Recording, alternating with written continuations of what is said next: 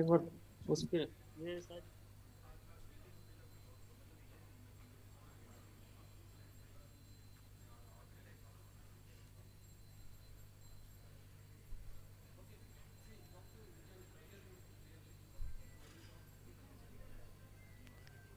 A humble request again, everyone to please come inside the hall.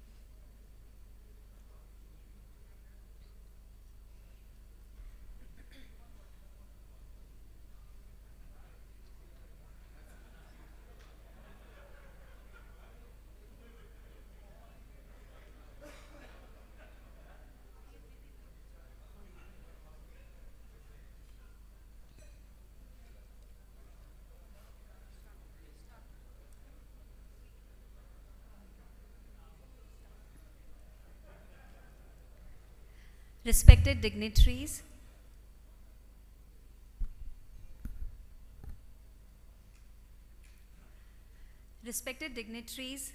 esteemed speakers, invited guests, valued sponsors, representatives from the overseas chapters, members of the media, and my dear BCICI members. Namaste. A good morning, Sabhal Khair. I'm CA Nisha Sharma Kotwani, Secretary for the term 22-23 of the Bahrain chapter of the Institute of Chartered Accountants of India, which is popularly known on the island as BCICAI. On behalf of our first woman chairperson, CA Sharmila Sheth, and the entire executive committee, it's my pleasure to welcome you all to our flagship event, the 14th Annual International Conference, themed New Horizon Beckons.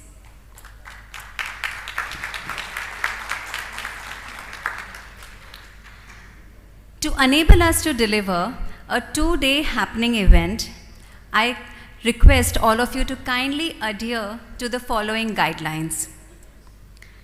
Request all the smart users of smartphones to kindly keep them on silent mode while the sessions are on, and please avoid any movement inside the hall when the sessions are in progress.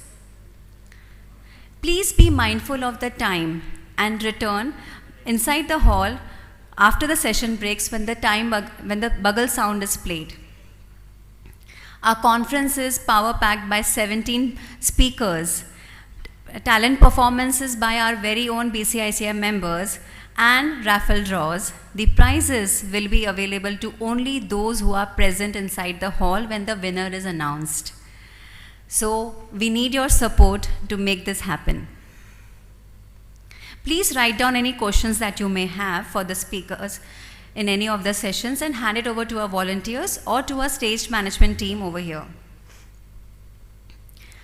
We have a number of sponsor booths to keep you occupied during session breaks. I encourage all to kindly visit them and see what they have to offer. Do drop in your cards so that if they have any raffle draws, so you can avail that. We also have a special BCICI frame design to capture your precious smiles. So I encourage all the members and the other participants to post their pictures on Instagram, and don't forget to tag BCICAI. And this contest is open till 12 noon tomorrow, and there will be a raffle draw at the end of day 2. We have a distinctive photo wall located outside, so make sure you take memorable photos as a remembrance for the conference. Another takeaway for you is your personalized bobbleheads. You can use your coupon, which is given to you along with your badge. There's a coupon behind in your badge, so you can use that to avail. And we'll be starting the bobbleheads in the second break. In the first break, what we have at around after 10 o'clock, that time we'll stand so people can use in the session breaks only, please. And that's not all. We have another bundle of offer for all the paid BCICI conference members. 12 CPERs which can be availed by registration on both the days and attendance on both the days. And a conference gift at the end of the day 2. So please keep wearing your badges and exchange it for the conference gift at the end. The icing on the cake is that the last session on both the days, that is today by Padma Shri Manoj Joshi and tomorrow by Ms. Sudha Chandran, is open to the spouses of our members. And today we have a family event at 8 p.m. which is open for the family along with the kids. I anticipate we all are eager to discover what the New Horizon beckons on all of us. And to take us through, we have a chartered accountant who is a very avid speaker, a trained yoga teacher, and he was popularly known as visionary chairperson during his term. Please put your hands together for CA Mahesh Kumar Narayanan.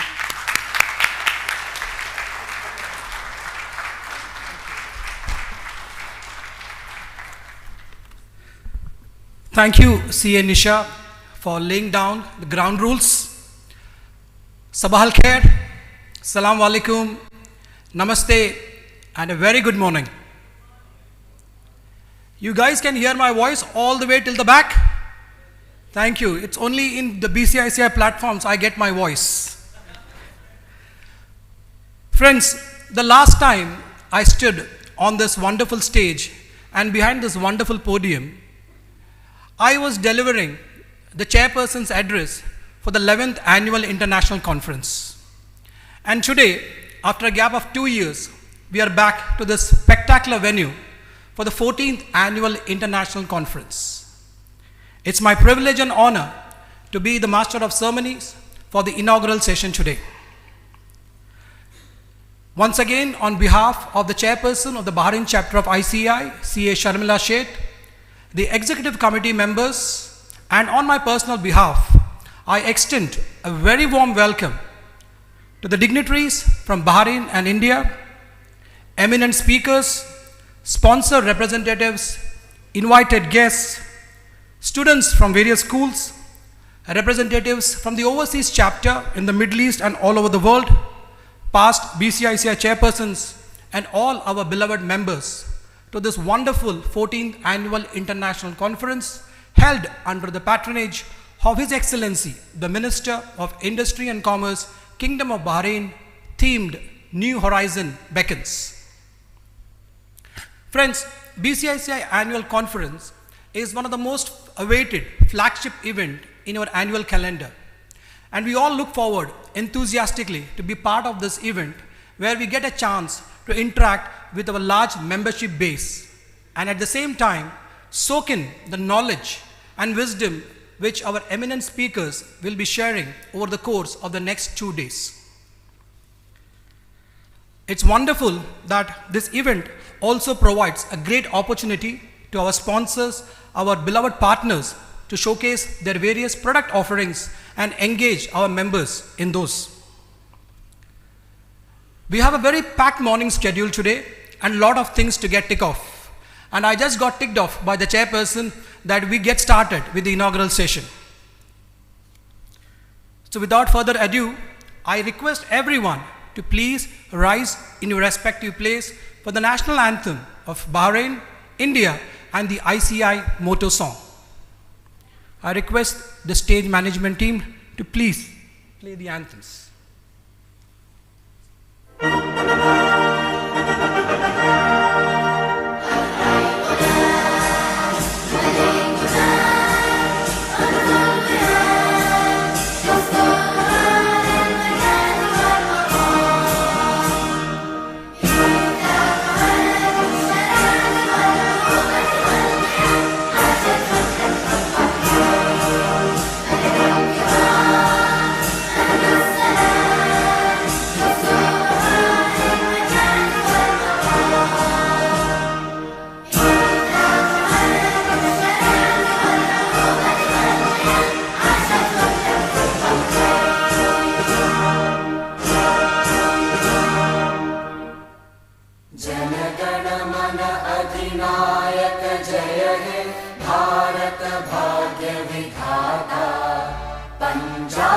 Sindh Gujarat Maratha Dravid Utkal बंगा विंध्य हिमाचल यमुना गंगा उच्चल जलधि तरंगा तव शुभ नामे जागे तव शुभ आशीष मांगे गाहे तव जय गाथा जन गण मंगलदायक जय हे भारत भाग्य विधाता जय हे जय हे जय हे जय जय जय जय हे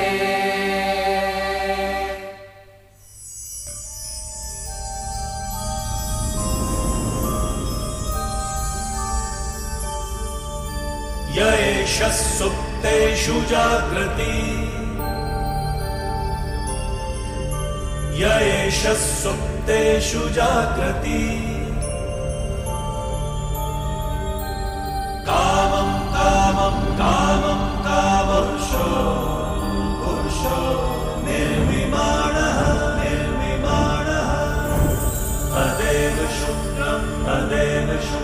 तद्ब्रह्मा तदेवामृतमुच्यते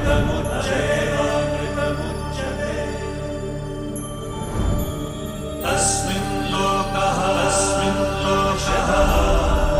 शतः सर्वे तदूनात्यपि कश्चन एतद्वैता एतद्वैता एतद्वैता एतद्वैता एतद्वैता एतद्वैता. Thank you, everyone. You may please be seated.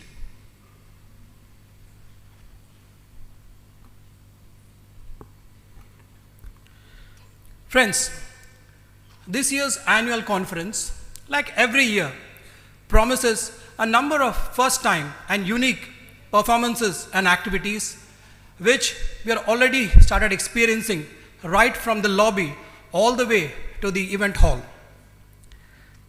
One of the highlights of this year's annual conference is the inaugural dance to be performed by one of the most talented and respected artists from India. Our artist is an accomplished Bharatanatyam dancer, Indian film and television personality. At the age of 17, she had lost her right leg to an accident, which in her own words was one of the most toughest phase in her life. But she isn't someone who is going to give up easily. With sheer grit, willpower and support from her family, she identified a rubber-based prosthetic leg, the Jaipur foot, and within 2 years from the accident, she was back on stage performing the Bharatanatyam dance. Yes, ladies and gentlemen, I'm talking about Miss Sudha Chandranji. Miss Sudha has several accolades and awards to her credit, and she is an immense source of pride and honor for all of us. We are extremely fortunate that we are going to witness a grand invocation dance where Miss Sudha will be offering prostrations to Lord Ganesha, the god of new beginnings, the remover of all obstacles, and the bestower of good luck.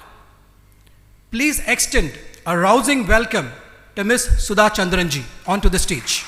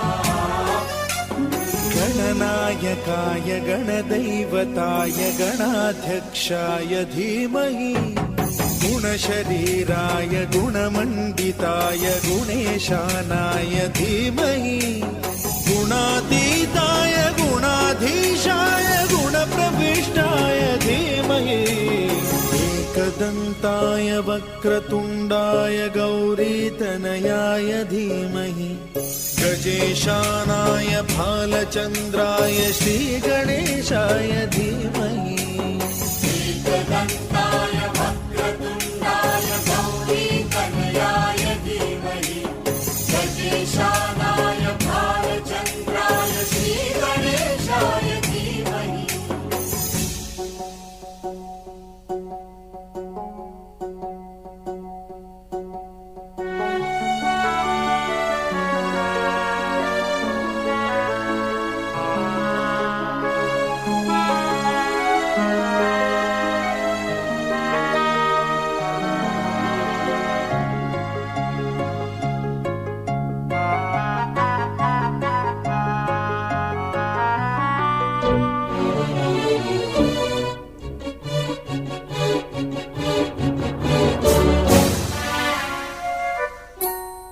गानचतुराय गानप्राणाय गानान्तरात्मने गानोत्सुकाय गानमत्ताय गानोत्सुकमनसे गुरुपूजिताय गुरुदैवताय गुरुकुलस्थायिने गुरुविक्रमाय गुह्यप्रवराय गुरवे गुणगुरवे गुरुदैत्यकलक्षेत्रे गुरुधर्मसदाराध्याय गुरुपुत्रपरित्रात्रे गुरुपाखण्डखण्डकाय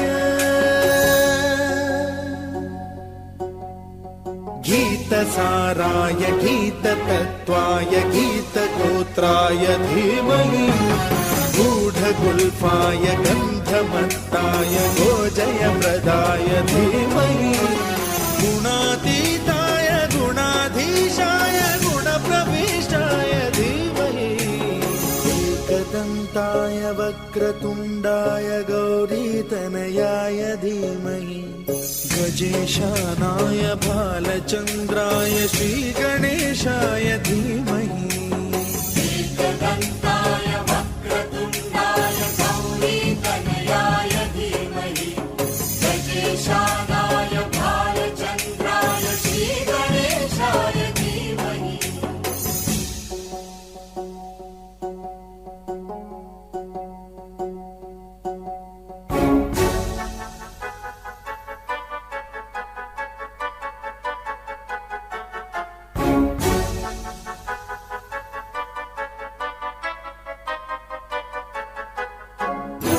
सर्वराजाय गन्धाय सर्वगानश्रवणप्रणयिने गाढानुरागाय ग्रन्थाय गीताय ग्रन्थार्थतत्त्वविदे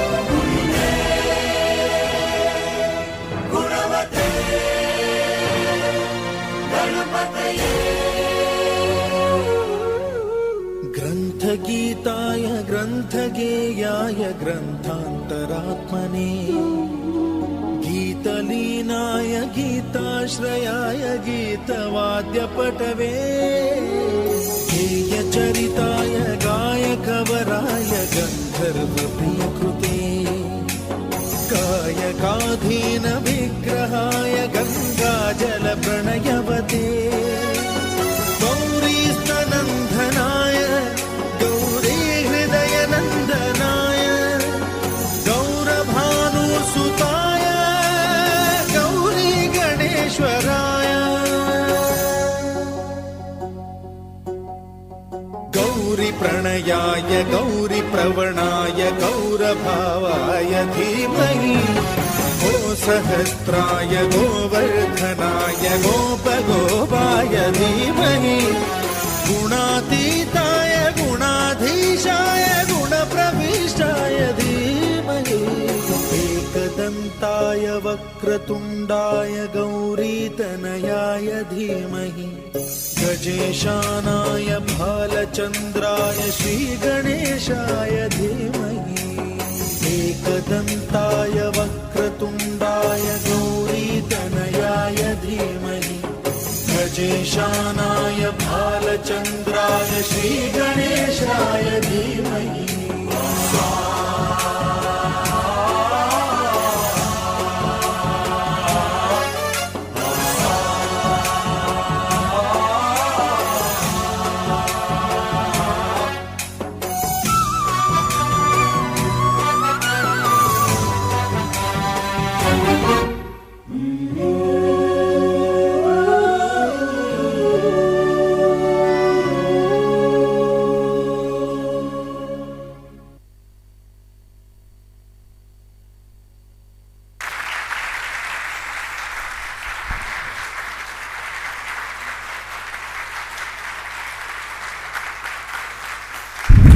Fantastic. Sudhaji, I request you to please be on stage. I still have got goosebumps witnessing your performance, Sudhaji.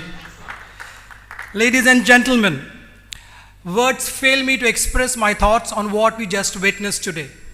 Sudhaji, the sweet noise of your ankle bells is going to reverberate in this hall for the next 2 days, I bet. Friends, now it's my honor to invite our gritty and multi-talented chairperson of the Bahrain chapter of ICAI, who is also herself a trained Kathak dancer, to felicitate Miss Sudha Chandran with a token of our appreciation. I also request Vice Chairperson C.S. Thanamurthy to join us on stage. I don't know. Huh? Keep the applause coming, ladies and gentlemen.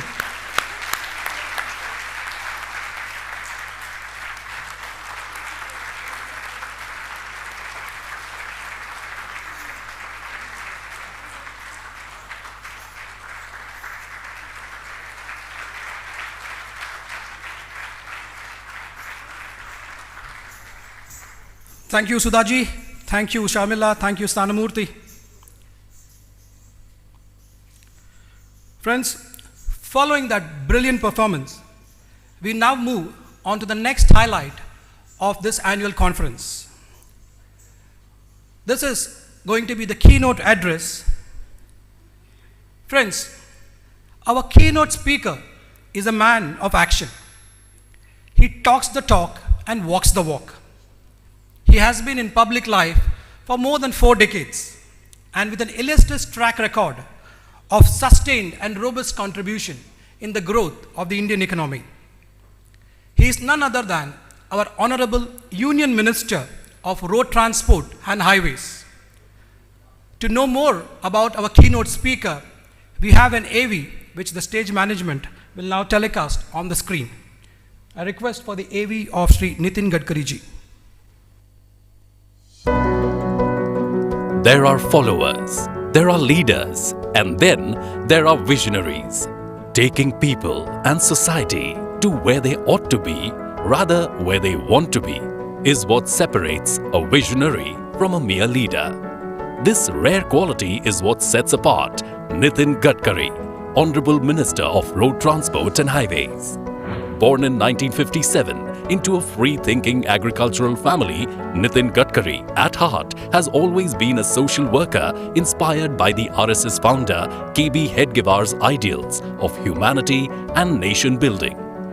Taking off as a minister in the Public Works Department in 1995, Nitin Gadkari made groundbreaking changes in the Mumbai transportation system.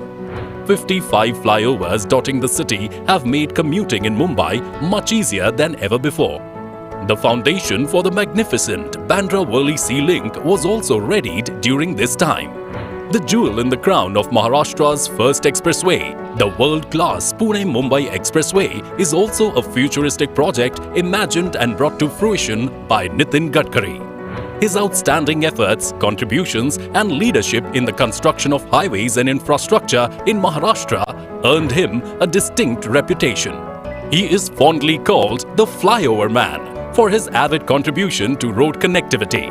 The then Prime Minister Shri Atal Bihari Vajpayee ji was highly impressed by Gadkari ji's work.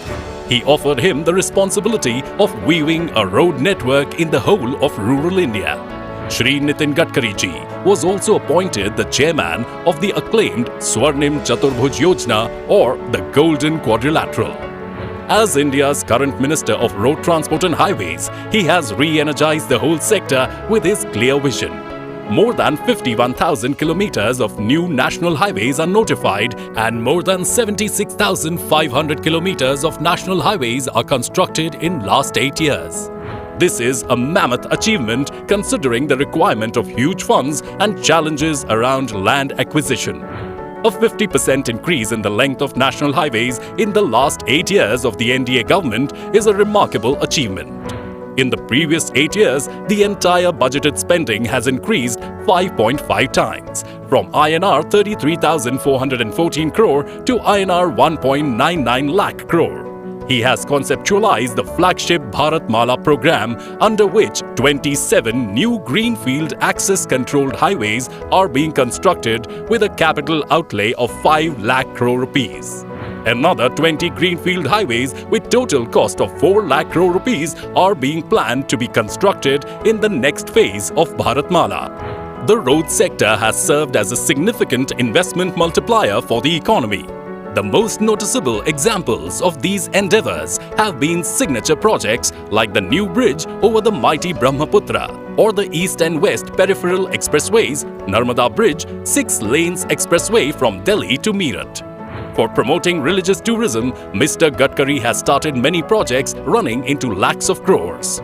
These include Char Dham, Kailash Mansarovar, Palki Marg, Ramvan Gaman Marg, 84 Kosi Parikrama and Buddha Circuit. As a sensitive and environment-conscious human, he made sure that the development projects in no way led to razing of trees and deforestation.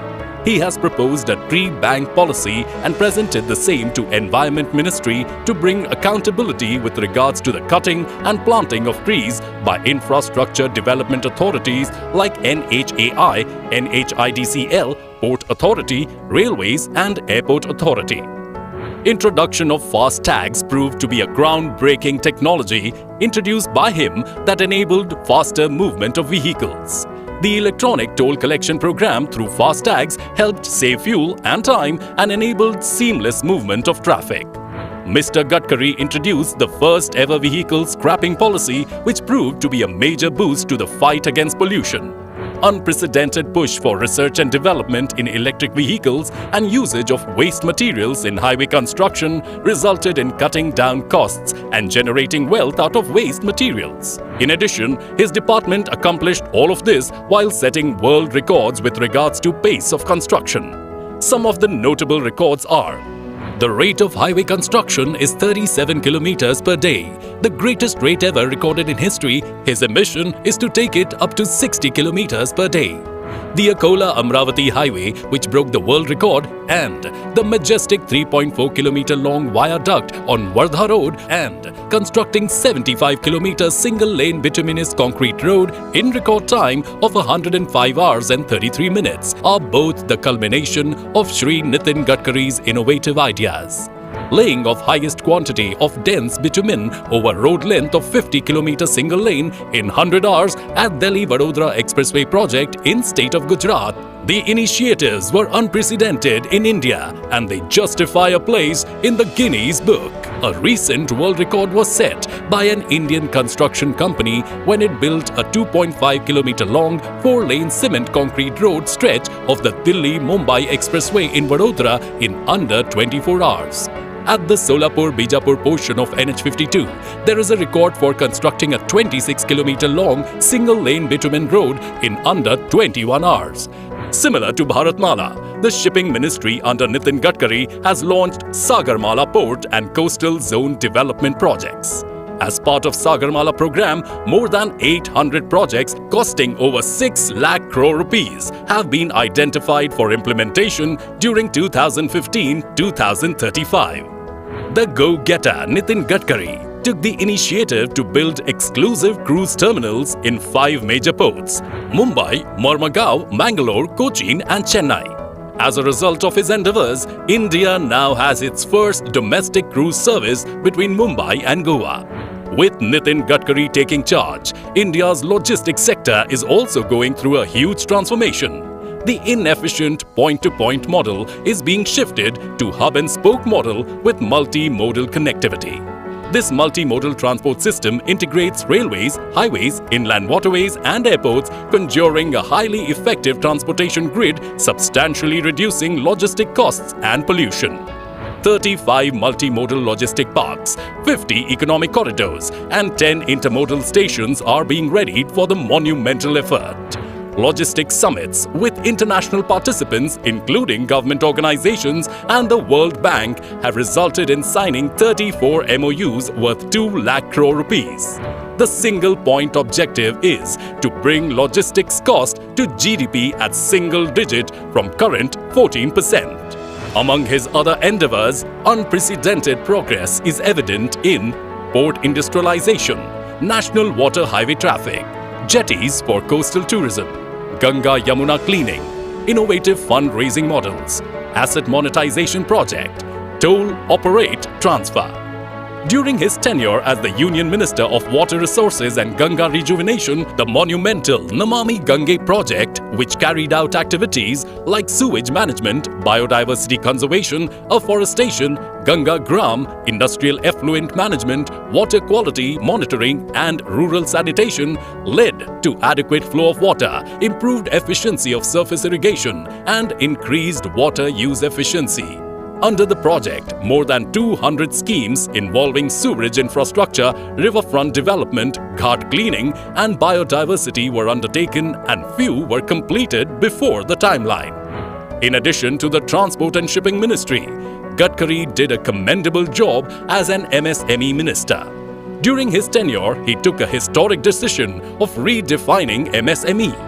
Any enterprise with an investment of 1 crore rupees and turnover of 5 crore rupees is termed as micro enterprise.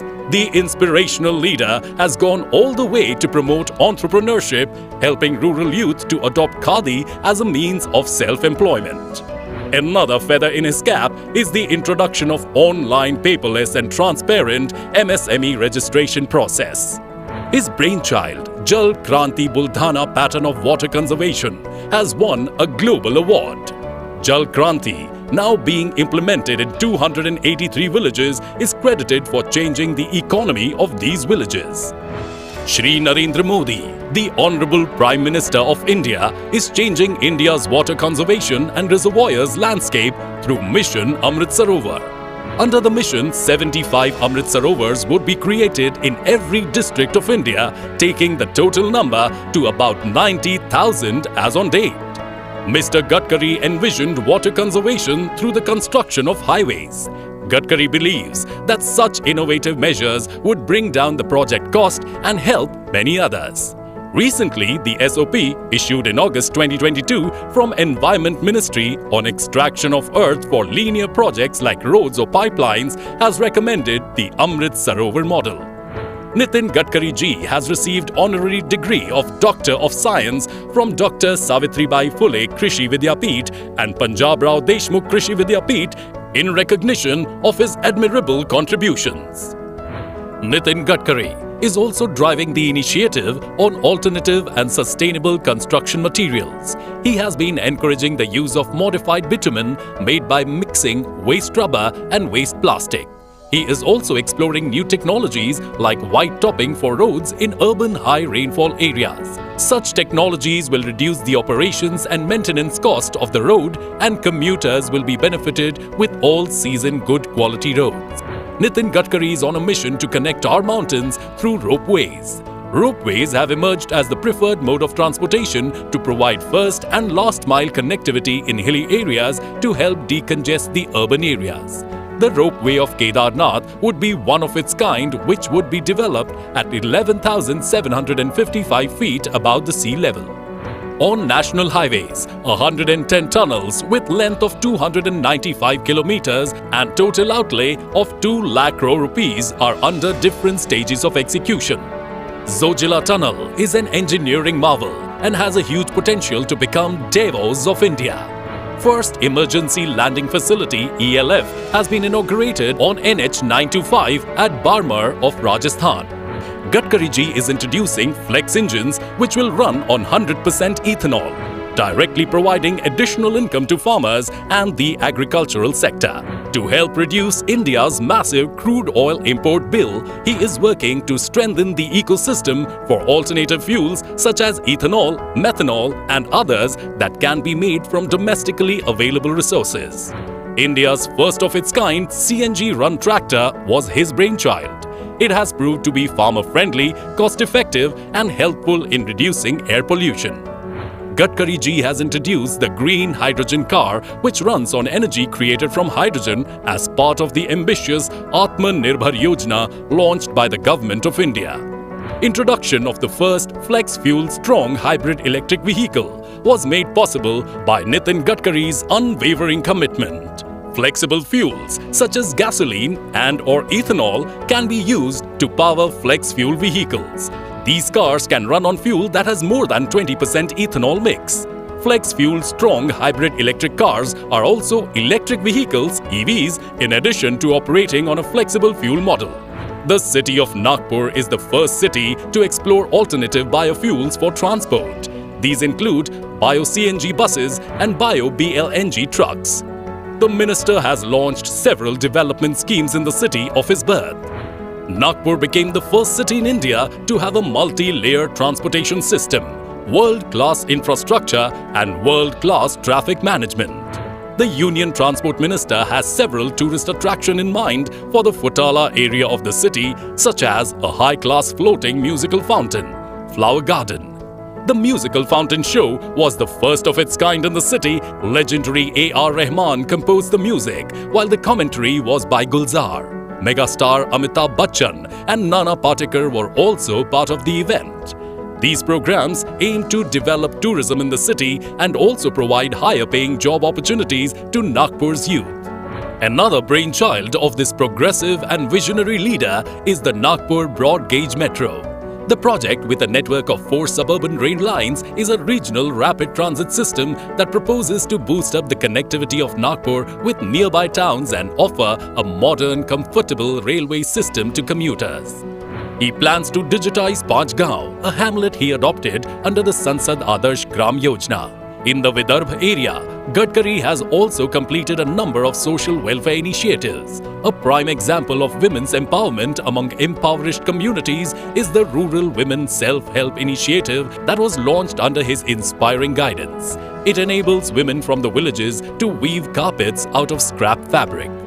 To generate long-term local employment, the Union Minister introduced Khadi Prakritik Paint, a paint derived from cow excrement in 2021. The technique aims to increase the usage of cow excrement for making environmentally beneficial products. In addition, the product is supposed to help keep the environment clean and bring in more money for farmers. When all industries were shut during the pandemic, Mr. Gadkari was standing with his countrymen. He conducted webinars and 2,000 plus video conferences during this time. His quick decision-making in procuring oxygen (PPE) kits helped those affected by the deadly virus. He generously donated ambulances to NGOs, helped to set up oxygen plants, factory to make remdesivir injections and injections for mucormycosis. Thus, by showcasing strong leadership and taking quick decisions, he handled COVID situation effectively.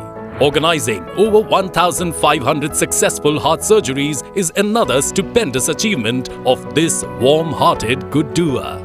Under the Rashtriya Vayoshri Yojana and Assistant to Disabled Person ADIP, we had conducted screening camp for senior citizens and disabled persons respectively. After the screening, 36,000 beneficiaries were distributed 2,71,000 assistive devices, 29,000 beneficiaries from Nagpur city and 7,000 beneficiaries from Nagpur rural. His affable nature goes beyond everyday personal equations as he continues to transmit his radiance and ideas to every individual or organization with his unmatched zeal. Gifted with an ability to dream seemingly impossible dreams and get them to fruition also defines this visionary. Nitin Gadkari shines as one of modern India's pioneering leaders, and his work is a template for the coming generations. Nitin Jairam Gadkari would always be known as the infrastructure man of India.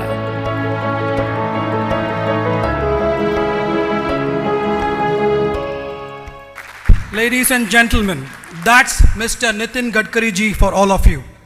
Today, Honorable Minister will be addressing us on India at 100, Opportunities and Challenges.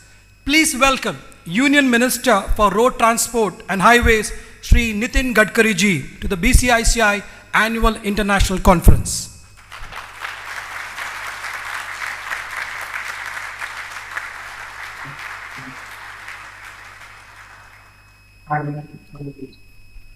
Gadkari ji, Yes. welcome, and the stage is all yours, sir. Okay, sir. Mr. Piyush Srivastav, Ambassador of India to Bahrain. Ms. Dua Al Muallim, Chief of the Financial Analysis, Minister of Industry and Commerce, Bahrain. Mr. Abbas Ali Radi, Chairman, Bahrain Accountants Association. CA Devashish Mitra, CA Aniket Talati, CA Sharmila Seth, and Bahrain Chapter of Accountants. Distinguished guests, ladies and gentlemen, it gives me immense pleasure to address the 14th Annual International Conference organized by Bahrain Chapter on the Institute of Chartered Accountants of India. I am delighted to share my perspective on India at 100 opportunities and challenges to the learned, educated, and eminent audience. Under the dynamic leadership of our Prime Minister Sri Narendra Modi ji, we have a dream to make Indian economy of $5 trillion. And the most important thing is that India is the fastest growing economy in the world. And that is the reason that there are a lot of opportunities available in India. And really, because of G20 presidency, also offers us a great opportunity to showcase India's strength to the world. We are globally, actually in the different fields, lot of strength which we have. The highest young talented engineering manpower is available in India, and at the same time we have got the all type of now new technology, new innovation, new research is going on. Our IITs, our research institutes, and definitely our industry is doing excellent job as far as the futuristic technologies are concerned. I am really happy that today the whole world and lot of investors, they are keenly interested to invest in India.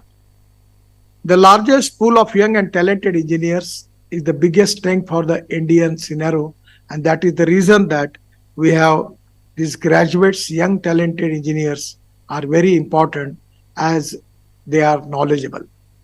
I always telling to the people two important philosophies. One is knowledge. Innovation, entrepreneurship, science, technology, research, skill, and successful practices. We name it as knowledge. And conversion of knowledge into knowledge into the wealth is the best, most important thing for the country. The other important philosophy is conversion of waste into wealth. And today we are doing excellent job on particularly in these two fields, where our automobile industry size is 7.5 lakh crores. We are this is the industry which has given maximum employment potential in India. 4 crore people has got a job from the automobile industry. All the reputed brand in the world, automobile brand, now present in India. We are now in the process of making electric buses, electric cars, electric scooters, electric auto rickshaw. At the same time, we have launched the Flex engine, where we are making our automobile 100% on biofuel, that is bioethanol. We have tremendous capability of making bioethanol in the country. Now the Toyota is going to launch, already we have launched the car, where it is on 100% bioethanol, and we are making ethanol from sugarcane juice, corn, and even from molasses and from broken rice. Today, it is really important that our industry is to be one of the important industry, and I'm confident in due course of time, within 5 years, we will make this industry of 15 lakh crore, and we will be the number one manufacturing automobile hub in the world. I am really happy that today our economy is progressing and is developing with multiple effect. Today, it is really a great thing for me that the next 25 years would be the Amrut Kal for all of us, because our country, we have to develop world-class infrastructure and promote manufacturing using cutting-edge technology in the country. As far as the industry is concerned, we can develop industry only when we have good infrastructure: water, power, transport, and communication. Now we have this year, we have already have 6 world record in road construction. When I taken charge as a minister, it was 2 kilometer per day, but now it is coming to 38 kilometer per day. We are making lot of green highways in the country. I'm giving you the example. Actually, from Delhi to Meerut, previously it was 4 hours, now it is 40 minutes. 18-lane express highway started from Delhi going to the Meerut. Now we are making highway from Delhi to Dehradun, Delhi to Haridwar within 2 hours. Delhi to Jaipur within 2 hours. Delhi to Chandigarh 2.5 hours. Delhi to Amritsar 4 hours. Delhi to Katra 6 hours. And Delhi to Srinagar 8 hours. Delhi to Mumbai 12 hours. And even from Chennai to Bangalore with 2 hours. We are making lot of green highways, and we are also confident the way in which we are developing our highways, there is a huge possibility for making of different type of logistic parks, industrial clusters, and even we are in process of making bus ports. We have in the process of making of 600 bus ports, 670 roadside amenities, where the mall, restaurants, all type of investment opportunities are there. And even charging station will be there, gas station will be there. And also there will be good restaurants, and at the same time handloom and handicrafts of that area will be available on roadside amenities. We are making 260 ropeways, cable car and funicular rails. We have got the tremendous potential, and by using the best technology in the world, you can make the joint venture and you can start making ropeway, cable car. Also in different part of the country, lot of projects are ready with us. We have at the same time we are making green roads. Now it's a great opportunity that we are working in PPP mode, hybrid annuity, BOT, and at the same time now we are working on InvIT model.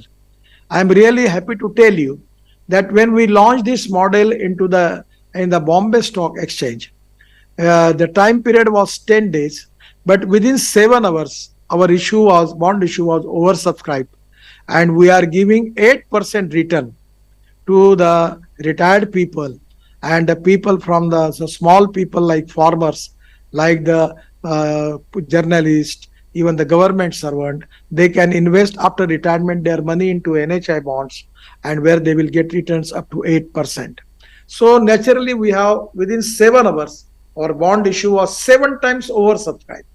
So in the capital market, our AAA rating is there. We don't have problem of any resources because the traffic density is good, internal rate of return is good, and presently our total income is 40,000 crore per year, and in due course of time, within 3 to 4 years, it will go up to 1,40,000 crore.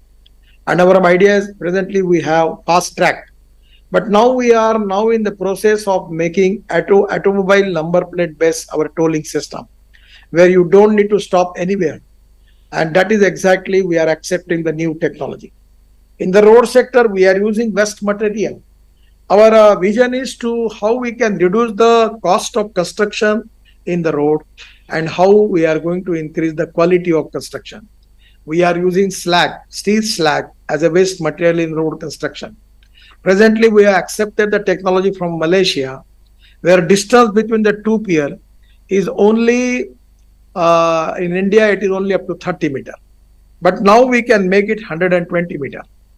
That can save the cost by 30 to 40%. The beam which is going to cast, we are using steel fiber. And because of that, the strength is good and cost is less. So this is going to save the cost of construction by 30 to 40% in bridges. We have making the biggest tunnel Jojila. The 45 to 50% work has completed near Kargil in Kashmir. And that is to be, we save 5,000 crore on the one project. We are making tunnels of 2,50,000 crore in the country. Tomorrow I am going to inaugurate the tunnel in Madhya Pradesh in Rewa. So beautifully we are making tunnels, bridges, roads, even we are making green express highways, and our idea is to make logistic parks. We are already in the process of making of the logistic parks of 2 lakh crores. I am really confident that India is the destiny for good investment. And that is exactly the most important thing, that where there is a huge potential is available. We are making alternative fuel, biofuel, methanol, ethanol, biodiesel, bio-LNG, bio-CNG, and our automobile industry is changing. Now just I am giving you the example, even transport sector. The diesel bus in Mumbai, the best running, the cost is coming 115 rupees per kilometer. I just got appointed to launch electric double-decker bus in Mumbai, and electric luxury bus, air-conditioned bus. Now in our tender for 5,500 buses, we received the offer of 39 rupees per kilometer for non-AC bus and 41 rupees per kilometer for AC bus. And the cost of diesel bus is 115 rupees per kilometer. If the way in which we can develop the public transport, just like European countries, double-decker air-conditioned buses on electric, we will reduce the ticket rate by 30%. And 100% it is economically viable, where India has got the potential of 10 lakh buses. Presently, we have only 1,50,000 buses. Now we want to make trolley buses in the country, electric trolley buses. We are planning is to make e-highway to Jaipur, Delhi to Jaipur electric highway. We are in process of making electric truck, even electric tractor. And now it is to be time for the Indian technology, the way in which we are developing. 100% we will be number one in the world. Today, hydrogen is the future fuel. I have got a car on hydrogen. Beautiful car. It's from Toyota. The name of the car is Mirai. The Mirai word means the future, Bhavishya. Actually, this is the car. Now there are 3 types of hydrogen. One hydrogen is from petroleum, that we will get the hydrogen from petroleum. We will call it as brown hydrogen. From the coal is black hydrogen, and from the water it is to be a green hydrogen. We can make hydrogen from the solid organic waste, and we can use the sewage water for making of hydrogen. And actually, when I was water resources minister, we have successfully started the project in Mathura, where 80 MLD sludge of Mathura in hybrid annuity project is taken by Triveni Engineering, 40% from the government and 60% from the investor. And 80% sludge they are making clean water and giving it to Indian Oil Mathura refinery, and they are getting 20 crore rupees per year. In my own constituency in Nagpur, we are selling the sewage water of Nagpur to Maharashtra government for power generation in Koradi and Khaparkheda, where we are getting 300 crore rupees per year as a royalty from the sewage water. The idea is the rooftop solar for segregating solid waste, where we use rooftop solar on the upper side, and by which the 70% of cost in green hydrogen is the power. By taking that power with 2 rupees 40 paisa per unit, and the electrolyzer, we are the highest #1 manufacturer in the world. The company which started in Bangalore, which I got appointed to launch that product, now 90% of production is exported to the USA. So our idea is that we will be #1 manufacturing. Already we are for electrolyzer, and we will make the green hydrogen. And now the green hydrogen is the fuel for the future. I know that you are in the country where petrol, diesel is surplus. Their economy is depending upon the petrol and diesel. And I am making the alternative for petrol and diesel and crude oil. That is really, I am talking it, but in Indian point of view, it is very important for all of us that it should be import substitute, cost effective, pollution free and indigenous. So on green hydrogen, already in Germany, 1,000 kilometers they run the already railway on that. We can use green hydrogen in industry, in pharmaceutical industry, chemical industry, steel industry. We can use green hydrogen in aviation. We can use green hydrogen even in shipping. So the 100% India is in working fast on making green hydrogen. So my suggestion is the lot of potential India we have got. Because of the road infrastructure, already I have declared that before end of 24, our road infrastructure will be equivalent to the USA. So 100% now we are making waterways, we are making highways, we are making airports. 100 airports have already completed.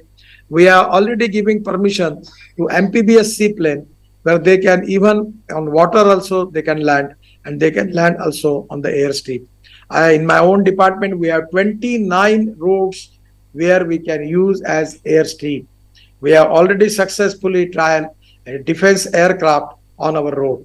So the way in which it is to be developed, I feel that it is 100% to be great opportunity. Regarding the national monetization plan, 27% of the target of 19 billion US dollar is related with the road sector.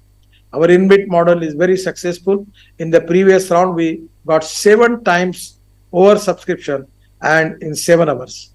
My suggestion is you can invest in the logistic park, you can invest in the road sector, you can invest in ropeway, cable car, funicular projects. Even you can invest in public transport, mass rapid transport on electricity. So these are the opportunities which are available, and I feel that it can be a great opportunity for all of you, because the returns on the particularly investment available in the particularly in the Dubai, Kuwait, all your country, it is to be very less. But as compared with the returns in Indian economy, is really, really very attractive, very attractive. So my suggestion to all of you that this is the time that with new initiative, we are developing lot of new technology in different fields. We have lot of different technology. Our target is to increase our export and reduce your import.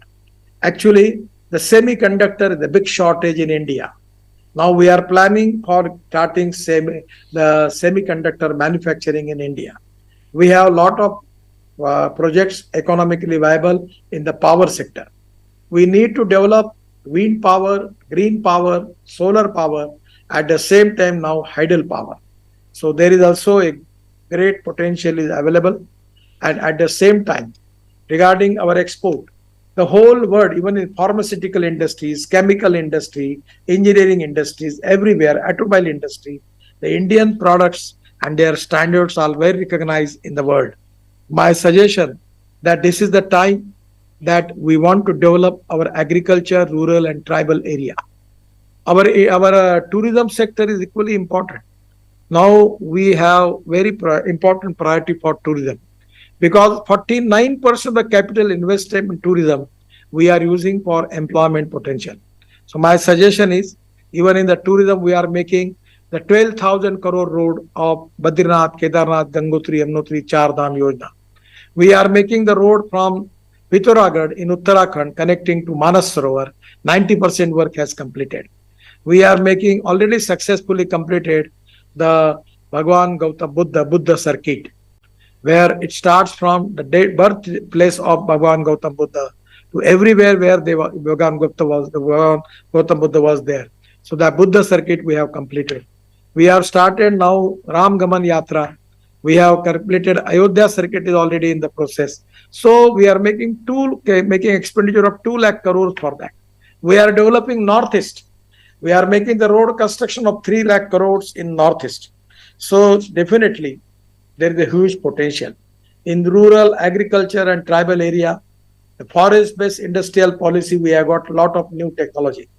We are making bitumen and ethanol from Parali, popularly known as Parali, that is rice straw. In Panipat, we have got the project from Parali, from rice straw. We are making 1 lakh liter of bioethanol and 150 ton of biobitumen. Now I am going to launch a project where we can make biobitumen from Parali, rice straw, and organic carbon. So 70% will be the biobitumen and 30% will be organic carbon. And that organic carbon we can use in agriculture and we can increase our productivity. So only our target is to development of sustainable growth and good growth for our future generation. A value-based education system is the strength for Indian situation. We have got engineering college, IITs, polytechnic college, skill development training centers, and lot of medical college now we have. Our all Indian doctors are well reputed in the whole world. Now the medical institutions Now, the way in which we are developing in everywhere, the private universities, there is a lot of opportunity for investment in education sector. I am really happy that particularly the Bahrain chapter of ICAI are very much keenly important for all of us, because you are the people in the true sense, you are the ambassador of India, and you can tell the people, the investor, the exactly what type of potential we have, what type of economic viability is there, and what type of potential and what type of returns they will get. I'm really happy that in my department, everything is open and I'm ready to even discuss with you. If you want to come to India, you come to India with your delegation. We will discuss the thing. We will give full support to your investors. And 100% now FDI, 100% is by automatic route is allowed in infrastructure. I am really happy that with your initiative, you give me the opportunity to give me the details about Indian economy. Under the leadership of Prime Minister Narendra Modi ji, we are forwarding towards making Indian economy a super economic power in the world. The whole world, different countries are keenly interested to deal with India. We are developing, making research, new technology, innovation in the different fields. The education system is equally good. And that is the reason that we are the fastest growing economy in the world. And that is the reason that people like you, 100%, there is a huge opportunity for all of you to particularly invest in India. I know that a lot of chartered accountants from India doing excellent job there. I'm giving my best wishes to all of them. At the same time, I'm giving best wishes to the investors, and I will request them, all of them, that come to India, visit India, see with your own eyes the development in India, and you can support us with giving your investment to us, and we will be happy that we will ready to cooperate with you. Once again, I'm giving my thanks to all of you. Thank you very much. Namaskar.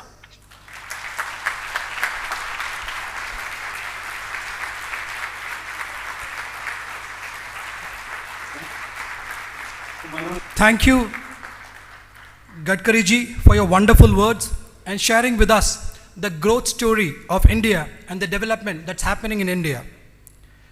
Friends, I request our chairperson, C.A. Sharmila, to convey our gratitude to Honorable Minister Sri Nitin Gadkari ji. Though he couldn't be here with us physically, I hope in the future we will have the opportunity to invite him to Bahrain and address us all physically. C.A. Sharmila.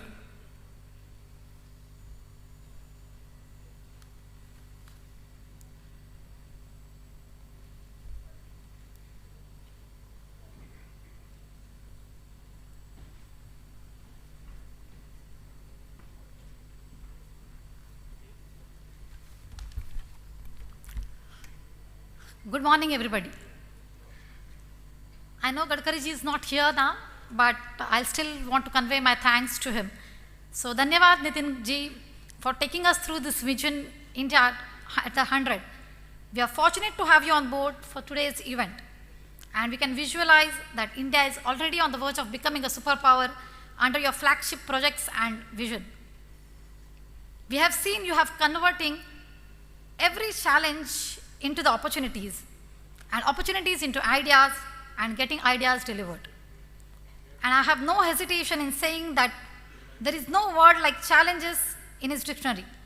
It's only mission, opportunities, ideas, vision, accomplishment, deliver, fulfillment, improvement, uplifting.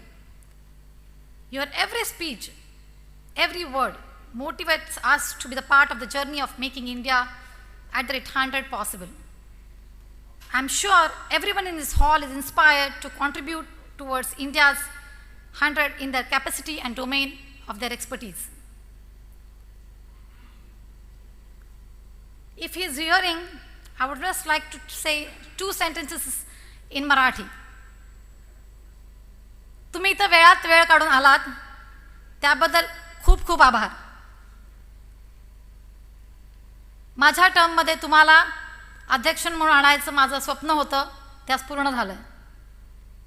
So on behalf of BCICAI, we wish you all the best towards the fulfillment of your vision and your mission of India 100. Thank you very much. Over to you, Mahesh. Thank you, C.A. Sharmila. though Nitin Gadkari ji is not physically there on the screen, but our gratitude has been communicated to him through his office. Thank you once again, C.A. Sharmila. Now, ladies and gentlemen, we now proceed to the official inaugural ceremony of the 14th Annual International Conference. The theme of the 14th Annual International Conference is New Horizon Beckons. The conference is held under the patronage of His Excellency, the Minister of Industry and Commerce, Kingdom of Bahrain. This theme resonates very well with what we have been witnessing in India and Bahrain in the past few years. Especially the year 2022 has been a spectacular year for India. This year, we celebrated the Azadi Ka Amrit Mahotsav, commemorating 75 years of independence. India surpassed the UK economy to become the 5th largest economy in the world.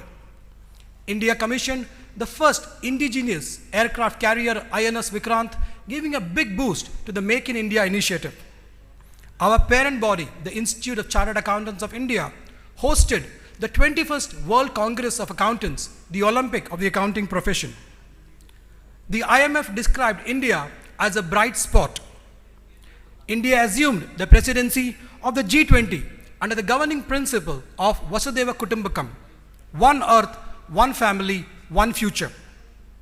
And for Bahrain, on its part, has launched the strategic projects plan in line with the Bahrain Vision 2030, under which $30 billion is expected to be invested in Bahrain's national infrastructure and strategic priority sectors, comprising of 22 signature projects across various sectors like the telecom, tourism, education, manufacturing, and health. Bahrain's brand new exhibition center has already opened its doors for the public. The ambitious metro project is expected to be tendered in Q1 of 2023. Bahrain is going to add 5 new cities to its map, thus adding more than 60% of landmass to the country's geography. And the list goes on, ladies and gentlemen. As New Horizon beckons for both India and Bahrain, the Bahrain chapter of ICI too witnessed the dawn of a new horizon, with the first woman chairperson appointed to lead our chapter. It's my pleasure and privilege to invite BCICI chairperson C.A. Sharmila onto the stage with a round of applause.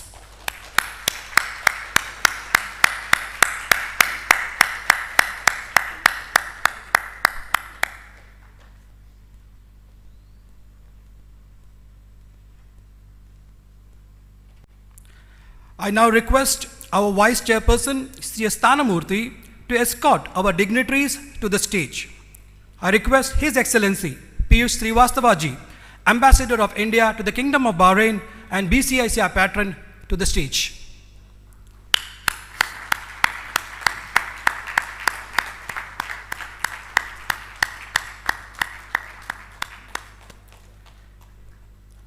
We are grateful to His Excellency, the Minister of Industry and Commerce, Kingdom of Bahrain, for his patronage for the event. Representing the Minister, we welcome Ms. Dua Abdullah Al Muallim, Chief of Financial and Economic Information, to our conference.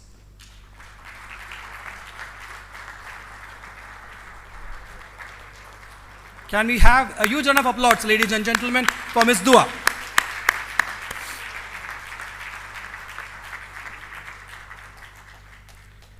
We now invite our senior in the profession, well-wisher and steadfast supporter of BCICI, Mr. Jamal Fakhru, Managing Partner, KPMG, to the stage.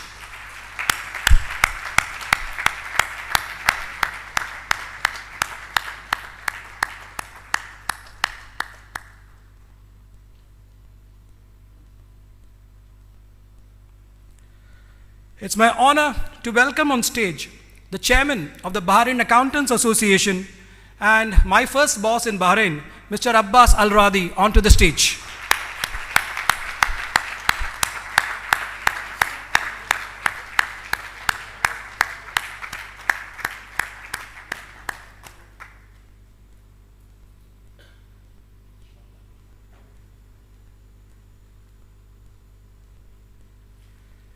I now request our chairperson, C.A. Sharmila, to present a bouquet and welcome all dignitaries on the stage.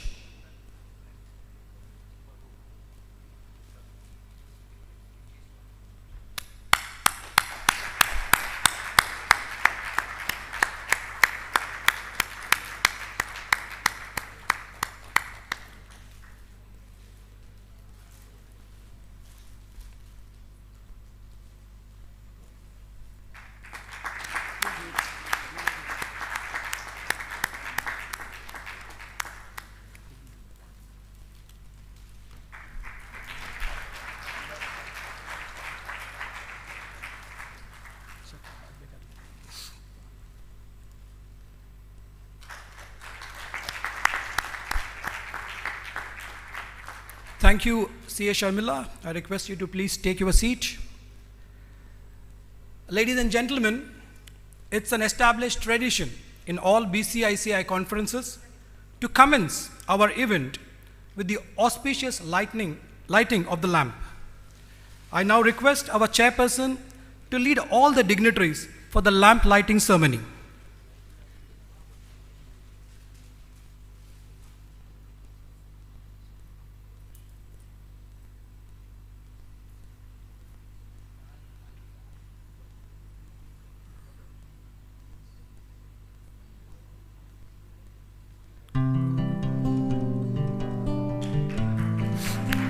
As our dignitaries take turn to kindle the auspicious lamp, we pray the bright light from this lamp serves as a harbinger of knowledge, peace, and good health for all of us and for the citizens and the rulers of the Kingdom of Bahrain.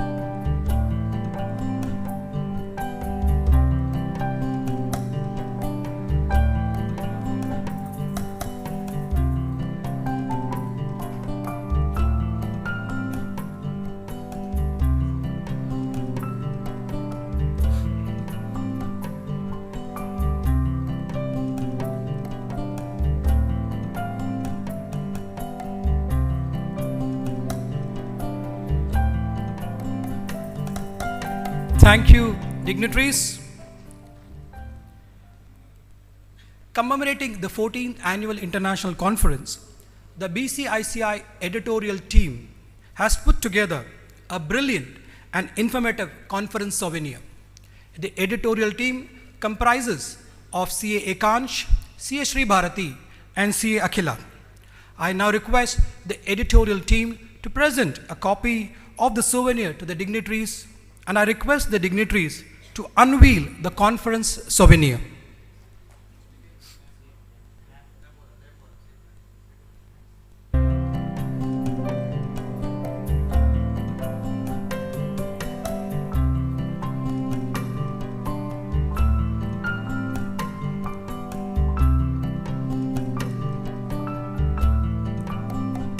We will now officially unveil the conference souvenir. I request all the dignitaries to please do the honors.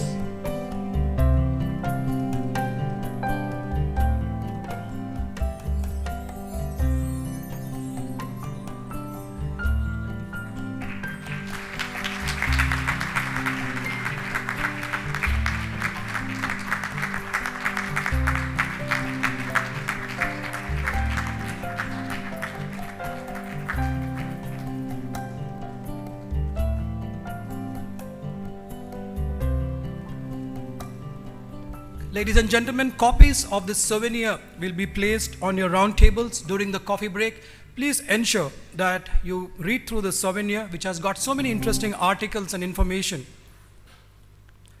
Now, ladies and gentlemen, it's time to hear from the woman of the moment, the captain of the team, the gritty, the multi-talented chairperson of the Bahrain chapter of ICI.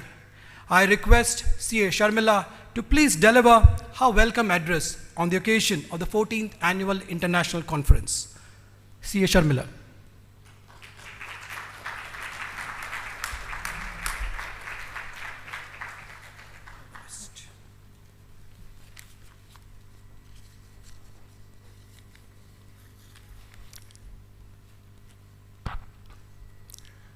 Thank you, C.A. Mahesh. Your Excellency, Shri Piyush Srivastava, Ambassador of India to the Kingdom of Bahrain, Ms. Dua, Chief of Financial Analysis and Economic Information, Representative of Ministry of Industry and Commerce, Mr. Jamal Fakhru, Managing Partner, KPMG, Mr. Abbas Al-Radi, Chairman, Bahrain Accountant Association, other dignitaries present, members of BCICAI and Overseas Chapter, and all the distinguished speakers and guests. A very warm welcome to you all. It gives me immense pleasure to welcome you all to this 14th Annual International Conference of Bahrain Chapter of ICAI. Over the past 3 years, the world, as we know, is being demarcated into pre- and post-COVID era. Pandemic posed several challenges, but amidst all these challenges, BCICAI laid the foundation of success, sometimes by conquering the new frontiers or by making a difference, at times by laying pathways to progress. Let me quote Dr. JPJ Abdul Kalam, "Man needs his difficulties because they are necessary to enjoy the success." If pandemic has taught us something, it's how important it is to adapt. Pandemic brought economies and societies to the knees, but innovation and adaptation were the key to the successful survival. But now, with the unwinding of the global economy, we need to focus on succeeding rather than just surviving. And we need to focus and rise above these challenges and boldly grow and explore the new horizons. Pandemic has disrupted industries, but at the same time provided opportunities for business to think differently, focus on innovation, taking bold steps, and exploring new horizons is a need for the hours.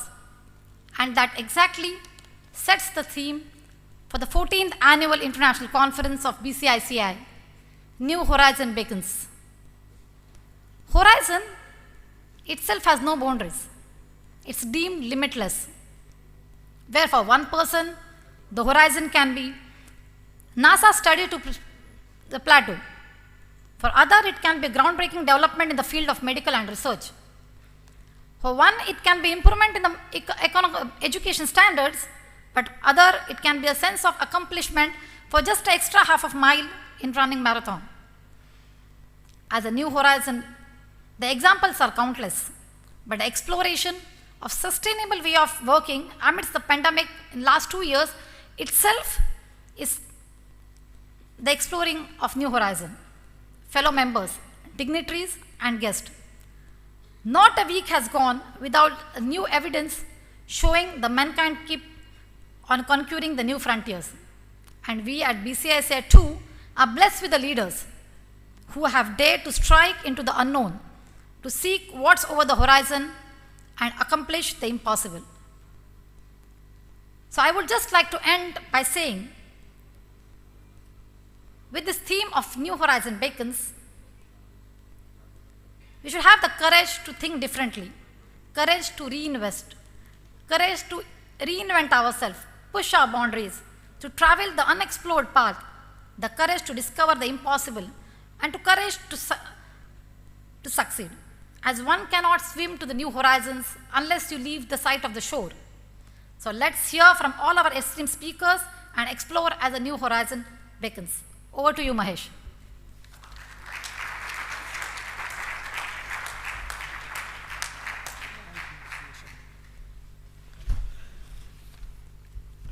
Thank you, Chairperson Sharmila, for sharing the relevance of the theme. And I'm sure this conference will undoubtedly make a positive impact in exploring new horizons. I now request India's ambassador to the Kingdom of Bahrain and patron of BCICAI, His Excellency Shri Piyush Srivastava, to please address the gathering. Your Excellency.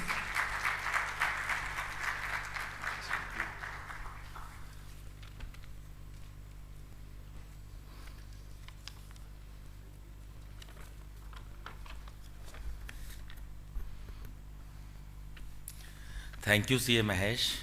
Your Excellency, Mr. Jamal Fakhru, Member of Shura Council and Managing Partner KPMG Fakhru Bahrain, Mr. Abbas Radi, Chairman of Bahrain Accountants Association, CA Sharmila Seth, Chairperson of Bahrain Chapter of ICAI, Ms. Dua Al-Mualim from Ministry of Industry and Commerce, distinguished delegates and speakers, office bearers and members of Institute of Chartered Accountants of India and its chapters in Bahrain and other GCC countries. Ladies and gentlemen, a very good morning to you all.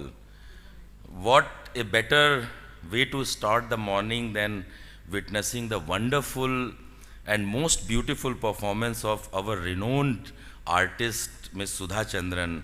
I think she deserves another round of applause.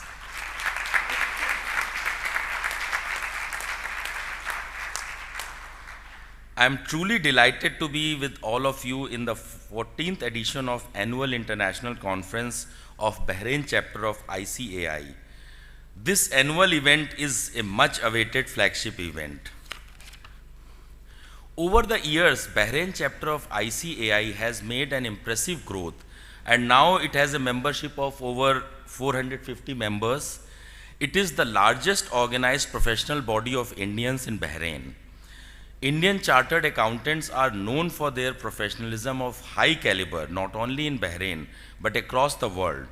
The recent highly successful World Congress of Accountants 2022, hosted by the Institute of Chartered Accountants of India in Mumbai, was yet another demonstration of this. I understand that the conference was attended by over 6,500 chartered accountants and other delegates from over 100 countries. Apart from professional contribution towards development of accountancy profession as well as towards economic development of the kingdom, the Bahrain chapter has been very active with a number of socio-cultural and community outreach activities and initiatives, and has worked in close coordination with the embassy in this regard. Distinguished delegates, the topic of this conference, New Horizon Beckons, cannot be more timely. It is more relevant in the present context, particularly as the world is slowly coming out of the major disruption caused by one of the worst health and economic crises faced by the mankind in recent times, the COVID pandemic.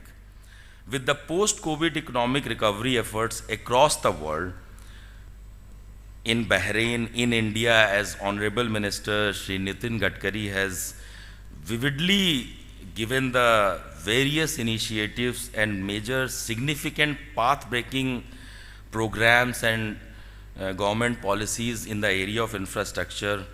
In Bahrain, we have economic vision and post-COVID economic recovery package, which envisages development of major infrastructure project and economic diversification. With all these initiatives, economic activities have slowly picked up and new avenues of trade and business have come up. In the context of India and Bahrain, I am very happy to share with all of you that post-COVID economic recovery efforts as well as various economic reform initiatives taken by our governments have led to two countries achieving their highest ever bilateral trade, which is close to now US $1.7 billion in 21-22. The investments from both sides have also risen.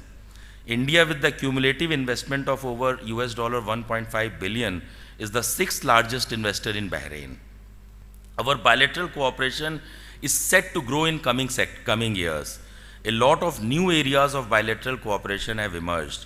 These include health, pharmaceutical, medical devices, IT, big data, cyber security, fintech, renewable energy, food security, space technology, startups, and so on. I mean, I can name a large number of areas, but these are some areas which have great potential.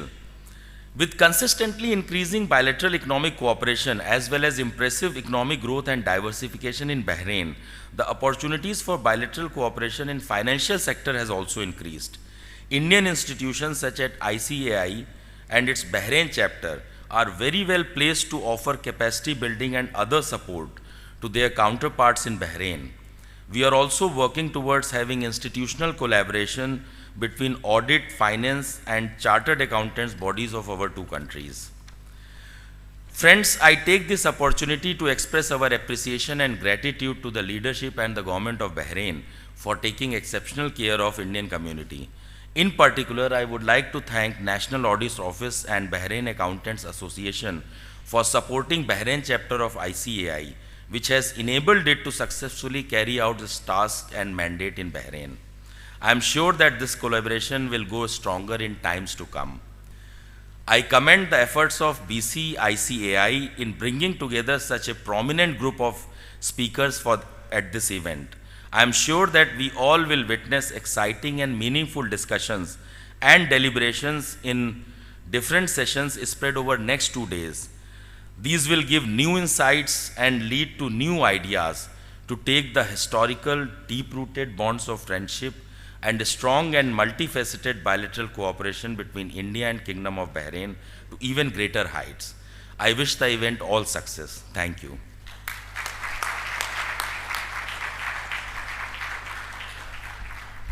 Thank you, Your Excellency. It's always a pleasure to hear you, and we draw inspiration from your motivational words.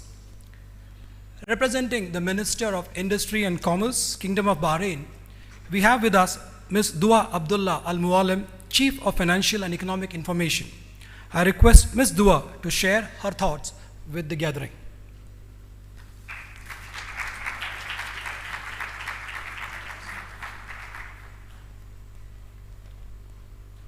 Yeah, good morning, everyone. It's me, Dua, from Ministry of Industry and Commerce. I just want to congratulate you on holding this 14th Annual International Conference about the New Horizon Beckons. I just want to thank you for inviting us, and I wish you all the best. Thank you.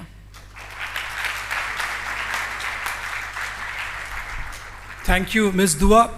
We are extremely privileged that His Excellency, the Minister of Industry of Commerce, has always been kind enough to patronize the BCICAI annual conference, and we look forward for the support of the ministry in the coming years as well.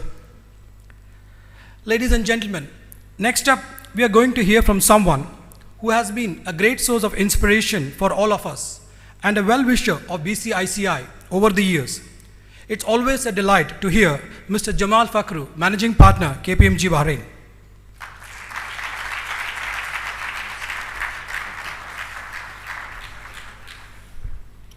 Well, thank you very much, and good morning to all of you. Your Excellency, good morning to you, ladies and gentlemen. As always, I'm delighted to be here today, although I had to wake up very early this morning because of the traffic jam and the early speech by the minister, which I enjoyed very much, which I would really say that he gave me lots of energy today, and I'm sure gave you also lots of energy on how leaders are doing back home in India, and I do respect and ensure that you will do the same as he's doing back home. So congratulations on this minister, his quality and the passion he has in developing the country, especially in the transportation side. I'm delighted to be here and to share with you my understanding of the theme of this year. When we talk about a New Horizon Beacon, for me it means the future. It means the change. It means that the past is behind us and the future is coming, and we have to be ready for it. It means that not anymore we can run our businesses, we can run our life without changing the business and the way we conduct our life. The pandemic had taught us a lot on the positive side and on the negative side.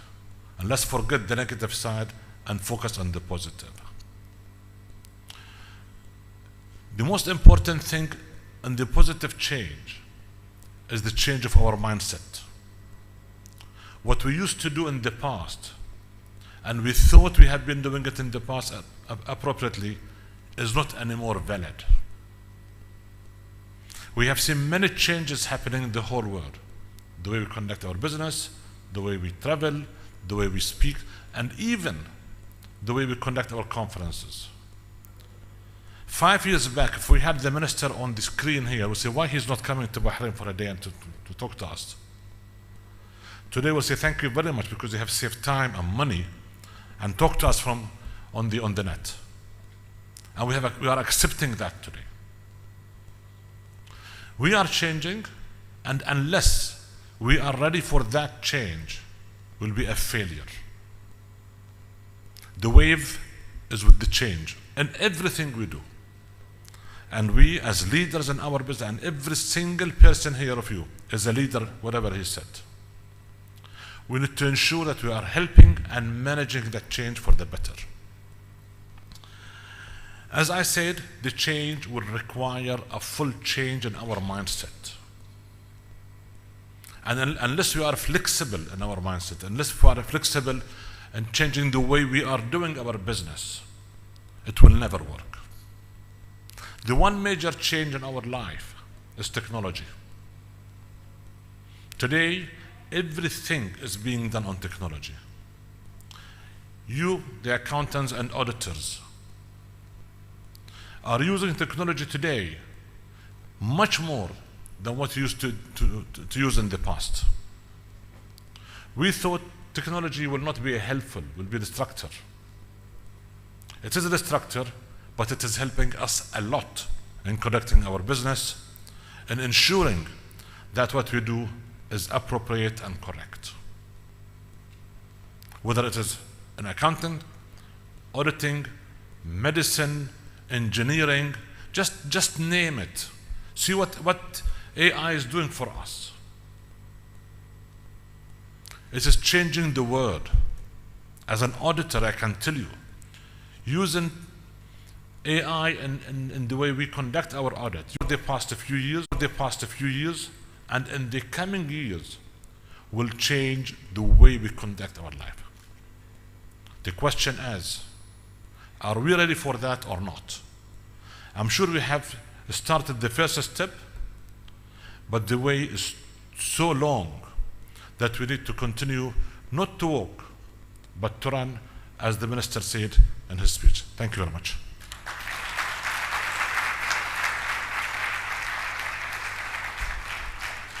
Thank you, Mr. Jamal, for your encouraging words of wisdom. Ladies and gentlemen, the President of the Institute of Chartered Accountants of India, Dr. C.A. Debashish Mitra, and the Vice President, C.A. Aniket Talati, are expected to join us tomorrow afternoon and share their thoughts on the conference and the event. We next call BCICAI's guardian and someone who's always made himself available for any BCICAI cause, Mr. Abbas Al-Radi, Chairman of the Bahrain Accountants Association.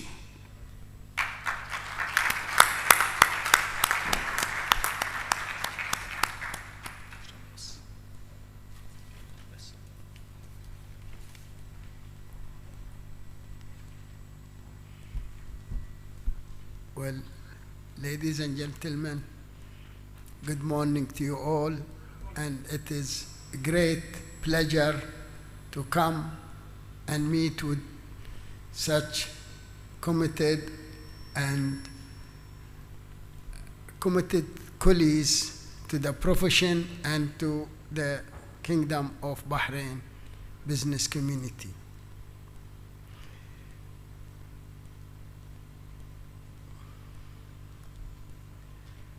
I'm glad to be with my colleagues, member of the Bahrain chapter of the Indian Institute of Chartered Accountants.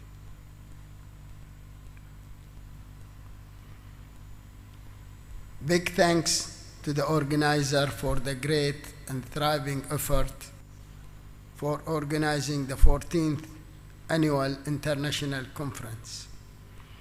I believe the theme of the conference, A New Horizon, Beckons, as my colleague, Mr. Jamal Fakhro, said, it gives us a lot of thought and a lot of work in the years to come, how to handle all these challenges.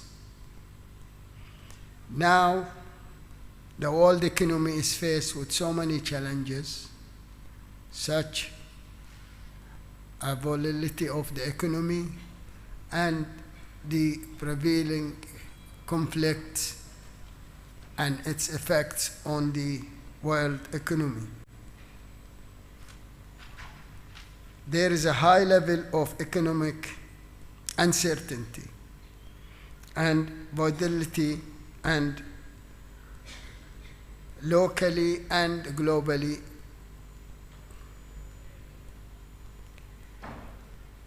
Markets are faced with significant challenges post the recovery of the pandemic and the inflationary trend caused by the European conflict. There are pressing needs to find solutions to the challenges the markets are currently facing. However, as the workshops and seminars of this conference are going to be led by distinguished and specialized speakers,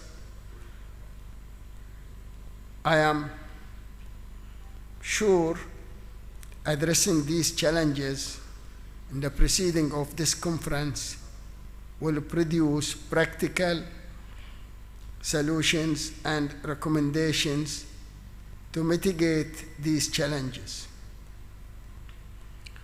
Of course, we are proud of our association with you as Bahrain community, as well as Bahrain business community, as well as Bahrain Accountant Association.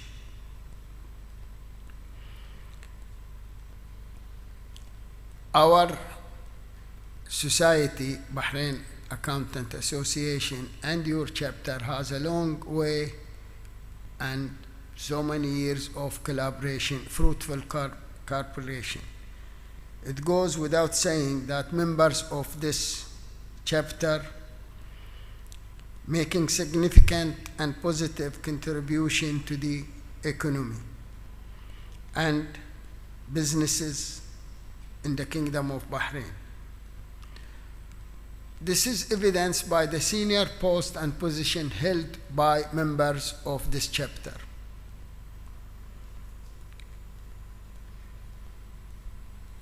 You are, or you have been great support to the country and to the accounting profession. I don't have much to say other than what we are looking for is to accept change and to be part of the change and to work hard to support every effort to change and to co-op with the accounting profession and to support business community. Finally, I would like to assure you of the Bahrain Accountant Association support to all of you as members and as businesses. Thank you.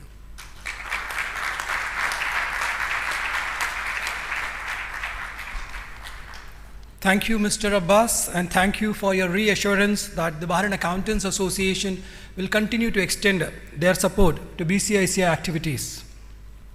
Now, ladies and gentlemen, our chairperson, CA Sharmila, will honor the dignitaries with a token of our gratitude. I request CA Sharmila to present a memento to His Excellency, Indian Ambassador to the Kingdom of Bahrain, Shri Piyush Srivastava.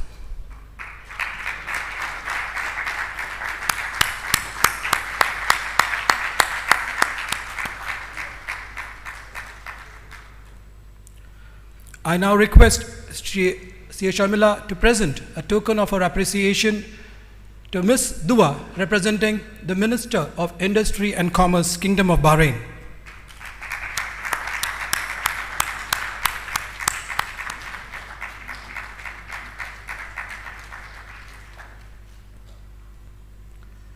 I request CA Sharmila to present a memento to Mr. Jamal Fakhru.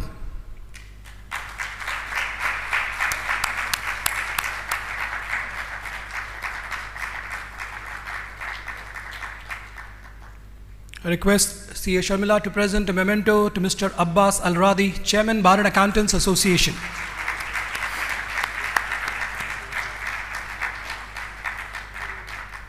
I now request our Vice Chairperson, CA Sthanamurthy, to join on stage with the dignitaries for a photo op. I request all the dignitaries to please rise for a photo op.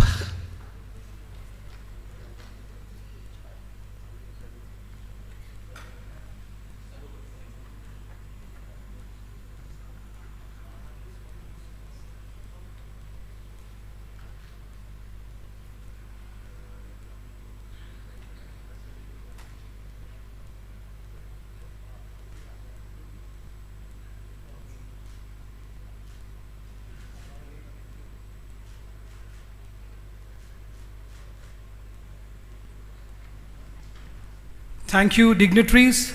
I now request our chairperson, CA Sharmila, to kindly lead the dignitaries off the stage to their respective seats.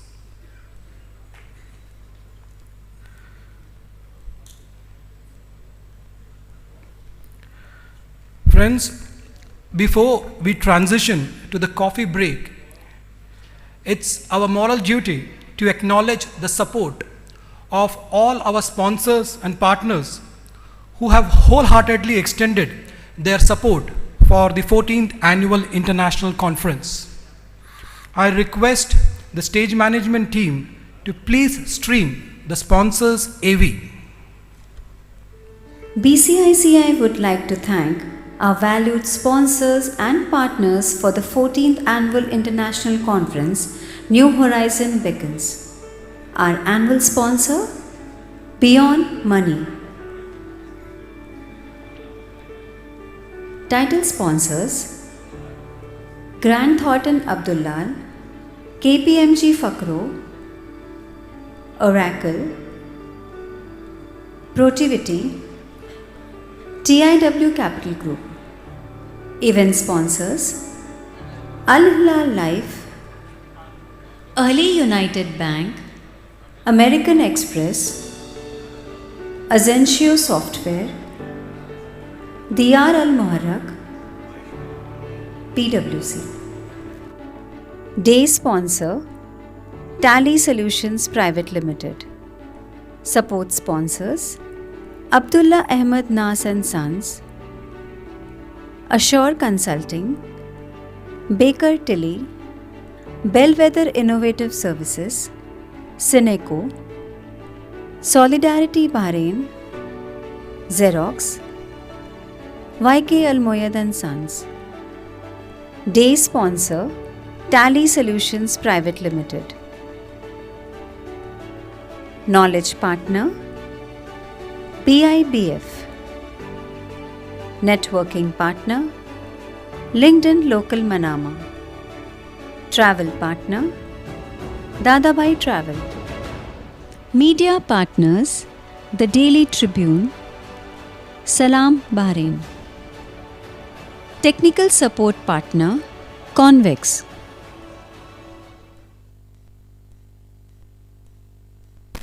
Thank you, ladies and gentlemen. With that, we conclude the inaugural ceremony. We will reconvene exactly at 10:45 a.m. for the next session. I would like to make an announcement that the first raffle for the day will be held by Dadabhai Travels. I request all the delegates to please visit their stall and drop in your business card and grab a chance to win one of the raffles. Thank you.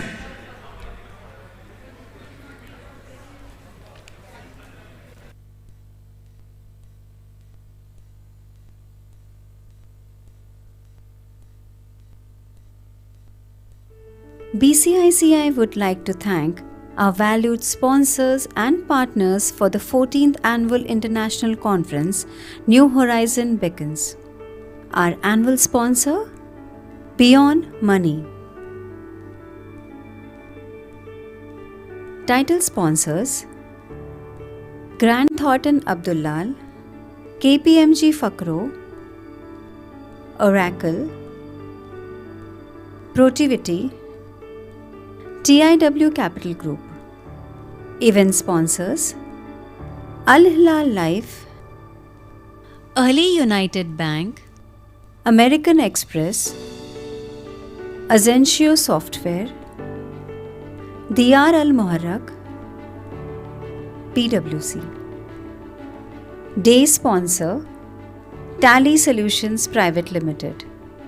Support sponsors, Abdullah Ahmed Nas and Sons, Assure Consulting, Baker Tilly, Bellwether Innovative Services, Cineco, Solidarity Bahrain, Xerox, YK Al Moyed and Sons. Day sponsor, Tally Solutions Private Limited. Knowledge partner, PIBF. Networking partner, LinkedIn Local Manama. Travel partner, Dadabai Travel. Media partners, The Daily Tribune, Salam Bahrain. Technical support partner, Convex. BCICAI would like to thank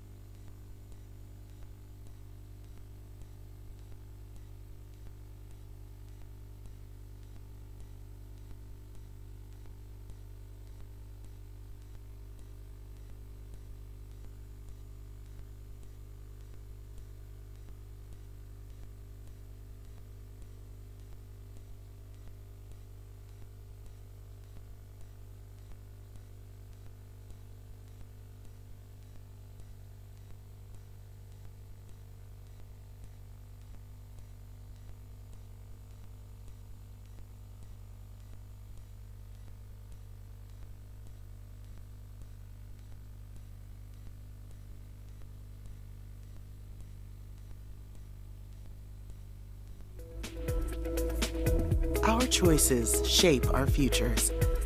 The future of businesses, economies, careers, and our world. Insights illuminate better choices, allowing us to see differently and do more. At KPMG, we know insights reveal new opportunities. With us, you have the people and technologies to uncover insights and turn them into action.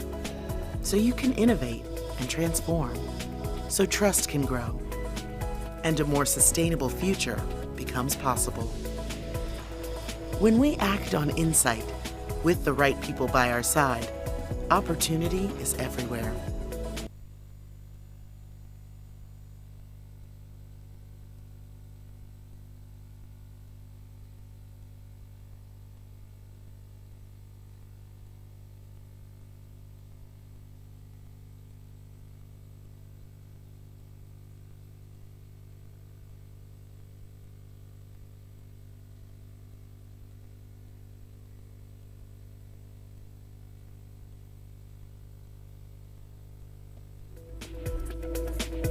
Our choices shape our futures. The future of businesses, economies, careers, and our world. Insights illuminate better choices, allowing us to see differently and do more. At KPMG, we know insights reveal new opportunities. With us, you have the people and technologies to uncover insights and turn them into action. So you can innovate and transform, so trust can grow, and a more sustainable future becomes possible. When we act on insight, with the right people by our side, opportunity is everywhere. Let insights reveal new opportunities.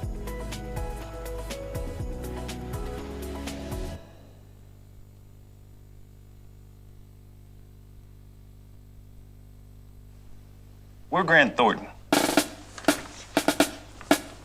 We are an audit, tax, and advisory firm, part of a global network of 50,000 employees in over 130 countries.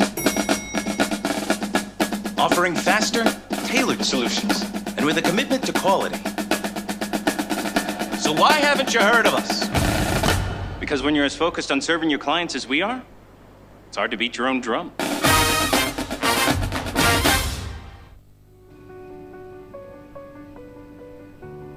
The unexpected will Hello. always Hello. challenge us. Markets will always defy predictions. Supply chains will always have risks. And Grant Thornton will always be there with insights, collaboration, and scale. So you're ready for whatever comes next.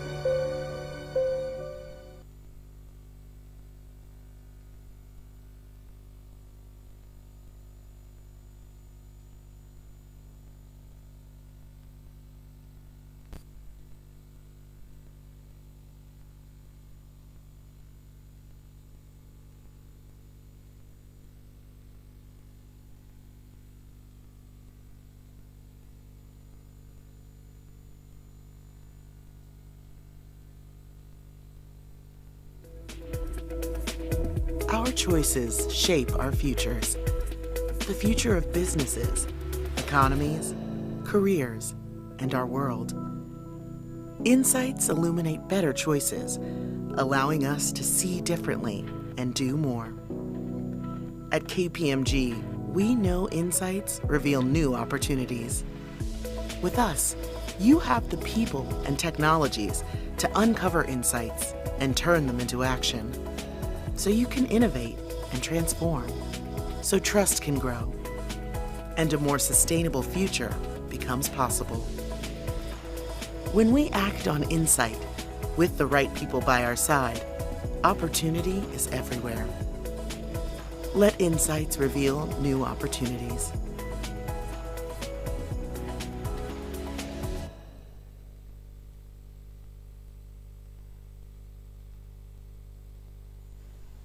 We're Grant Thornton. We are an audit, tax, and advisory firm, part of a global network of 50,000 employees in over 130 countries. Offering faster, tailored solutions, and with a commitment to quality.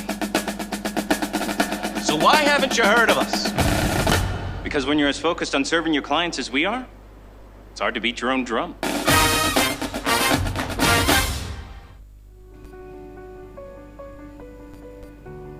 The unexpected will always challenge us. Markets will always defy predictions. Supply chains will always have risks. And Grant Thornton will always be there with insights, collaboration, and scale. So you're ready for whatever comes next.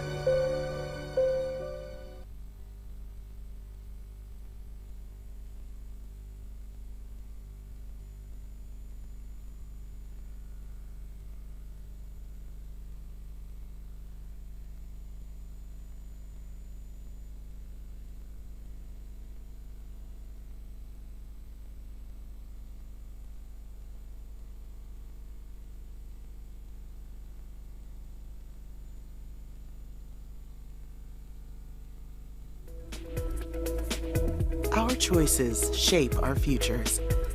The future of businesses, economies, careers, and our world. Insights illuminate better choices, allowing us to see differently and do more. At KPMG, we know insights reveal new opportunities. With us, you have the people and technologies to uncover insights and turn them into action. So you can innovate and transform, so trust can grow, and a more sustainable future becomes possible.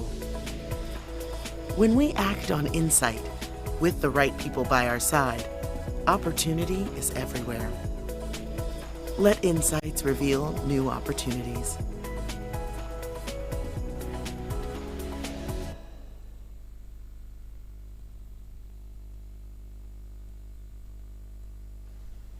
We're Grant Thornton. We are an audit, tax, and advisory firm, part of a global network of 50,000 employees in over 130 countries. Offering faster, tailored solutions, and with a commitment to quality. So why haven't you heard of us? Because when you're as focused on serving your clients as we are, it's hard to beat your own drum.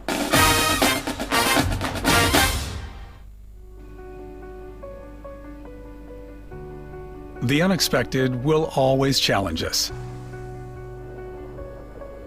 Markets will always defy predictions. Supply chains will always have risks. And Grant Thornton will always be there with insights, collaboration, and scale. So you're ready for whatever comes next.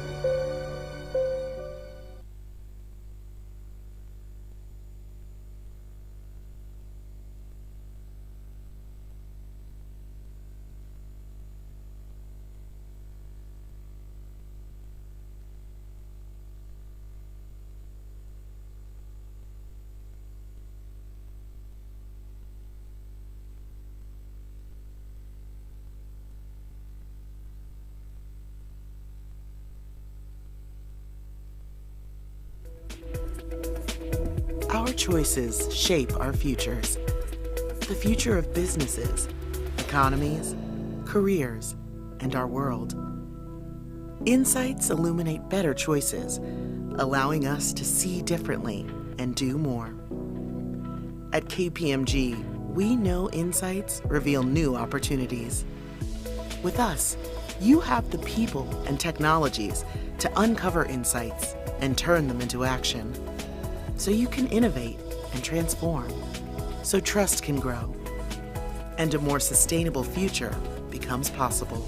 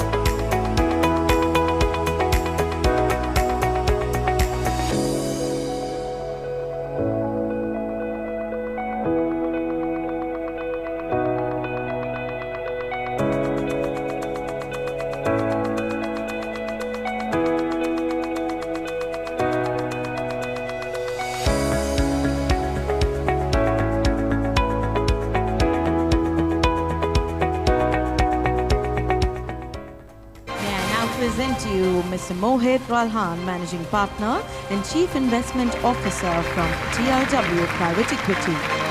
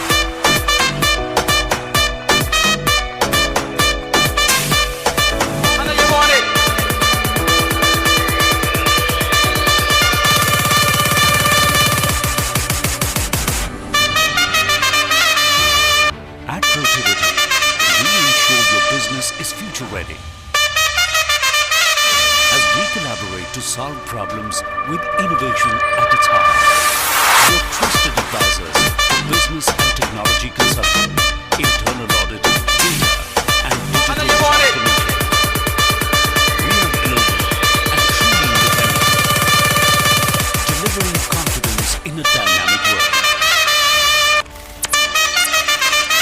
That's Trutility.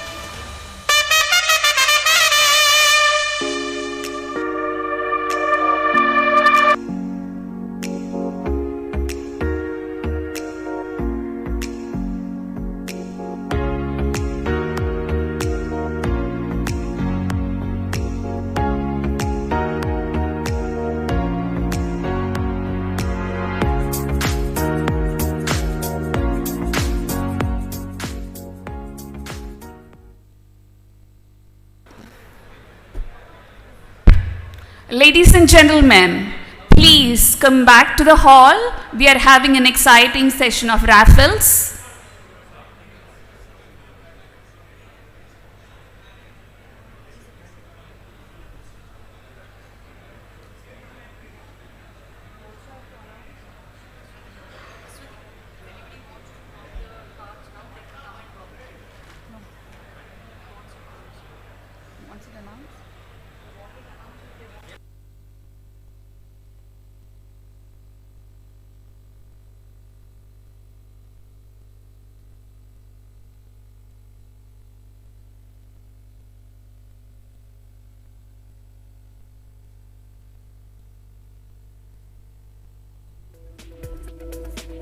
Our choices shape our futures. The future of businesses, economies, careers, Yeah.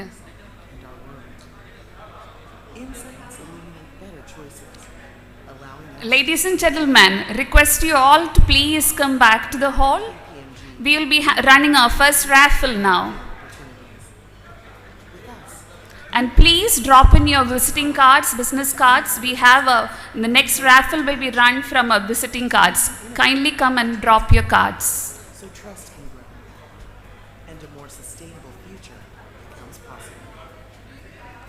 When we act on insight with the right people by our side, opportunity is everywhere. Let insights reveal new opportunities.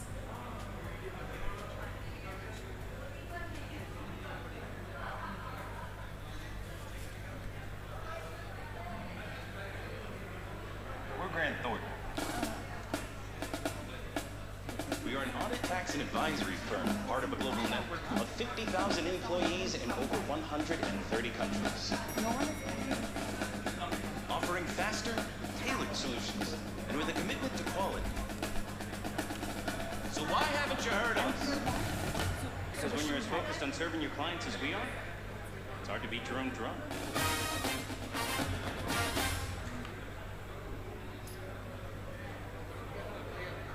The unexpected will always challenge us. Markets will always defy predictions. Supply chains will always have risks. And Grant Thornton will always be there with insights, collaboration, and scale. So you're ready for whatever comes next.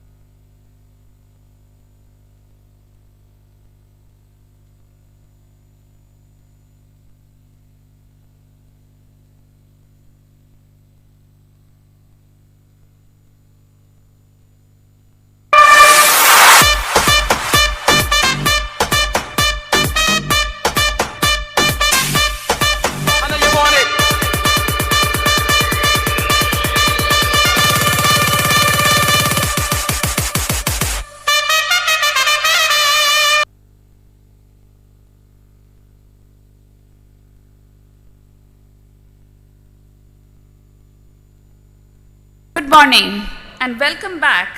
I hope all of you had a refreshing break. Now it's time to see who is lucky one. The first 3 raffles will be sponsored are from BCICAI. Our stage management team kindly run the raffles.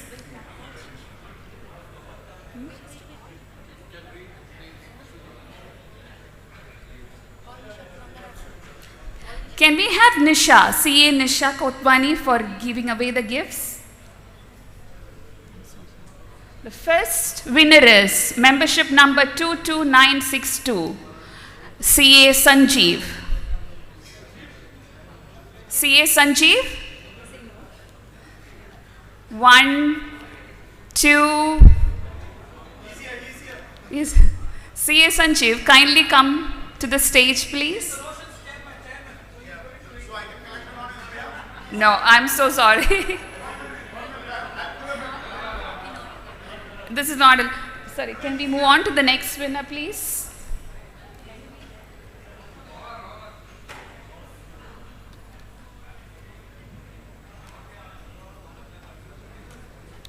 Membership number 231163, CA Akhila.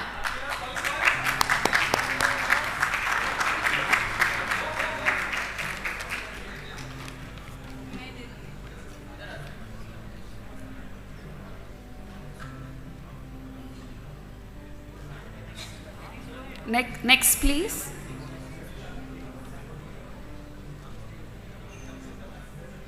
Our next winner is membership number 204799, CA Kumar G. Membership number 204799, CA Kumar. 1, 2, 3. Can we have the next winner, please?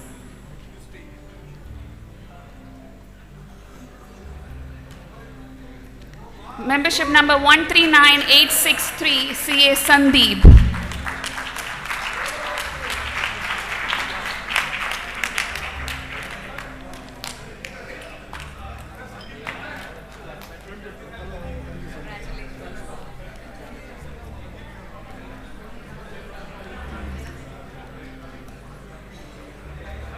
Can we have the third winner? Membership number 204861, CA Suresh Padmanabhan. Membership number 204861, CA Suresh Padmanabhan. Can we draw the next winner, please?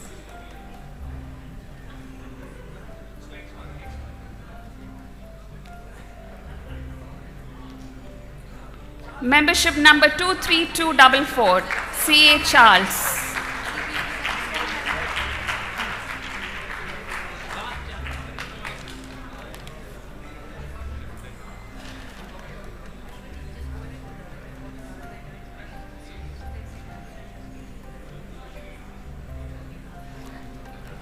Congratulations to all the winners. Our next sponsor is Dadabai Travels. To give away the raffle, I would like to call upon CFO Shivakumar, Dadabai Travels, and Wafa. Can we have them on the stage, please?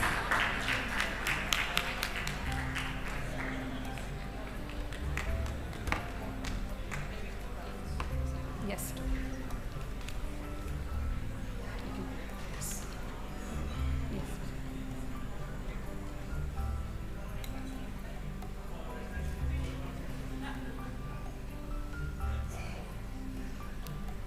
And our first winner is CA Ranji Radish. CA Ranji Radish.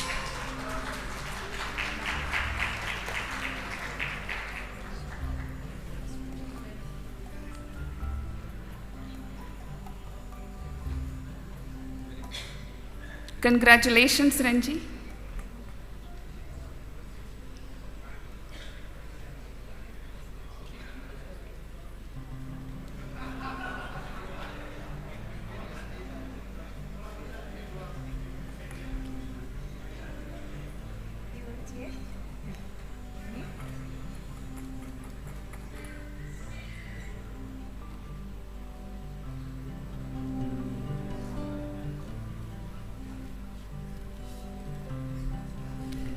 Our next winner is Shaibi Paul. Congratulations.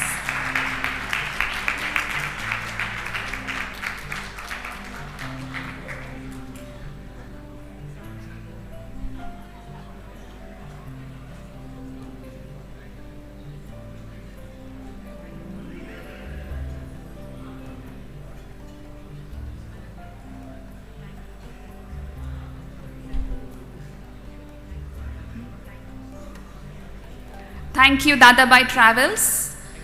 Thank you very much. Now, I would like to call upon Flanel D'Souza, our Joint Treasurer BCICAI, for sponsor felicitations. Thank you.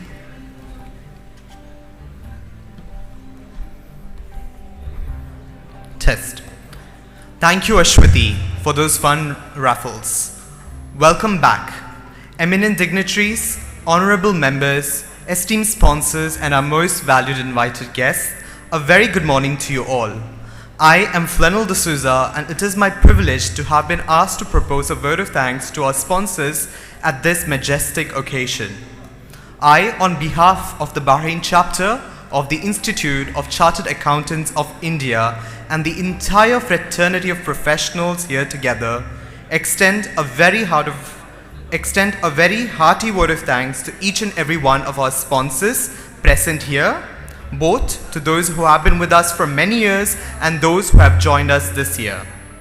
I now call upon our First Lady Chairperson of BCICAI, CA Sharmila Sheth, to come to the dais to honor our sponsors with a small token of appreciation and recognition for their partnership with BCICAI. I will be announcing each of our sponsors and calling on their excellent representatives to come on the stage and accept our kind gratitude. Please put your hands together in welcoming our annual sponsor, Beyond Money's representatives, Mr. Akash Nainwal, Head of Remittance.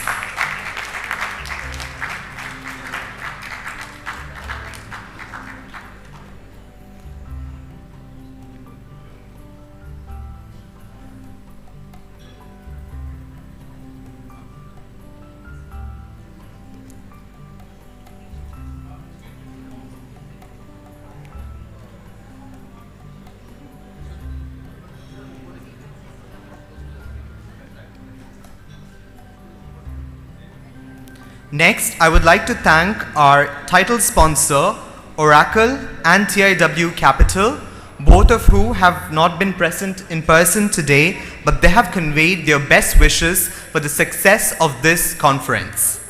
Next, I would like to thank our title sponsor, KPMG, and let me call upon Harish Gopinath, the partner of KPMG, to receive our gratitude.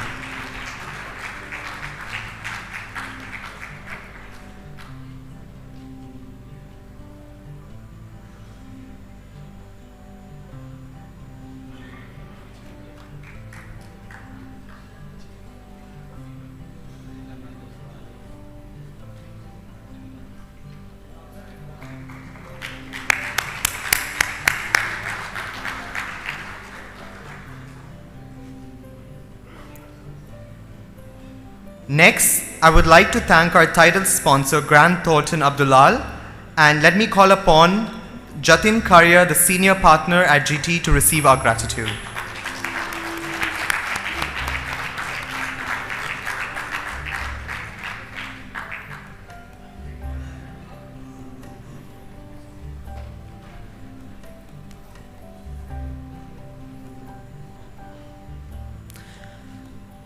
Next, I would like to thank our title sponsor, Protivity, and let me call upon Arvind Benani, the country managing director, to receive our gratitude.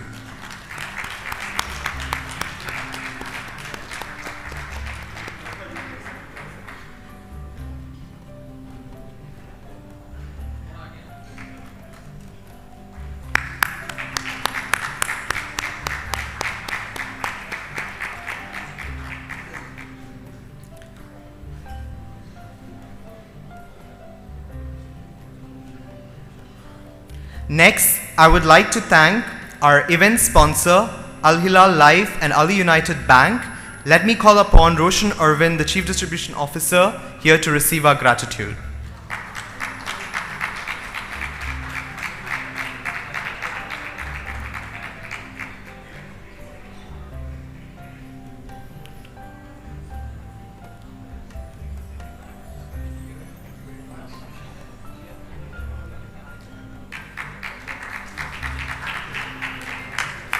Next, let me call upon our event sponsor, American Express.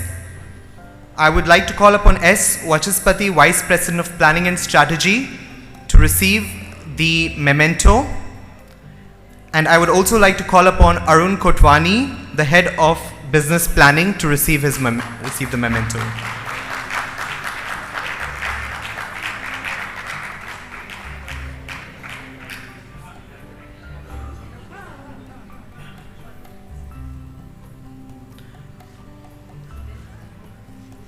Next, I would like to thank our event sponsor, PwC, and let me call upon John Molloy, the Assurance Partner, and Vivek Manduvara, the Senior Manager, to receive our gratitude.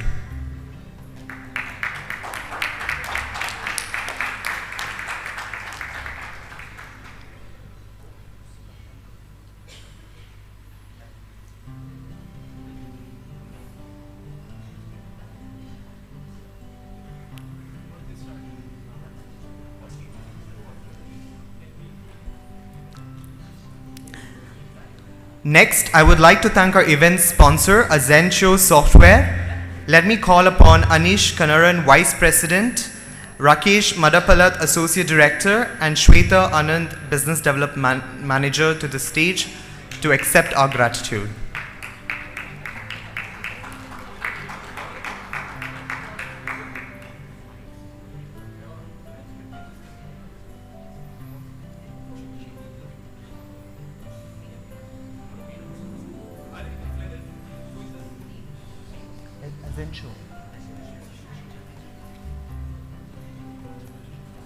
One minute. Done.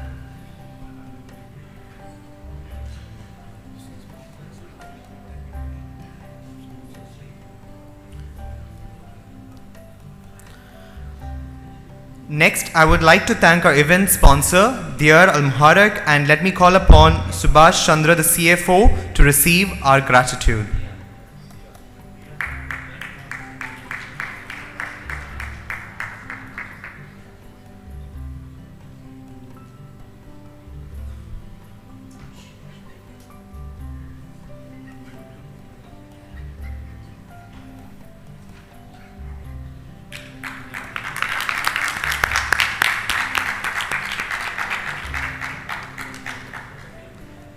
Next, I would like to thank our knowledge partner, BIBF, and let me call upon Muzammil Qazi, the Program Advisor to BIF, to receive the memento.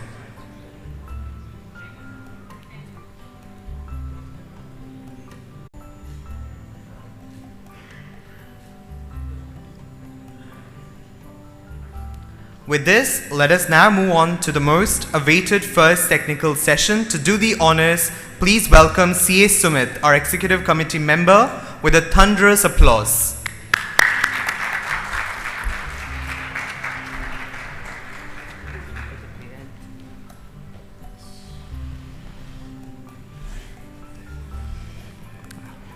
Thank you, CA Flanell.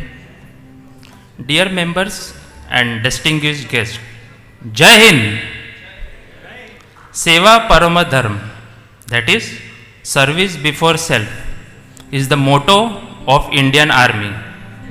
These words enshrine the noble Indian ethos of Indian culture. Since the beginning of time, the road to salvation and ultimate realization has been service. Just imagine, we have passionate, patriot sons of the soil who we call Indian Army, who live their every breath with this motto, service before self. I am sure it's not only me, but all of you are having a goosebump moment now. Today we are honored and privileged to have among us Major General Vikram Dev Dogra, who is going to give us a life lesson. Act now, late it will be late. To know more about the Major, can we have the AV please?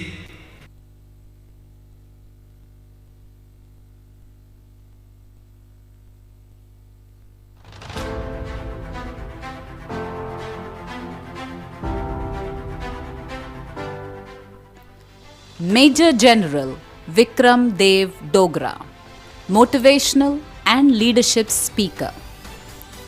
Major General Vikram Dev Dogra is a recipient of the prestigious Ativasisht Seva Medal by the President of India to recognize distinguished service of an exceptional order. He was awarded the Sword of Honor for being the best all-round passing out cadet when he was commissioned in 1981. A keen sportsman and an adventure enthusiast, he has participated in a number of cycling events. He was the first serving Indian Army officer to complete the prestigious and challenging Ironman triathlon and the only general in the world to do so. Major General Vikram Dev Dogra.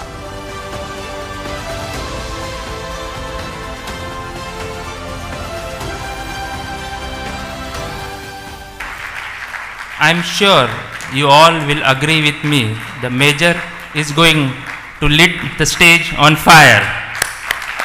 Thank you.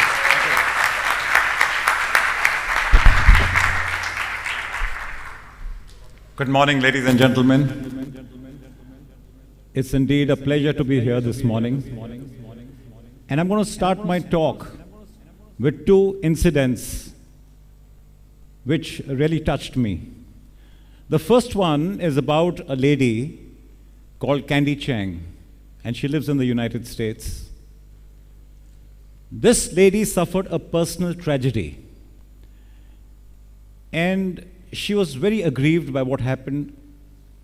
And the lady who had passed away when she was dying confided in her about the regrets that she had in her life, about things that she wanted to do but never did. So Candy wanted to carry out an experiment, wondering whether it was only her who felt like this, or did other people also have such desires. Because there's a study which has been done which talks about that the maximum regrets people have is when they are on their deathbed. And these regrets are about things that they wanted to do but could never do. So Candy, in her village in the United States, took a wall of an empty house, and on that she made a billboard on which she wrote, "Before I die." And down below she wrote footnotes to say, imploring the village people to come and write what they wanted to do before they died. And she went back home that morning, came back the next day, and the entire night she was very skeptical about whether people would write anything, whether they would respond at all, whether somebody would come and deface the wall. But when she got back the next morning, this is what the wall looked like. Every person in the village came and wrote what they wanted to do before they died. And there were such strange requests like, I want to say sorry to my wife, I want to tell my mother I love you, I want to sing at the opera, and so on and so forth. Now on to the second story. There was a talk going on, much like what we are doing here today. And the person who was taking the talk asked the audience, and I'm going to ask you the same question now. Which is the richest land in the world? Oh, good. You've already been through this. So in the army, we call it previous course knowledge. So he knows the answer. So, you know, the crowd, when they were asked this question, had different answers. And some of them said, it's the Gulf countries because they're rich in oil. And somebody else said it's South America because it's full of diamonds. But the person disagreed with all of them and said, yes, it's the graveyard, the cemetery. And why is it the cemetery?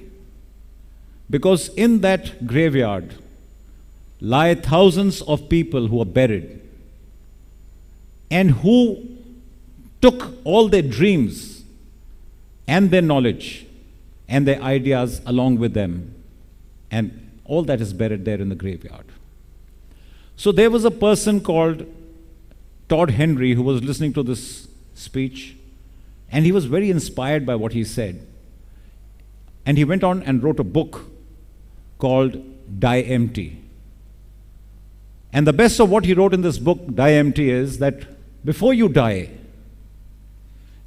empty by sharing all the knowledge that you have with the people around you. Don't take it with you to your graves. If you have an idea, chase it. If you have a dream, try and realize it. Don't die with all that knowledge within you and make the graveyard rich. So, I have been interacting with many people, and when I talk to them about their dreams, I basically come along with 4 categories of people. Firstly is the category who have a dream but are discouraged by the people who are around them. It could be their parents, could be their friends, could be anybody. But most people try and discourage you to chase your dreams. Then there is another category who have dreams, who started to chase their dreams, faced disappointment, and gave up on their dreams. कि मेरे से नहीं होगा. They just give up on their dreams. Then there is another category who have dreams but don't have the confidence or the guts to chase them because they feel their dreams will not come true. And lastly is the category who don't have the imagination to dream. They don't know what to dream about because they feel we are rich, we are famous, we're doing well in our lives. What's there to dream about? And I aim today through my talk to make you amongst none of these, but to make you people who have dreams and who chase their dreams. So what is it that you need to know if you're going to chase your dream? In my opinion, there are just 2 things. Firstly, as to what is my dream. You must know where you're going. Because if you don't have a destination, you cannot have a direction. So where am I going? What's my dream? And the second prerequisite is that you must have the self-confidence that my dream will come true. Just these 2 things. Now briefly, I'm going to share with you 5 simple steps which if you use, you can actually start chasing your dreams. And I'm sure each one of you have got dreams out here. And the first of this is that you make a clear mental picture of whatever your dream is. Note it down in a diary. And when you wake up every morning, you must refresh what your dream is. You must read what your dream is. And if you have somebody you idolize, somebody like whom you want to be, take their photograph and paste it in the same diary and look at that idol of yours every day. And there's a science behind why I'm telling you to do this. I'll give you an example. If you go to buy a car, you carry out a market survey, you decide on the model you want to buy, and then when you're traveling on the roads, you suddenly find every 5th or 6th car of the same model. And you start wondering what happened. Did everybody buy the car I wanted to buy? But that's not true, of course. Those cars were always there. It's just that you didn't have that model in the forefront in your mind. In the same way, you have dreams, but unless you start refreshing your dream, the dreams lie dormant and they get forgotten over a period of time because of our rigmarole and everything that we do in our lives. we're running from our tasks, daily tasks, and that promotion, and the responsibilities, the education of our children, and so on and so forth. So you must refresh your dream every morning. Having done that, your dream obviously is not some dream. And just to qualify, what is a dream? In the words of our erstwhile president, Dr. Abdul Kalam, a dream is not what you see when you're sleeping, but a dream is something that doesn't let you sleep. So when you want something that desperately, it's going to be a finite amount of time that's going to be lapsed between your dreaming and your realizing your dream. And this long journey, which may be a year, it could be 10 years, it could be a lifetime, needs to be divided into smaller goals. So you make smaller goals out of the big dream that you have and allocate a timeline to each goal. And it works. I'll try and explain it to you with an example. If I was to ask you all, how many of you, if I was to give you a paper and pen, which is lying on your tables now, can sketch Shah Rukh Khan the way he sketched here? Just raise your hands. How many can do it? I don't see a single hand. Yeah, we have an artist here. So if you're an artist, yeah, you can do it. But the technique that I'm going to now teach you, every person in this room will be able to draw Shah Rukh Khan. Fantastic. Somebody's done it. Okay. Thank you. So if I ask all of you, how many of you can draw this one gray square with your paper and pencil? Raise your hands. Look at this. Everybody can do it. Even I can do it. So if you can draw one square, you can draw two. You can draw three, you can draw four squares, and you can keep drawing square after square and putting it together till you get Shah Rukh Khan. And if Shah Rukh Khan is the big dream that you're chasing in your lives, and each great square is the goal that I told you to divide your dream in two, then as you go from goal to goal, putting it together, you will realize your dream, and if not, you'll be much closer to it. So divide your big dream into smaller goals which are doable and set timelines. Now in this journey that you are going to undertake to follow your dream, you're going to be doing things which are not easy, which are difficult, things that require you to step out of your comfort zone. And for those of you who find it difficult to do new stuff, I'm going to recommend the 21-day rule. The 21-day rule, which says that if you undertake any exercise or any task for 21 days consecutively, it becomes a habit. So try it, it works, and I have. I also want you to exert positive pressure on yourself. So what is positive pressure? We all keep cribbing about the pressure that we have, that, everybody's chasing us to do things. We have pressure at work, we have pressure at home, we have pressure to take care of our finances, and so on and so forth. And here I'm recommending to you to exert positive pressure. So let me give you an example. If you have a group of friends who are like-minded, who are focused, who are all chasing a dream, then the pressure or the vibes that they generate on you is positive pressure, because you're also galvanized and encouraged to start chasing a dream. And on the other hand, if you have a group of friends who are fun-loving and not chasing any dream, then they don't generate any positive pressure. So try and generate positive pressure on yourself. And the last point, and the most important, is that you must be prepared to fail. Because every dream doesn't come true. And if you are prepared to fail, then when you fail, you step back, you introspect, you see where you went wrong, you see how you can do it better or differently, and start chasing your dream again. But if you're not prepared to fail, then you will be like those people who were disappointed and just gave up on their dreams. And in this entire journey of chasing your dream, you must remain positive.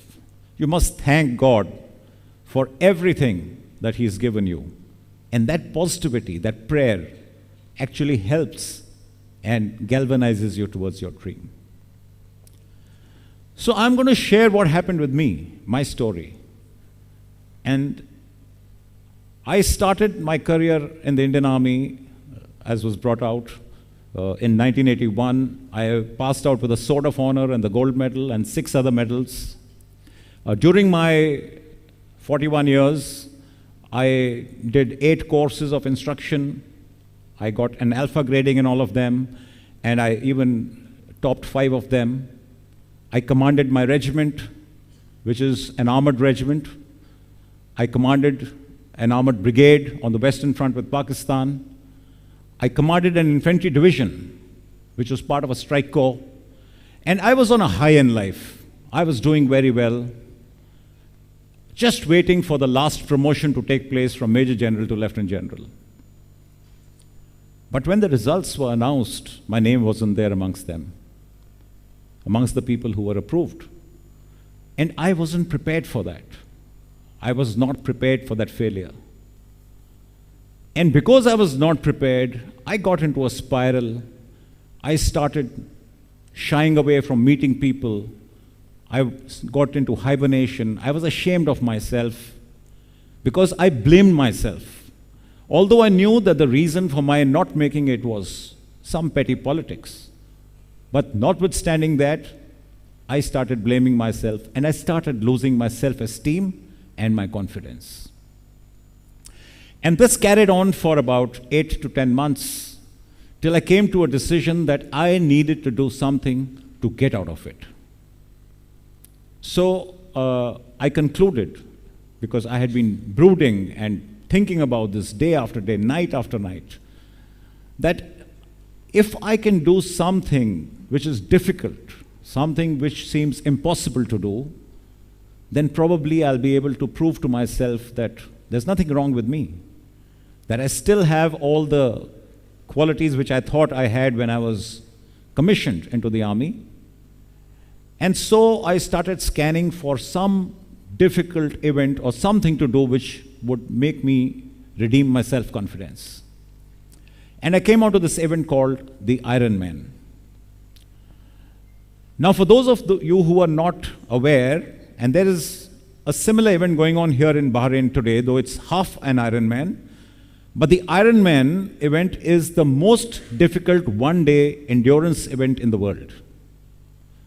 You need to swim 3.8 kilometers in the sea, followed by cycling 180 kilometers, and then run a full marathon of 42.2 kilometers, all back-to-back in a single day, and complete it within 16 to 17 hours, depending upon which place your event is taking place. So I came onto this event called the Iron Man, and I thought to myself that if I can do this, it seemed impossible for me to do it. I was 58 years of age at that time. And I thought that if I can do the Iron Man, then I will prove to myself that I still have it in me. And that became my dream, to do the Ironman event, and I started my training. And I trained for 18 long months. And on 1st of July 2018, at Austria, I took part in this event and managed to complete it in 14 hours and 20 minutes. So,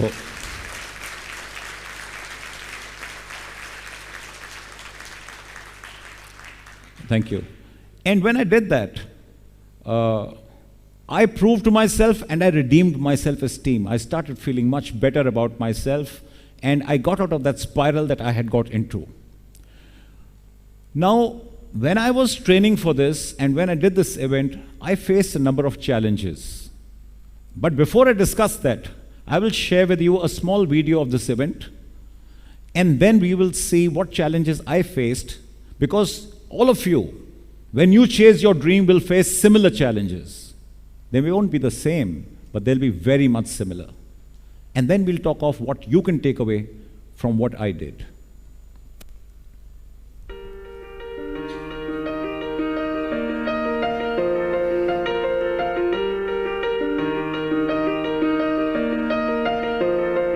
To accomplish something extraordinary, one must have an extraordinary dream. A goal so high, a journey so demanding, that its achievement to most seems impossible. Yeah, you can be the greatest, you can be the best, you can be the King Kong banging on your chest. For 35 years, Ironman has defined a sport, growing from a single race into a global movement and a new generation of athletes. Standing in the Hall of Fame, and the world's gonna know your name, 'cause you burn with the brightest flame. In 25 countries with over 200 events, Ironman inspires us to reimagine our limits, to set our sights higher, to go farther than we ever have before. You can run the mile, you can walk straight through hell with a smile. You can be a hero, you can get the gold, breaking all the records they thought would never be broke. Yeah, do it for your people, do it for your pride. Are you ever gonna know if you never even try? Do it for your country, do it for your name. So these are shots of race day, 1st July in Austria. We're waiting for the line. We're lined up for the swim now. And 2,850 athletes all start together for the 3.8 kilometer swim. And it was cold, so you needed a wetsuit, 19 degrees in the water. And this is the last 1 kilometer, which is through a canal. You can see me there. You finish your swim, run to where your cycle is, quickly wear your cycling kit and hydrate yourself, nourish yourself, and then you start your 180 kilometer cycling ride. And go the distance to earn the title, Ironman. So the country is very undulating, and in this 180 kilometers we gained an altitude of 6,000 feet. These are actual shots of that day. You can see coming downhill, it's about 70 kilometers an hour speed that you're picking up. You finish your bike ride, put on your running shoes, and take off for your 42.2 kilometer run. And by then, I had been on the road, moved for about 9 hours.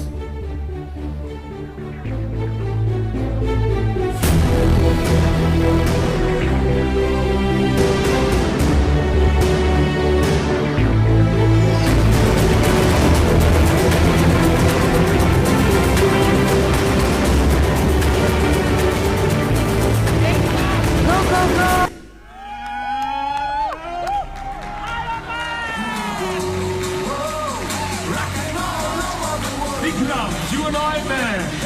There we go. Go, go, go, go, go, go. Jai Ho. Jai Ho. Jai Ho. Jai Ho. I want you to look at the line which now comes after Ironman, that anything is possible. So don't let people discourage you when you're going to chase your dreams. Because when I started chasing this, and I shared it with the people around me, 99% of the people discouraged me. They said, don't do it. You're too old for it. You'll suffer a heart attack. Why do you want to do it? For reasons which were not valid or reasons unknown, people will discourage you also. Because that's how people are. But when you understand that that's how people are going to be, you will have to fight over that and carry on with your dream. So once I finished this in 14 hours and 20 minutes, suddenly everything became, my videos went viral, and I was called by the Chief of the Army Staff and congratulated. The Defense Minister called me. The President of India felicitated me. And from somebody who was considered, or I was considering myself to be a reject, I had failed, I suddenly overnight became inspirational to people. But that was not what I did it for. I managed to redeem my self-esteem by chasing my dream. So when you are going to be chasing your dream, there will be challenges that you face, like I did. And the first challenge that you will all face is the mental challenge. And what is that? To convince yourself that you can do it. Whatever is your dream. Most of the time we feel it won't happen. I can't do it. It's too big. But if you can convince yourself, which you will have to, before you start, that will be your biggest challenge. Thereafter, my next challenge was, once I convinced myself, I needed to actually train. So it was a physical challenge, where I started to put into place my swimming, my cycling, my running. I had never swum 3.8 kilometers. I had never swum in the sea. And I had never run 42 kilometers in my life. And now I needed to do them all, one after the other. So that became the next challenge. Thereafter is time management. And that is the most critical part, because there is never enough time. So you need to find out-of-the-box solutions to how to manage your time to achieve whatever you want to. We'll talk more about this in the takeaways. I'm located in Delhi, in India. So the weather out there, for those who are aware, the 3 months preceding my event, which was in July, the months of April, May, June are burning, 42, 43 degrees centigrade. So the weather was not conducive for training. There's pollution, there is traffic on the roads because you have to cycle on the roads. And the equipment that you use is not made in India, it's imported. So you pick up whatever's available or you buy it online. So these were the other challenges that come into play. But the most important are the next two challenges: social life and family life. And there is a sacrifice to be made in both. Because your success will not only be based upon how hard you work, but it will be based upon how much you sacrifice. Because you need to give that time from somewhere else. So those sacrifices of family life and social life will surely play a large role. I never socialized for 18 months because I didn't have the time. And family life from quantity time was replaced by quality time. So what is it that you can take away from my journey? I spoke of positive pressure, and I will share with you a technique that I used for positive pressure. So I used something called public pledging. When I decided to do the Ironman, and everybody around me started discouraging me, I too started doubting myself that, can I do it? I managed to convince myself, and I started my training. And 2 to 3 weeks into my training, I realized that this is not going to be easy. This is going to take a lot of time, and it's going to be difficult. And there may be times that I'm tempted to quit. But I didn't want to quit because it was my dream. So I took to public pledging. I went onto social media and I announced, I'm going to do the Ironman. Now when I did that, I knew that all those people who had discouraged me had also read my post. So whilst on Facebook everybody is very nice to you, but you know how I knew how they were feeling now, because most of them thought that he's being a fool. And because I had gone public and announced it, I trapped myself. I left no window for myself to escape. Because every day when I was training, I used to curse myself for getting into it, because the training is difficult, grueling, long. And I wanted to quit. But because I had publicly pledged, I didn't quit. In fact, so much so on race day, I told my wife that I will die doing the event, but I'm not going to quit because I know everybody is monitoring what I'm doing. So public pledging is a good technique. For those who can handle pressure, try it, it works well. Commitment and comfort zone. I spoke about your needing to get out of the comfort zone. Nothing big in life ever comes by being in your comfort zone.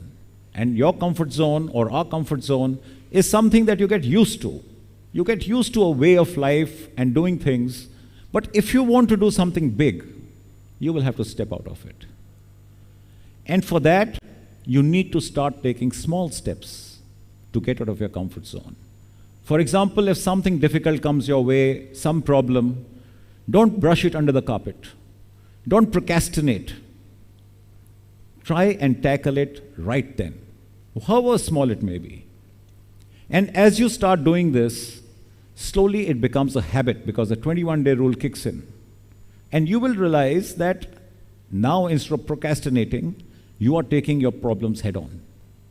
And when you can do that, then you will be the person that's most sought after because you would not bat an eyelid to take on anything difficult coming your way. And as far as commitment is concerned, I'll give you an example. You go to the gym for the first time. A newcomer has gone to the gym. You come back home, look at yourself in the mirror. What do you see? There's no change. You go back next day, come back, stand in front of the mirror, again no change. So a lot of people, when they don't see this change happening, they feel it's not going to work. So they give it up. But for those who hang on there and keep going to the gym, when they get back after a month and have a look, there's a change. So it's not about the gym which matters. What matters is the commitment. Your consistency in going there again and again. So consistency and commitment is very important in whatever you're doing in your life. Perseverance and patience. Perseverance is the ability to keep chasing something despite your failures. When you're running and you fall, it's easy to quit. But to get up and start running every time you fall is perseverance. And my experience has been that if you achieve anything in your life, 80% of it goes to the hard work that you put in, and 20 to 30% of it depends upon your good luck. But that good luck is not something you can control. Therefore, you can only control how hard you work. So perseverance is the key. And patience is required because, like I said, results don't come easy. You are working day after day, night after night, but you see no results. And you start losing hope. But if you understand that results take time and you have patience, then you will be there hanging out through it and you will see the results. And I want you to learn perseverance and patience from running water. Imagine a stream of water flowing. If you block that stream, what happens? The water stops to flow and starts to rise. It rises to the point, it comes to the top of the obstacle that's blocking it and then starts to flow again. So the water is persevering, rising, patiently. There is no anger. There's no turmoil. There's no anxiety. And the moment it crosses the obstacle, it flows again. So when you are blocked in your journey, and you will be blocked, you'll be blocked by people. You'll be blocked by circumstances outside your control. Remember my thing of water which is flowing, the example which I'm giving you. And behave like that water. Persevere, wait, rise above your obstacles and start to flow again. Time management I spoke of, I'll share what I did. Because I had a 9 to 5 job, I was posted in Delhi. I would get back only at about 6 in the evening. So there was no way I could use the days to train. And therefore I needed to train at some other time. So I decided that I will train at night. 5 days a week is what our office was. We used to have Saturday, Sunday off. On those 5 days, I would get back and run from 7 at night to 10 at night. Thrice a week. And twice a week, I would swim at the same time. I kept cycling for weekends because that takes a long time. To cycle 180 kilometers, you need about 6 to 7 hours. So I would cycle on a Saturday night, starting at 2 a.m., up to 9 a.m. on a Sunday morning. The whole night, because that gave me a few advantages, like the heat was much less, the pollution is lower, the traffic is less, so it is not so dangerous. So these advantages I got by cycling at night, although cycling at night is not a great experience because a number of times I almost fell asleep on my bike. But what I'm trying to get at is that you need to do things to overcome the challenges that you face. You need to find solutions and not use those challenges as excuses to quit. Self-discipline. And I equate it to self-love. If you love yourself, and I know everybody out here does, then you will do whatever is required to make your dream come true. Take, for example, people who are overweight and they say, I want to lose weight, but I don't get the time to go to the gym. Well, if you love yourself, you will find the time, whatever time you go to the gym. So, self-discipline is essential, and equate it to self-love, and you will find it becomes easier to go that extra mile to realize your dream. Optimism. When your journey is long, and it will be long, and it will be difficult also, you start losing optimism. You start wondering, will it ever happen? Will my dream ever come true? And therefore your morale starts coming down. And it happened a lot with me. I used to keep wondering that I'm here every day coming back from work. I'm not socializing. My family life is gone for a 6. Will my dream ever come true? So you start feeling low on morale. So there are 2 techniques I want to share with you. Firstly is the technique of visualization. I used to visualize how I will feel when I complete the Ironman event. I used to visualize myself running down the red carpet, the crowd applauding, my name being announced, and I would get goosebumps. That would bring my morale up. The other technique was of self-talk. You talk to yourself. And you would have seen a lot of athletes doing it. They say something to themselves. So I used to say things like, I can do it. I'm the best. I will come out strong. And you don't realize it, but that self-talk leads to positivity, which enhances your morale. So you need to try these 2 techniques to keep up your optimism. Your dream must be big. Your dream can't be small. Because if you settle for small dreams, then you'll never be able to get what you actually wanted or dream about. So dream big, and how big should your dream be? When you share your dream with the people around you, and if they laugh at you, then you know your dream is big. So dream big, and in this journey, compete with yourself. You are your only competition. Because you divided your dream into smaller goals as per your own creation. You gave it a timeline as per the amount of time that you can invest in it. So if you don't follow your timelines and your goals and start competing with somebody else who may be chasing the same dream and going much faster than you, then the entire thing will go into a spin. So compete with yourself. You're your own competition. And the last point I want to share with you is that age is just a number. Never let anybody tell you that this is not the time in your life to do this or the other, or that you're too young or you're too old. The moment you realize that this is what I want to do, start. And that's why I want you to act. Act now. And don't take your dreams with you to your graveyard. Don't become part of that big statistics of the people who have the maximum regrets when they are on their deathbed. I've come to the end of my talk. If there are any questions, I'll take them on.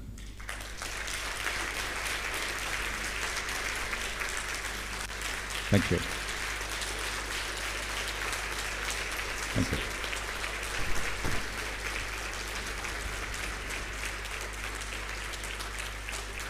Thank you.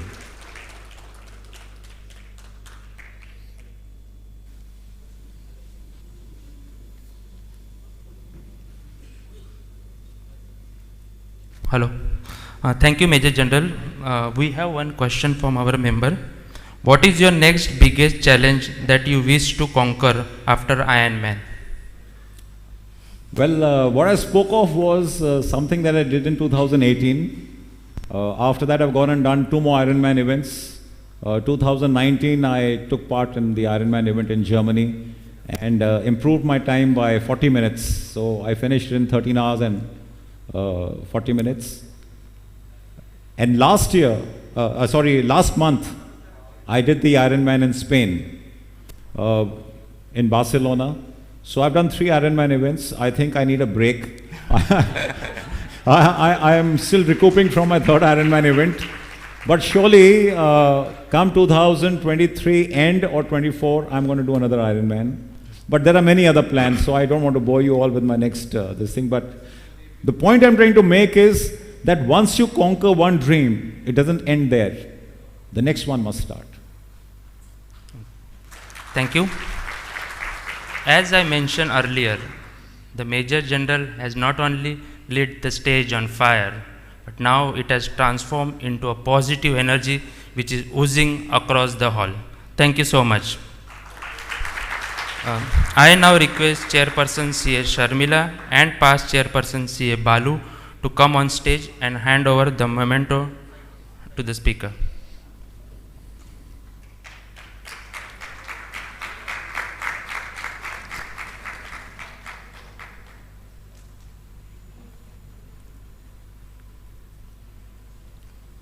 Oh, thank you.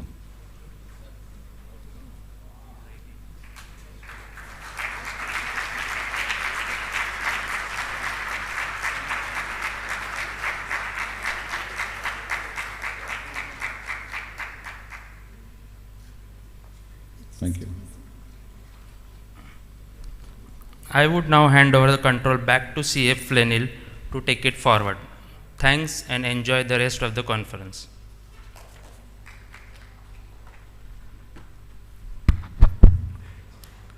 Thank you, Sumit. Warm greetings, ladies and gentlemen. I am back, and it's good to see you all again. Have you ever wondered why the world's governors are fighting strong in tackling money laundering? I sure have. We all know that CBP requires certain anti-money laundering compliances for specified companies in Bahrain. Being professionals, it is imperative for us to be a trusted guide to our companies to ensure strong compliance, especially when we never know if AML can become mandatory for all companies in Bahrain. To help us understand AML with its immense threats and vast opportunities, we have with us a knowledgeable and vigilant speaker, Mr. Ravi Lahoti. To know more about Mr. Ravi, let us have his AV, please.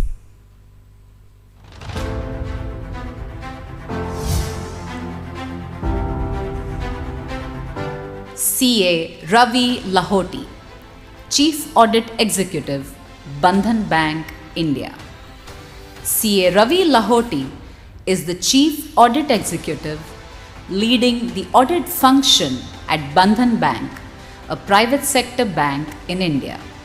A chartered accountant and a company secretary by qualification, he has rich experience of over 20 years handling various roles in internal audit and compliance. In his previous role with HDFC Bank India, he was the principal officer and head of the anti-money laundering unit. CA Ravi Lahoti.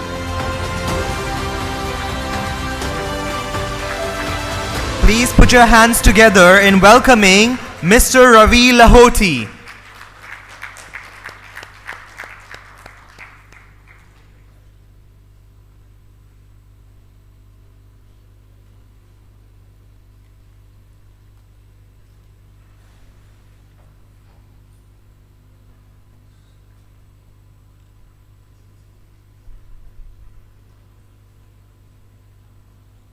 Is it on? Yep. Over to you, sir.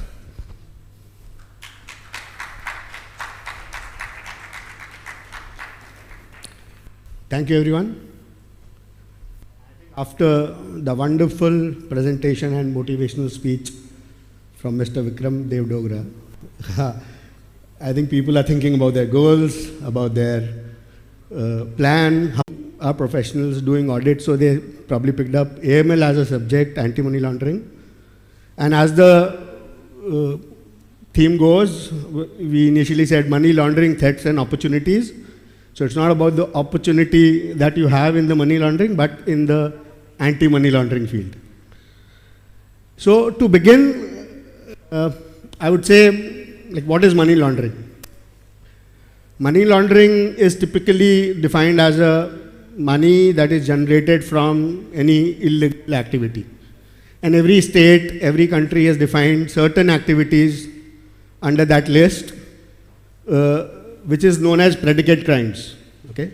So if you are generating some money from drug laundering, if you are doing some human trafficking, all that money ultimately flows into the financial system, and through that money, then it goes through multiple stages so that the final money is clean. So that's the reason the word laundering is used. Okay? So I think all of you would know placement, layering, integration. I will not go into the deep of the subject, though the slide is more on the subject, but I'd like to speak about a few experiences that I've had when I was handling the role of principal officer and head of unauthorized forex dealers. So then you convert this money, take it to a country, okay, where you have, which popularly known as tax havens, and then from there bring it back to the same country kind of thing. Okay?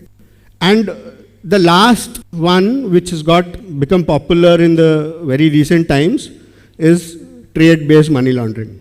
And typically today in the world, almost estimates say that 60% of the money is laundered through the trade route. Now, what is trade-based money laundering? Okay, so I think the next slide. Before we get into trade-based money laundering, okay, I'd like to discuss some of the aspects in the money laundering universe. Okay, and most of you, I think, would be familiar with some of these concepts or some of these terminologies which are used. And the one which is at the epicenter and today also the FATF is fighting with is beneficial ownership. So when you are laundering money, you would not want your name to be there in the forefront. So you create structures in such a way that you are always behind the scene, very difficult to identify.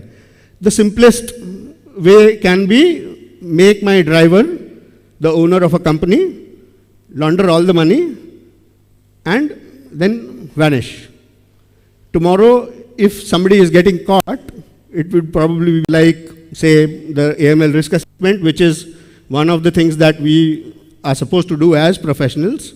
So any organization, be it financial, non-financial, as the introduction said that it's coming into the non-financial segments also typically in Asia, in US and in Europe.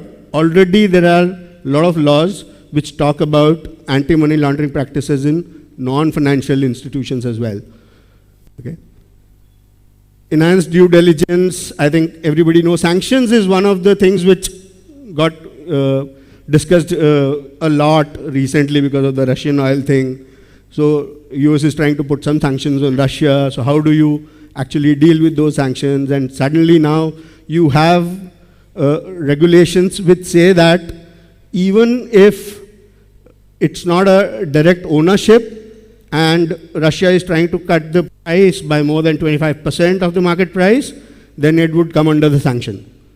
So it makes the life more difficult as far as a financial institution is concerned because they have to handle transactions and market price, less than 25% of market price. It's very, very complex area, sanctions, and there are specialized courses actually. So if you are one of a sanction specialist, you have a lot of business there. Red flag. Okay, so red flag, what is a red flag? Okay. As the word goes, typically a red flag means a potential problem. As professionals, when we go not only money laundering related, anti-money laundering related assignment, but any other assignment that you do in your area, you would typically be trying to find out gaps in the system, what are the ways in which you can improve the entire system. So whenever you see a red flag is something which is an indicator of a potential problem. And typically, what I want to share here is that at a regulator level or at a country level, what the regulators would prescribe would be typical red flags in the anti-money laundering area, and it is left to the institution or the professionals to actually implement those red flags in the system and how to determine the red flags in the transaction monitoring. So I am associated with financial institution. Typically what I talk about or what I say is more on that side. But any which ways, the universe is much bigger than what the financial system is all about. So I remember I attended this one AML conference in Vietnam. It was the Asia AML conference, wherein apart from financial institutions, there were a lot of people who were working on anti-money laundering at the ground level.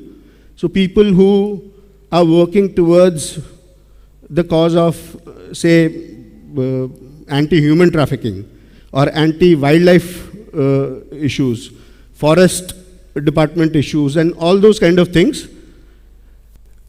We always thought that those people are in a better position. Maybe the law enforcement is in a better position to fight this. As a financial institution, I would probably be monitoring some transactions, doing some suspicious transaction reporting. But it is these organizations, okay, who feel that you can do much more because you have the financial information. So when they are in the ground, what happens is that they know that, okay, there's some activity which is happening there, but the underlying, what is the underlying? Why am I doing all sorts of predicate offenses? To generate money, okay? And once that activity has happened and the money is generated, it is the responsibility of the financial system and the professionals to have those kind of monitoring processes, governance in place where we can actually stop this money from moving. Okay? So that's one of the important aspects which I just wanted to share about the red flag indicators. So TBML, we did talk about trade-based money laundering, and there are multiple techniques. Over-invoicing, under-invoicing is one of the simplest form in which you can launder money. So to give you an example, okay, I am in India. I want to do an export from India to, say, London, okay, but I route it through Dubai.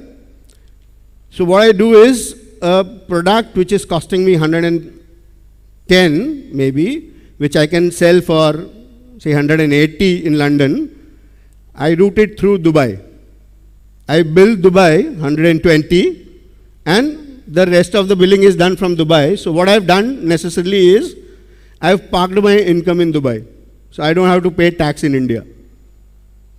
While income tax evasion is not defined as one of the predicate offenses, but today, at least in India and in most of the other countries, the financial crime reporting that happens in the form of suspicious transactions is utilized by the income tax department to find out people who are trying to push their income out of the country and thereby not giving taxes. Okay. So there are various other ways. I don't want to get into the technicals of this.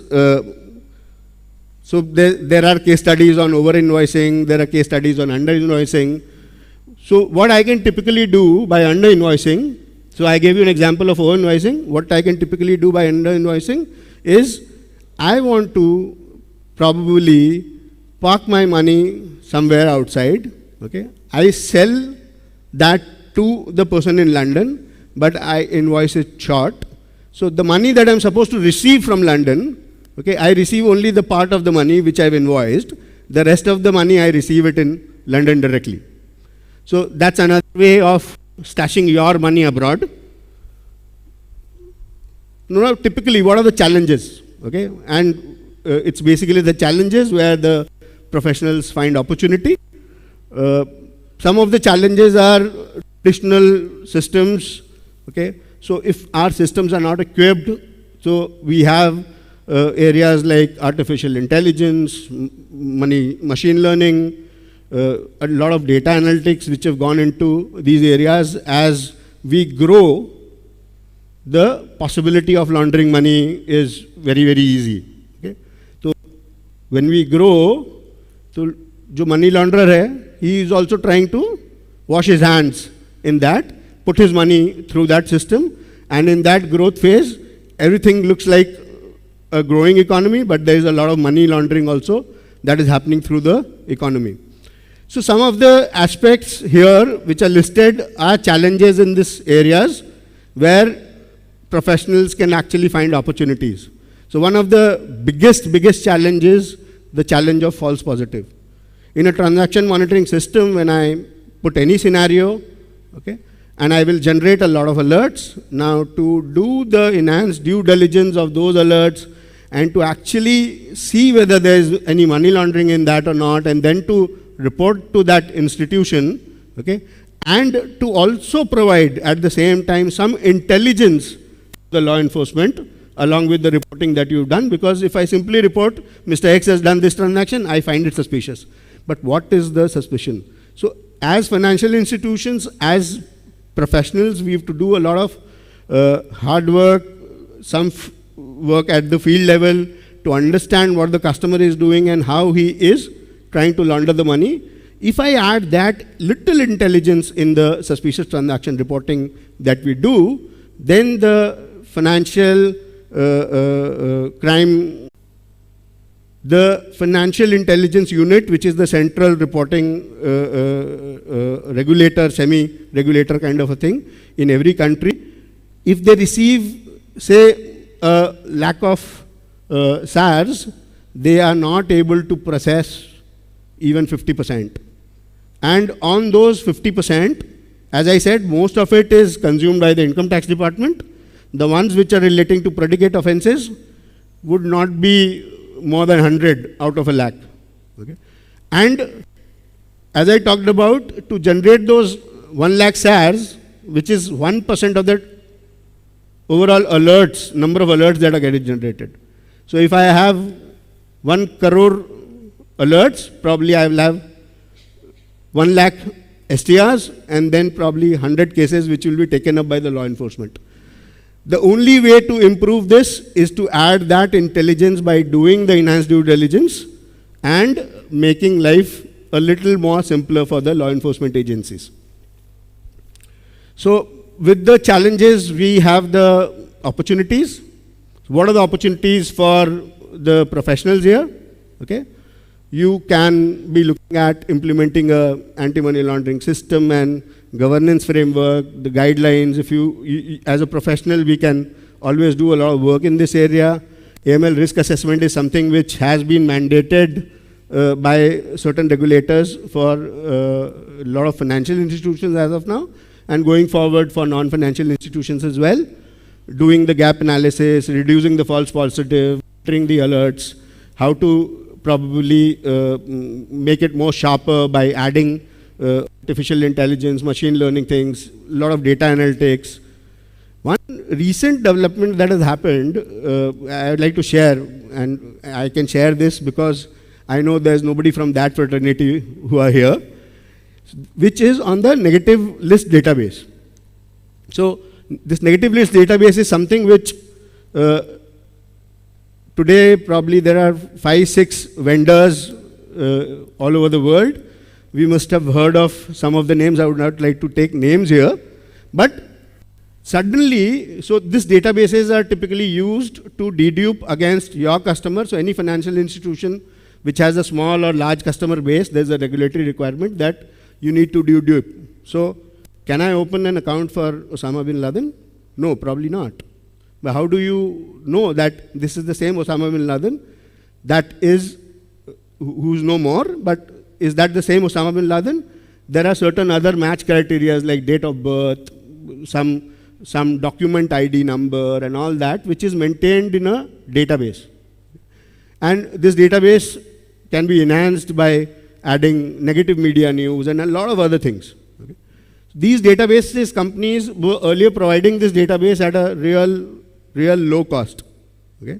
And suddenly the prices have zoomed. A lot of players are working in this area to form their own database company so that they can sell the database, which can be which can be used for sanction screening and other name screening activities. So that's one big area.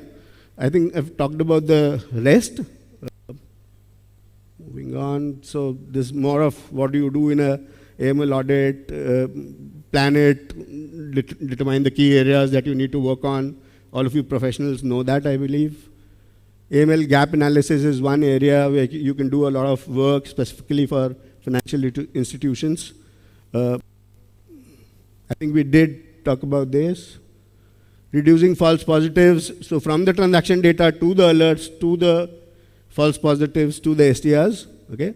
So one of the things which I would like to share is about this reducing false positive. If you, as a professional, if you go and review the alerts, why these alerts were classified as false positives, you can use that information to re-engineer the overall scenario, not only enhance the thresholds, but look at other variables. Okay. So a new account, example, I'll just share an example for your understanding. A new account is considered to be more prone to money laundering than an old account in a bank. Okay. But at the same time, if I add another, and there are a lot of new accounts because it's a business growth environment where the bank is acquiring a lot of new accounts. So can I be monitoring all the new accounts?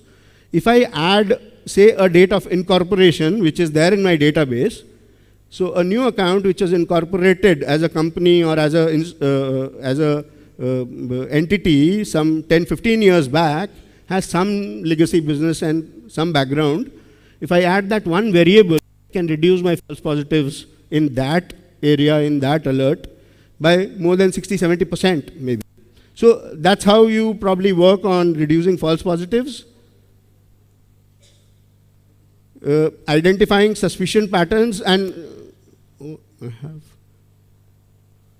so one of the approach, there are multiple approaches again. If you want to look at identification patterns, and one of the approaches is outlier analysis, and some other work which I think professionals can put up is looking at the hidden data. So when you have a system, a lot of data is getting captured, which is not there maybe in the database also, maybe in the primary database. But there would be secondary databases and all. So today, if I am in Bahrain and I am logging on to my internet banking from Bahrain, my bank is capturing my IP address. Okay. So Bahrain, okay, no problem. But if I log into my internet banking from Pakistan very frequently, I may have an issue. Why is this person traveling to Pakistan? I'm not saying necessarily he's a terrorist, but why is he traveling to Pakistan very regularly? Is there an obvious reason? Does he have business lines? Does he have some kind of a lineage to Pakistan?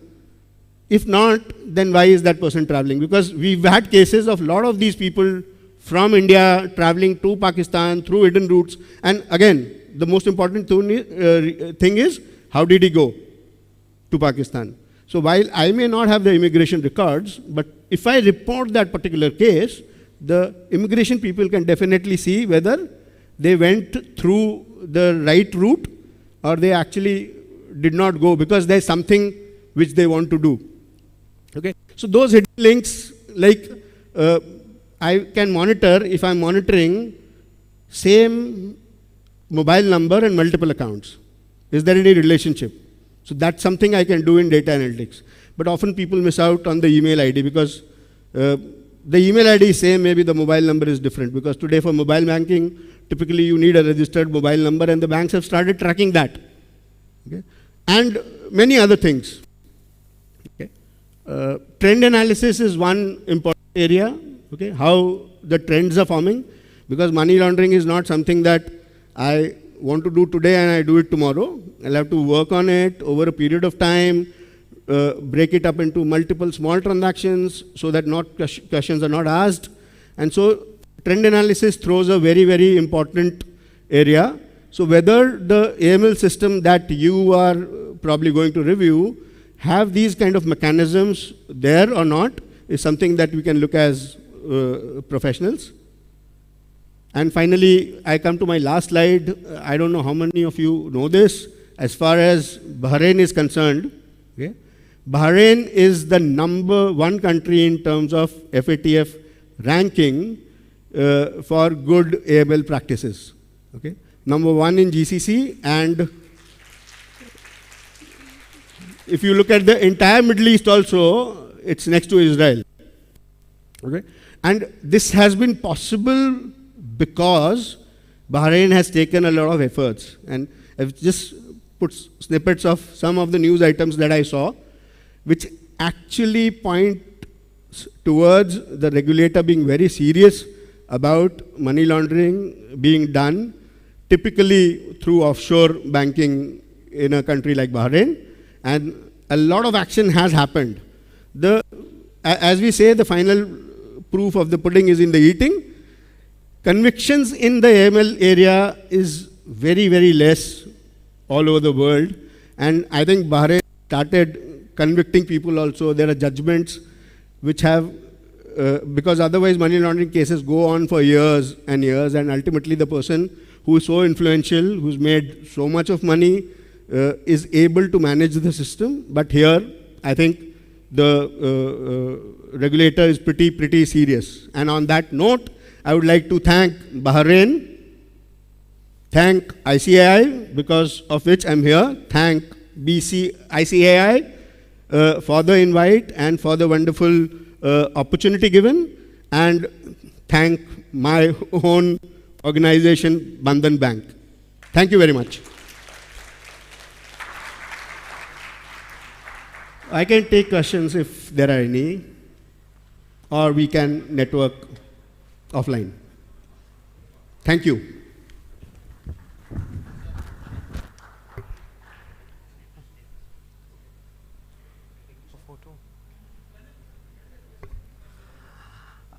Thank you so much. That was a very informative session. The floor is open for questions, and we have a question. Can someone please give him the mic? Thank you. Please. Fantastic session, and I think the leaders are to talk about AML. My question is about frauds which are taking place. Like even in Bahrain, we have a number of cases where customers are being scammed and this is.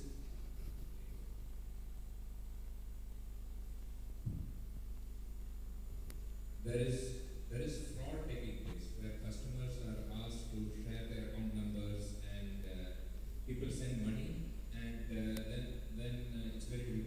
So my question is, as a financial institution, suppose a customer is being duped, they share their OTP, they did a fraud happens on them, and they go and complain to the bank.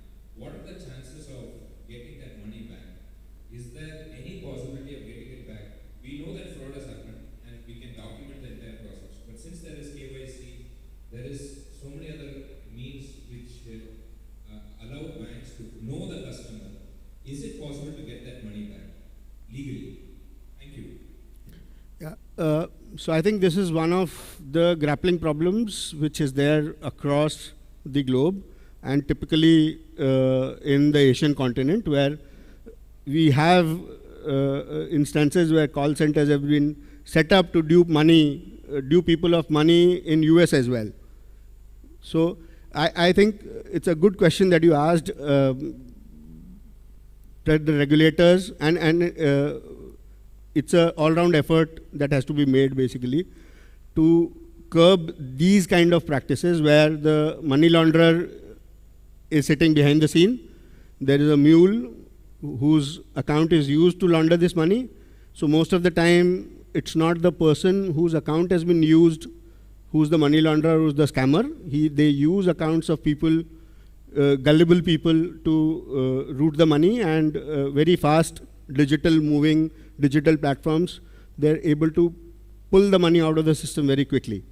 But coming to your question, whether it's possibility to get the money, yes, there is a possibility to get this money. And I think the regulators, financial institutions, and everybody is doing a lot of hard work in this particular area. Okay? So some of the steps that have been taken by the regulator is enhance the monitoring on these type of transactions where money is coming and going out very quickly. Okay? If there is one transaction, such transaction in a month, probably it's okay. It can be a salary which has been withdrawn by a person. But if there are multiple such transactions in a particular account, it needs to be monitored by the financial institutions. The government has also done a lot of things, like recently we got one circular which said that they have identified a lot of these phone numbers based on a lot of reporting done by banks and institutions. They've got a list of phone number, and now what they're doing is they're trying to do video KYC for these customers through the telecom regulator. So once that is done, all the other numbers which are used can be broken. A lot of effort is being put, because most of this time to do these kind of crimes, what you need is a mobile number to call the person. So issuance of mobile number by the telecom authorities, okay, what kind of KYC and what kind of, because if you have to do this activity, you need multiple SIMs. You cannot do it with one SIM. So how can a person get multiple SIMs without too much of a challenge? So that's the telecom regulatory authority also doing a lot of work in this particular area. But I think it's a difficult thing. Getting money is difficult. Sometimes if you're lucky, you can get it. As of now, that's what the position is. Hello. Yeah. One last question. Yes. So this question has been asked by a participant who is viewing us through the YouTube streaming, Mr. Kapil Batra. I pose this question on his behalf. Just like you mentioned that Bharat ranks top in terms of the anti-money laundering efforts, he would like to know what is India's standing in the same parameter. So I don't know the rank, and maybe pardon me for my GK on that. But as far as India is concerned, a lot of steps have been taken in the last 1 decade, which is like bringing Aadhaar, which is a unique identity. So even if I have multiple accounts in multiple banks, okay, it can be probably linked somewhere very easily. That's one step. Then a lot of step has been taken on the money laundering through the forex dealer category. So a lot of licenses have been cancelled because they have not been following the proper practices. Knowledge, information sharing on within various departments of the government has improved than earlier. Now we, again, as I said, the proof of the pudding is in the eating. At least we hear about a lot of cases which are currently under prosecution by the law enforcement agencies in India. So India is doing pretty well, and I think we have a mutual evaluation, FATF mutual evaluation in 2023, which is coming up, and I'm sure India is going to do very much better than what it did last time, where there were a couple of areas of concern, one of which was this KYC document, which has been fixed. Thank you very much. Once again, I really appreciate and thank you for that remarkable yet informative session. To express our heartfelt gratitude for you being here and delivering such an amazing session, I call upon our chairperson, CA Sharmila Sheth, and senior partner of Grant Thornton, CA Jatin Karya, to hand over a token of appreciation to our dear speaker.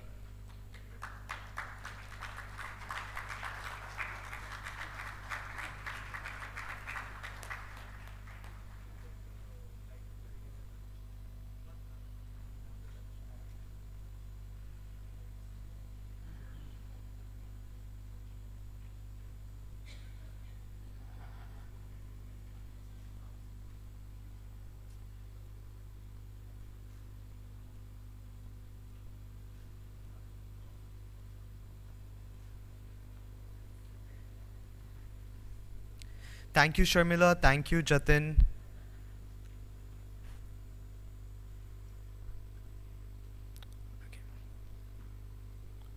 Before we wind up this morning session, I want to make few announcements. Firstly, if you have not participated in the raffles, you are still eligible. Just go to the sponsor booth and put in your business card or scan your QR code to stand a chance to win in the afternoon raffle that we're going to have. Another very exciting announcement. How many of you like action figures? I would like to announce that we have a special wobble kiosk outside. In case you want to have your own mini wobble action figure, after lunch, go ahead to the registration desk and take a photo. This will be a personal memento of remembrance of this event, which you can collect at the end of the event today. Now, food is the most primitive form of comfort. Let us get comfortable and relish our delicious lunch outside in the foyer. We will meet back here at 1 p.m. for the next round of exciting raffles, which will be followed by a special musical performance by Sandeep Gupta and many more exciting sessions to come. With that, let us break for lunch. Ladies and gentlemen, I would also like to request all the women chartered accountants in the room to come onto the stage for a photo. Thank you, and bon appetit.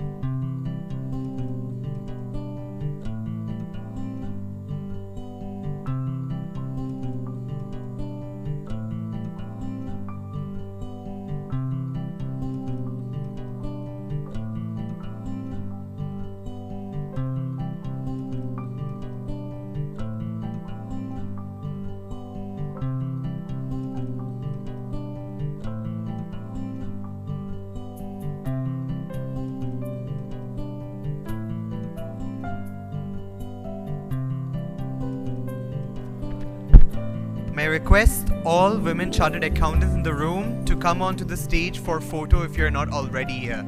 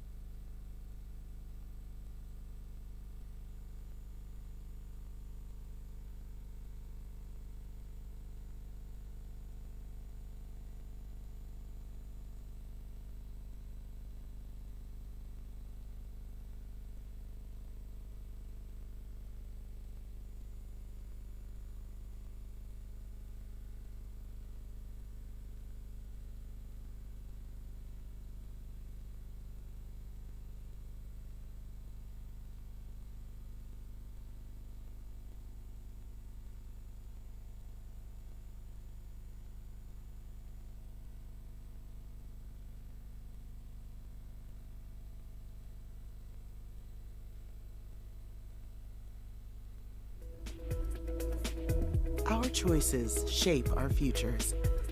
The future of businesses, economies, careers, and our world.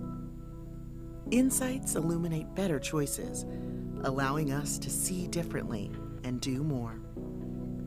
At KPMG, we know insights reveal new opportunities. With us, you have the people and technologies to uncover insights and turn them into action, so you can innovate and transform, so trust can grow, and a more sustainable future becomes possible. When we act on insight, with the right people by our side, opportunity is everywhere. Let insights reveal new opportunities.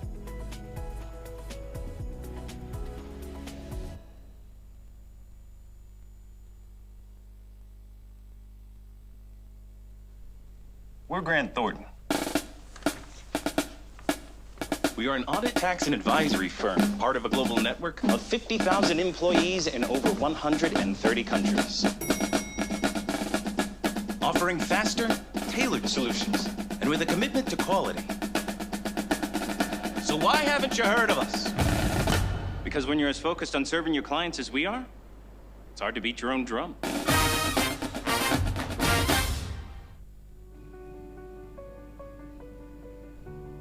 The unexpected will always challenge us. Markets will always defy predictions. Supply chains will always have risks. And Grant Thornton will always be there with insights, collaboration, and scale. So you're ready for whatever comes next.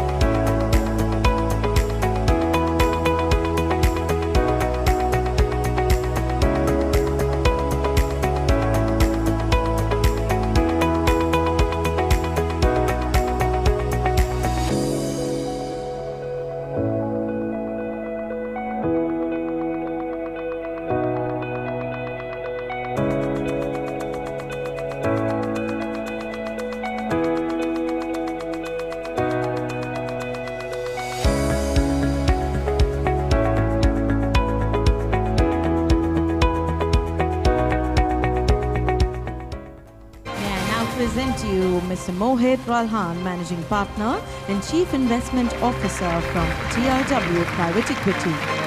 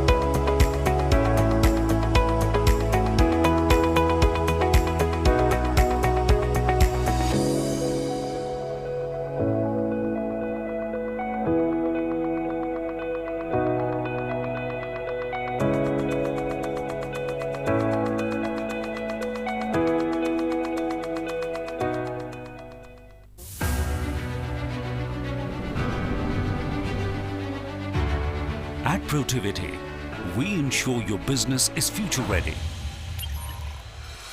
As we collaborate to solve problems with innovation at its heart. Your trusted advisors for business and technology consulting, internal audit, data, and digital transformation. We are global and truly independent, delivering confidence in a dynamic world. That's Protivity.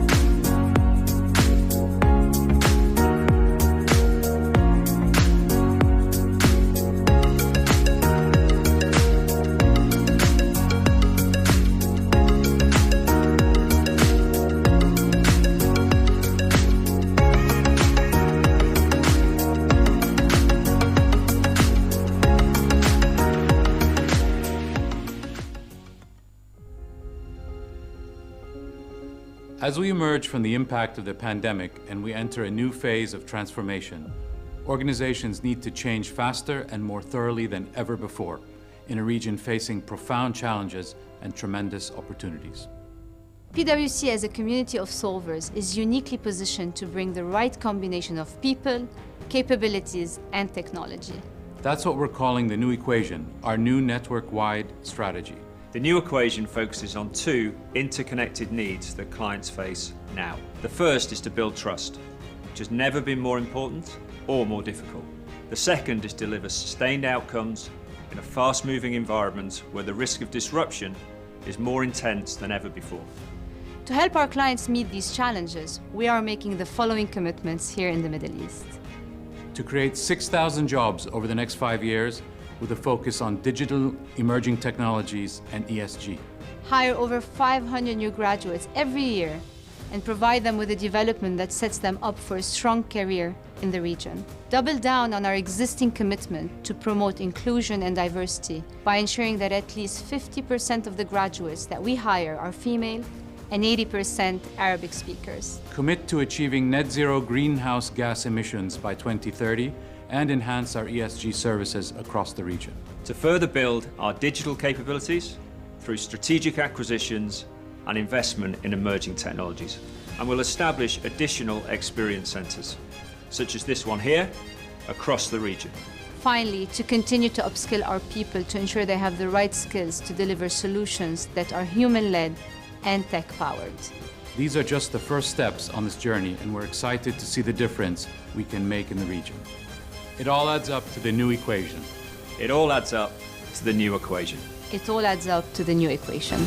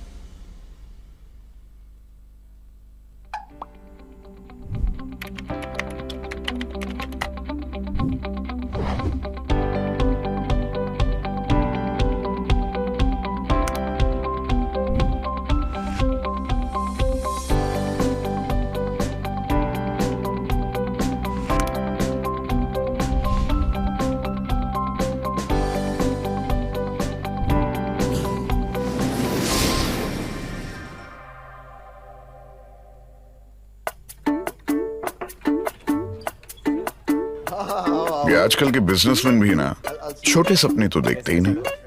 अब अनमोल को ही ले लो, 4 साल से जानता हूँ उसे, tax consultant हूँ उसका। 2 क्लॉजेज है ना सर, वो मुझे समझ में नहीं आता। उसने गारमेंट शॉप खोल ली, केबल फैक्ट्री डाल दी, प्रॉपर्टीज भी जोड़ दी, पर मजाल है कि बिजनेस का पैशन थोड़ा भी कम हुआ।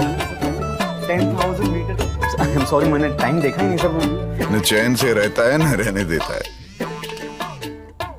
दिन रात सुबह शाम बस कॉल कॉल और call. Rakesh ji returns file कब करोगे? यहाँ तक कि गाड़ी कौन सी लूं सर भी पूछता है। सर गाड़ी ले ली सर। लेकिन फिर जब आपसे नहीं पूछूंगा तो किससे पूछूंगा कहता है ना, तो पता चल ही जाता है कि कितना भरोसा करता है वो मुझ पर। इसलिए सोच रहा हूं कुछ दूं उसे, जो न सिर्फ उसके बड़े बड़े सपनों के काम आए, बल्कि मेरे काम को भी थोड़ा आसान बनाए। पेश है टैली प्राइम, टेक्नोलॉजी में एक नया नाम। आजमा के देखिए आज ही। Since our establishment back in 1976, we've made a promise to be beside you. We came a long way from small beginnings by going the extra mile. And we keep that promise, no matter how small or big of a step we need to take. Our people are here to ensure you are always protected from risks. Going the extra mile means creating endless opportunities for the well-being of our customers, partners, and society. We continue to innovate, convert challenges into success, and add value to our people. And deliver the change we want to see in our society. Because we don't wait for the future, we create it. After all these years and all those steps we took, we are keeping that promise and we're here for you. Solidarity, the leading insurance company.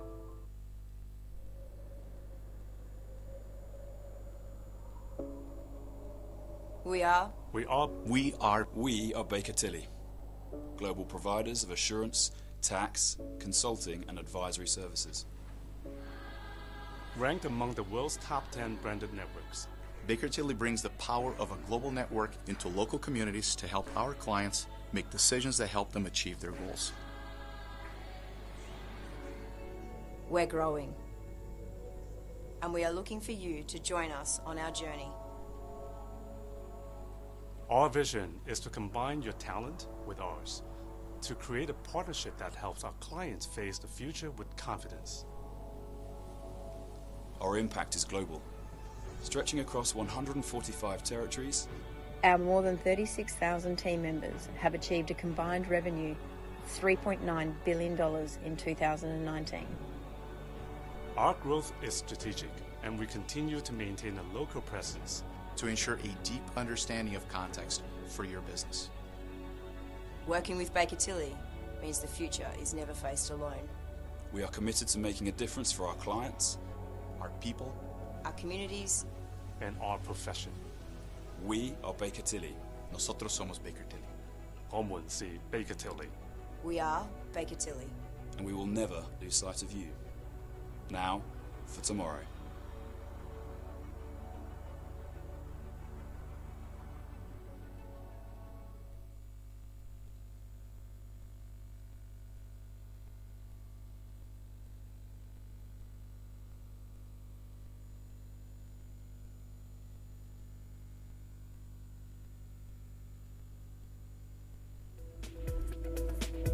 Our choices shape our futures. The future of businesses, economies, careers, and our world. Insights illuminate better choices, allowing us to see differently and do more. At KPMG, we know insights reveal new opportunities. With us, you have the people and technologies to uncover insights and turn them into action, so you can innovate and transform, so trust can grow, and a more sustainable future becomes possible. When we act on insight, with the right people by our side, opportunity is everywhere. Let insights reveal new opportunities.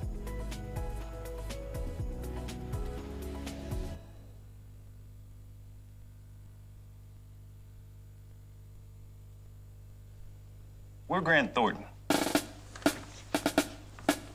We are an audit, tax, and advisory firm, part of a global network of 50,000 employees in over 130 countries. Offering faster, tailored solutions, and with a commitment to quality. So why haven't you heard of us? Because when you're as focused on serving your clients as we are, it's hard to beat your own drum.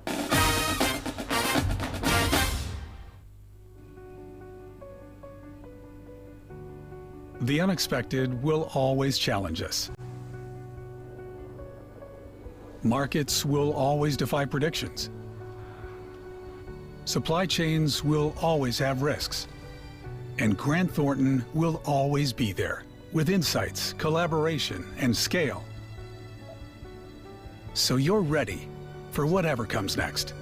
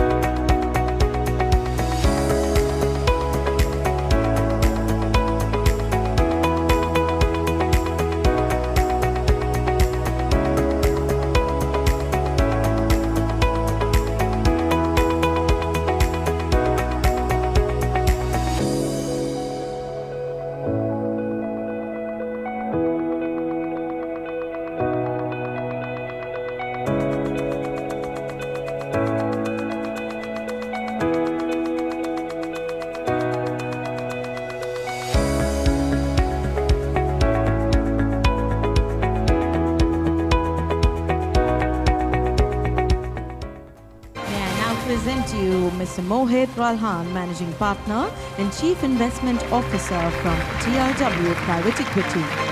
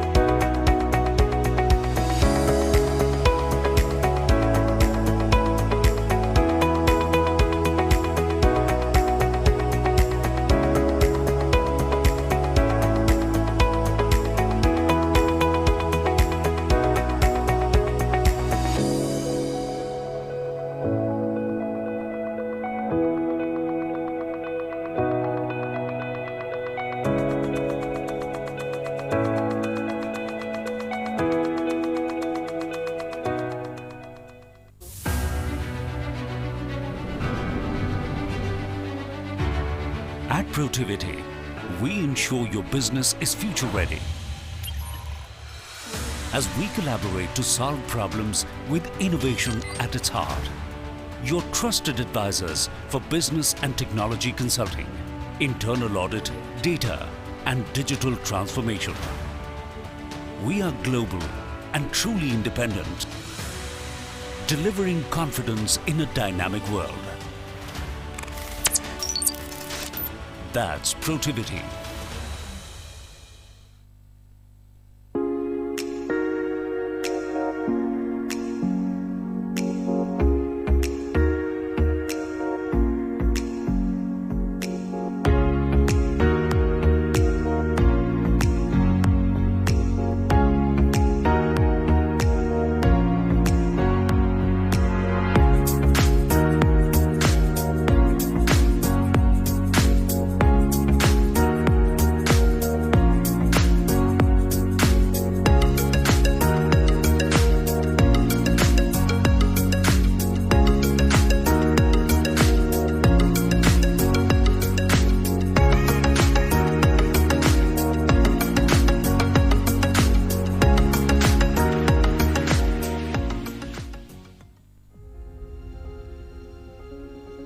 As we emerge from the impact of the pandemic and we enter a new phase of transformation, organizations need to change faster and more thoroughly than ever before in a region facing profound challenges and tremendous opportunities.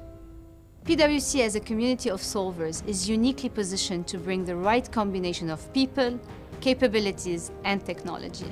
That's what we're calling the new equation, our new network-wide strategy.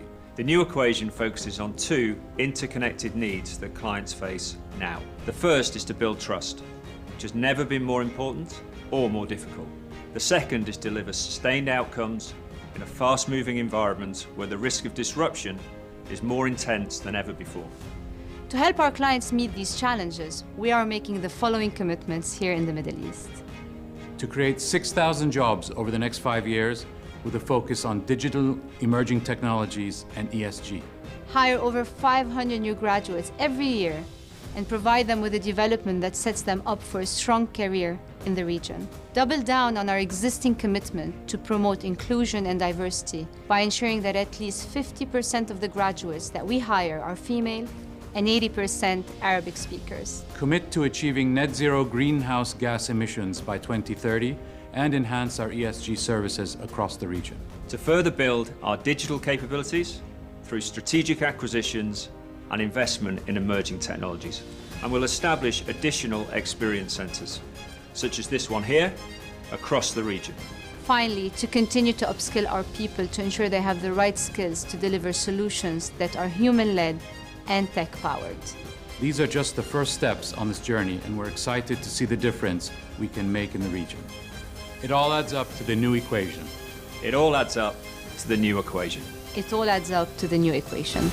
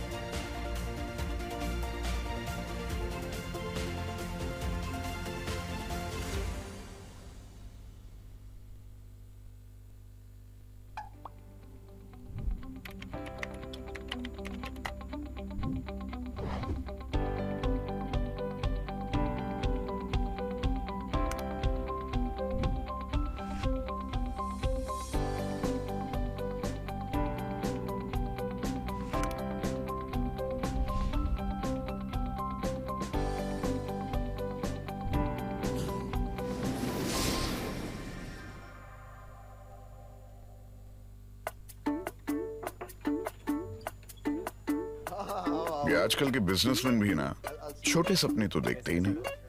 अब अनमोल को ही ले लो, 4 साल से जानता हूँ उसे, tax consultant हूँ उसका। 2 क्लॉजेज है ना सर, वो मुझे समझ में नहीं आया। उसने गारमेंट शॉप खोल ली, केबल फैक्ट्री डाल दी, प्रॉपर्टीज भी छोड़ दी, पर मजाल है कि बिजनेस का पैशन थोड़ा भी कम हुआ। 10,000 मीटर। आई एम सॉरी, मैंने टाइम देखा ही नहीं सर। न चैन से रहता है न रहने देता है, दिन रात सुबह शाम बस कॉल कॉल और कॉल। राकेश, ये रिटर्न्स फाइल कब करोगे? यहाँ तक कि गाड़ी कौन सी लूं सर भी पूछता है। सर गाड़ी ले ली सर। लेकिन फिर जब आपसे नहीं पूछूंगा तो किससे पूछूंगा कहता है ना, तो पता चल ही जाता है कि कितना भरोसा करता है वो मुझ पर। इसलिए सोच रहा हूं कुछ दूं उसे, जो न सिर्फ उसके बड़े बड़े सपनों के काम आए, बल्कि मेरे काम को भी थोड़ा आसान बनाए। पेश है टैली प्राइम, टेक्नोलॉजी में एक नया नाम। आजमा के देखिए आज ही। Since our establishment back in 1976, we've made a promise to be beside you. We came a long way from small beginnings by going the extra mile. And we keep that promise, no matter how small or big of a step we need to take. Our people are here to ensure you are always protected from risks. Going the extra mile means creating endless opportunities for the well-being of our customers, partners, and society. We continue to innovate, convert challenges into success, and add value to our people. And deliver the change we want to see in our society. Because we don't wait for the future, we create it. After all these years and all those steps we took, we are keeping that promise, and we're here for you. Solidarity, the leading insurance company.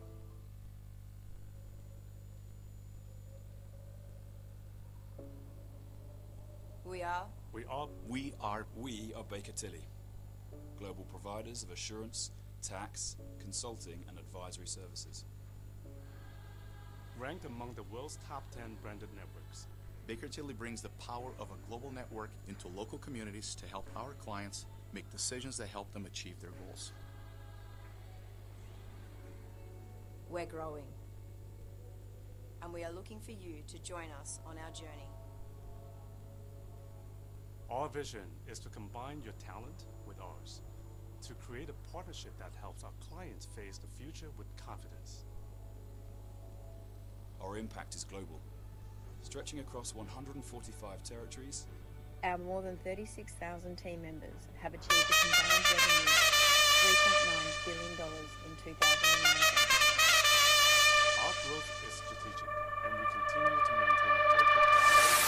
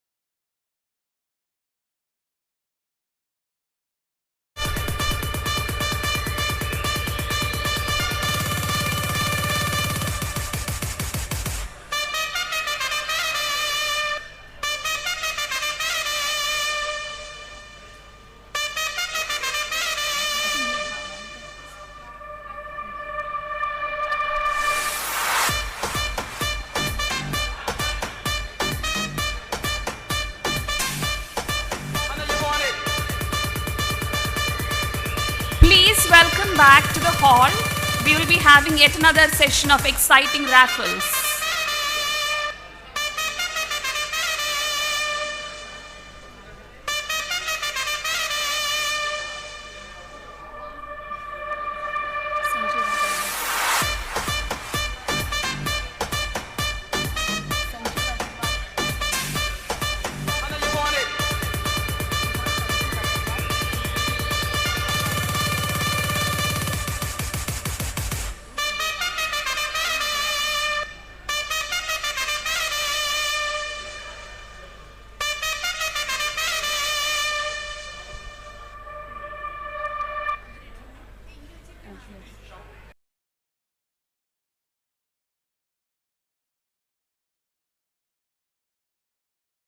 Raffles.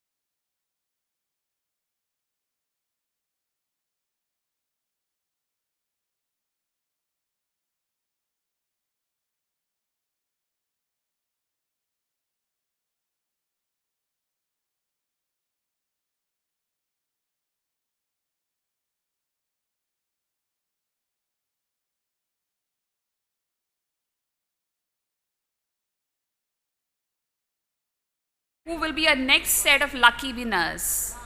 Our next two raffles are sponsored by Solidarity, and it is for the first 50 who signed in today. To give away the raffle, I would like to call upon CA Sanjeev Agarwal, CFO Solidarity. CA Sanjeev Agarwal. Yes, yes.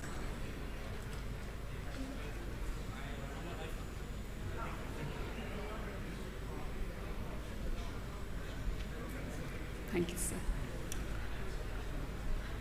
Can we have the first winner, please?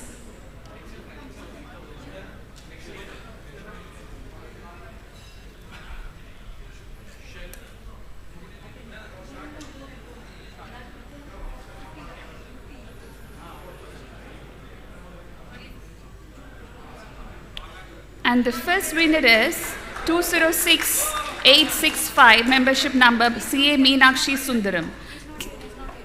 Next winner, please. He is not in the hall presently.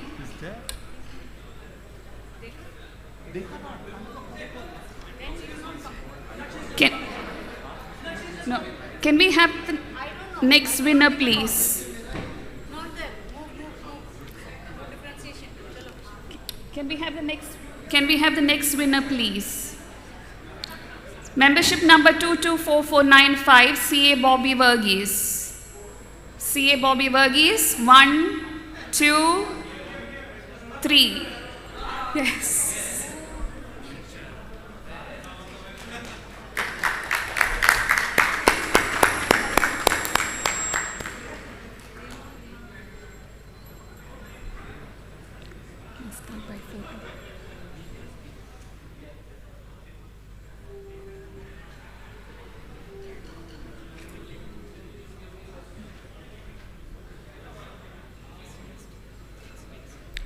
Can we have the second winner, please?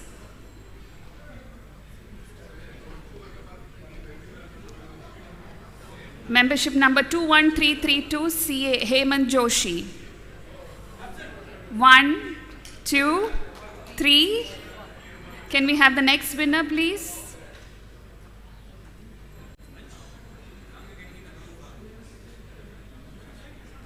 Membership number 62441, CA Ajay Kumar Mishra. CA Ajay Kumar Mishra, 1, 2, final call, 3. Next winner, please.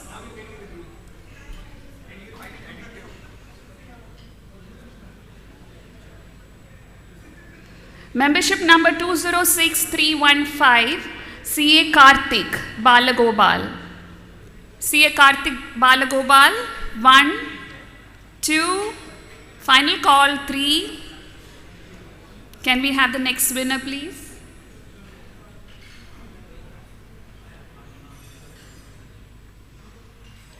Two 221080, Sri Bharati.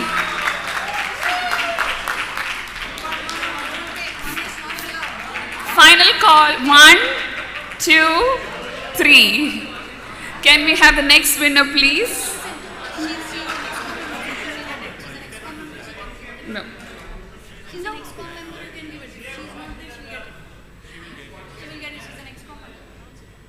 Since she is an ex-com member, we are having an exception here. Sri Bharati, can we have you? Can you please come over? Mahesh?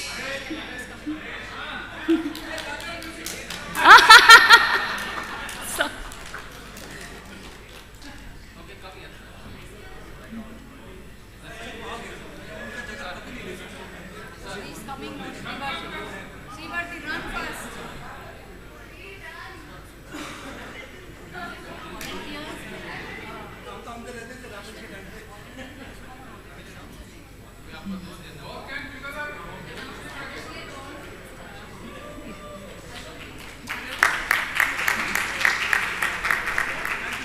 thank you very much. Thank you very much, sir. So to present the raffle to the first winners, the first winners, I would like to call upon GT, CA Sunil Thakkar and CA Nishit Saxena.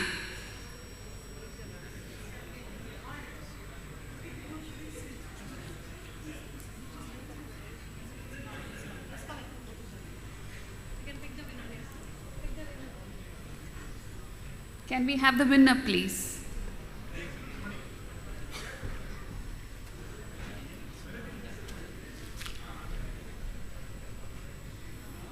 Membership number 39806191, KV Ganesh. Yes. We have the winner here.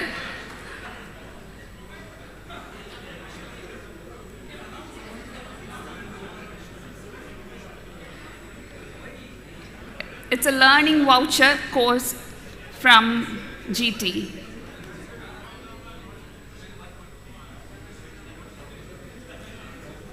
Can we have the next winner, please? Membership number 338757768, CA Keta Shah. CA Keta.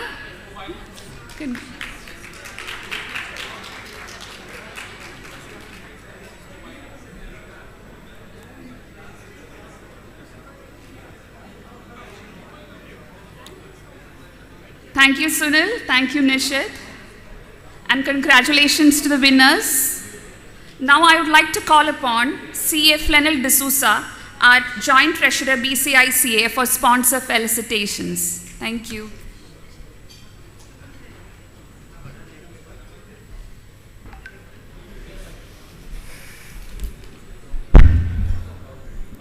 eminent dignitaries, honorable members, esteemed sponsors, and our most valued invited guests, a very good afternoon to you all. I'm sure all of you have filled your tummies, and now and all of you won some raffles, and the afternoon sessions continue. Before that, it is my privilege here today to stand before you to thank our day sponsors and support sponsors at this majestic occasion. I now call upon our Vice Chairperson of BCICAI, CA Stanamurthy Vishwanathan Meera, to come to the dais to honor our sponsors with a small token of appreciation and recognition for their partnership with BCICAI. I will be announcing each of our sponsors and calling on their excellent representatives to come on the stage and accept our gratitude. Firstly, I would like to call upon and thank our support sponsors, Solidarity, and let me call upon CA Sanjeev Agarwal, the CFO of Solidarity, to receive the memento.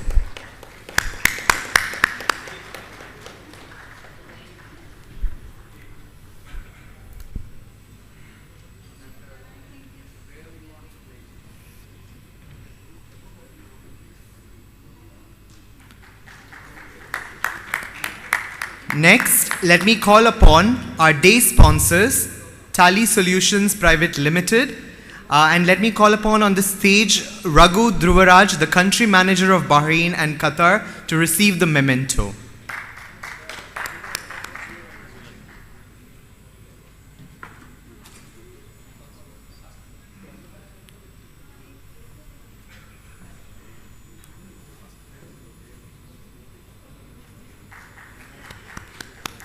Next, I would like to call our support sponsor, Mrs. Jaya from LIC International, onto the stage to receive the memento.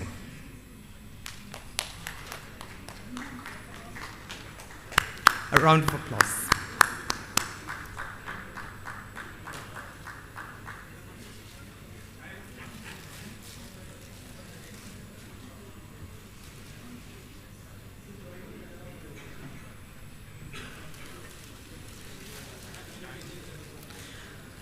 Next, I would like to call upon our support sponsors, Baker Tilly, Anshul Diobakta, the partner and head of advisory, or any of his representatives who are here in this room today.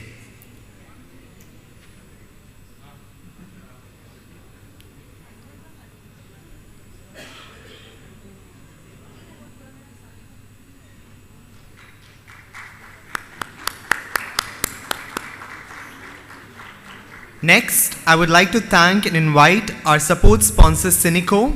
We have with us K. Yugandhar, the CFO of Cineco. May I please call you on the stage?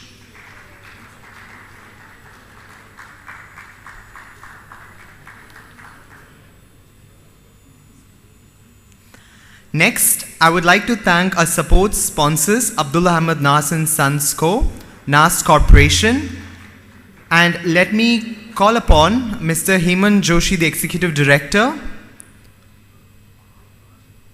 or Srinath Prabhu, the CFO, or any other representatives who may be here on behalf of NAS Corporation. Next, I would like to call upon Business International Xerox. I request CA Meenakshi Sundaram, the CFO, and any of his representatives to come onto the stage to receive the memento.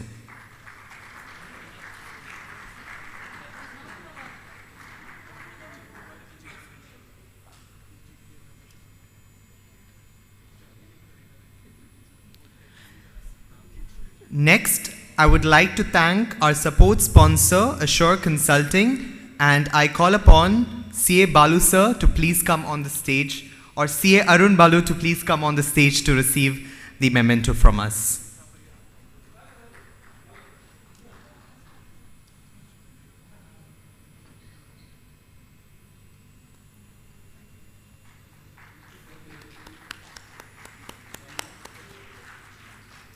Next, I would like to thank our support sponsor, Bellwether Innovative Services. Let me call upon CA Mani sir on the stage to collect the memento.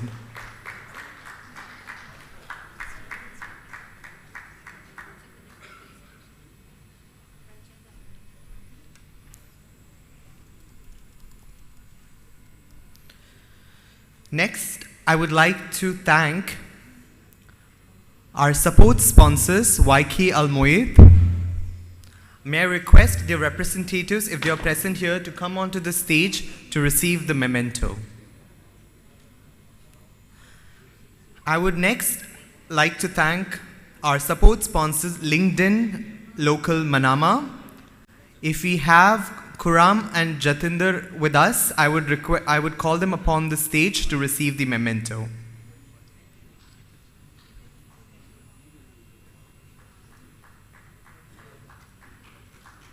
We have Jatinder with us, the co-founder of LinkedIn Local Manama.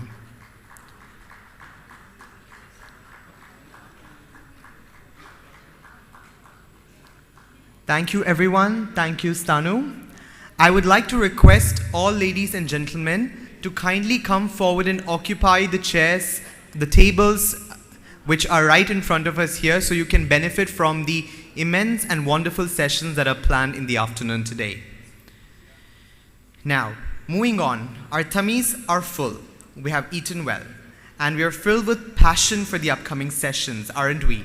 I definitely am. But let us also inspire and fuel our minds with some benevolent music by our very dear CA Sandeep Gupta. Over to you.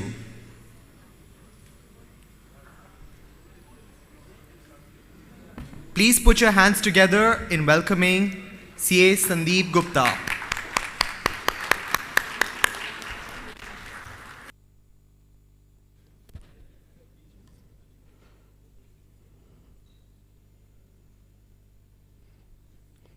Hi, good afternoon, everybody. Yeah, so I'm going to play Rag, Desh and Boop at the beginning, and at the end I will play some light music, followed by another classical sort of. So, thank you.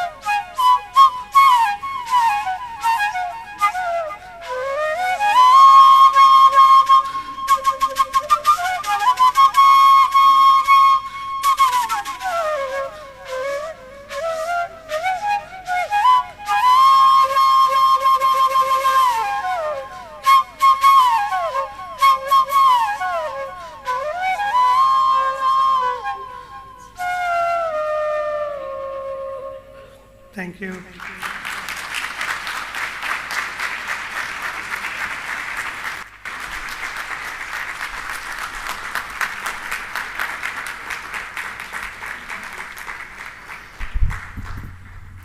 Thank you, C.S. Sandeep Gupta, for your magical musical performance. C.S. Shamila, can we have you on stage to please present memento to our member, C.S. Sandeep Gupta? I think C.S. Shamila is not available. C.S. Thanumurthy, can you please come on the stage to please present memento to our member?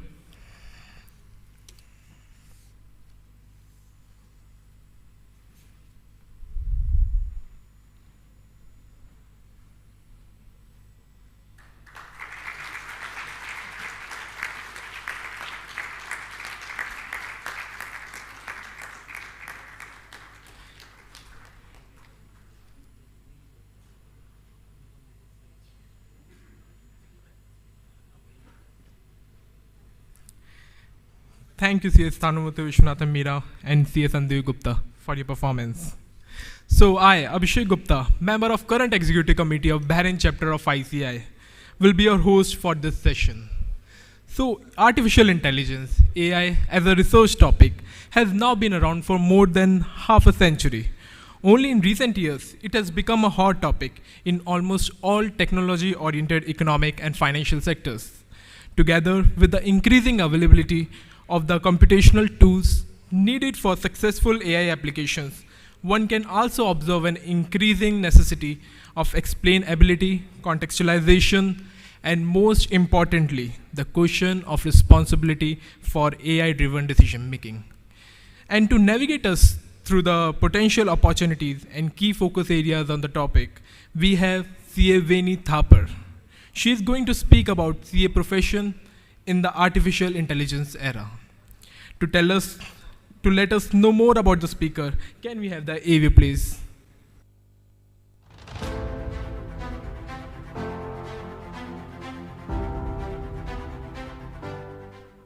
CA Veni Thapar, Senior Partner, VK Thapar and Company.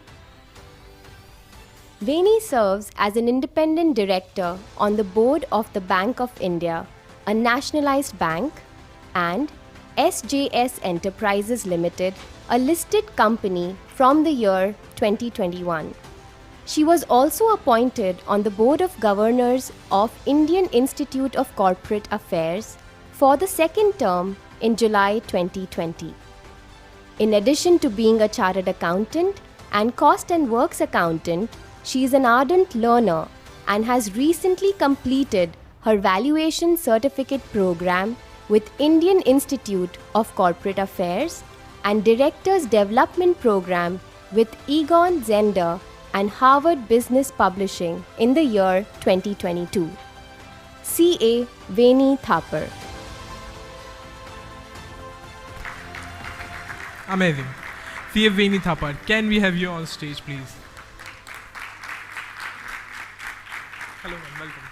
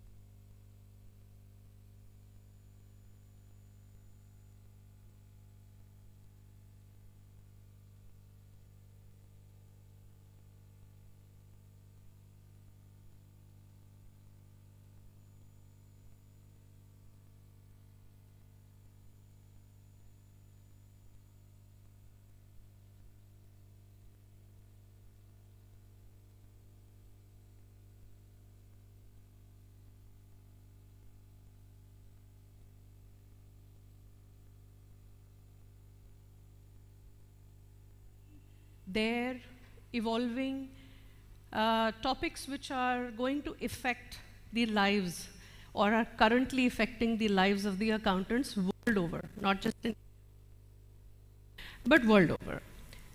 So I'm going to be very brief because most of this you guys have already done and been there, but I would like to take you through the journey of what was the pre-digitization area, the paper compliance area.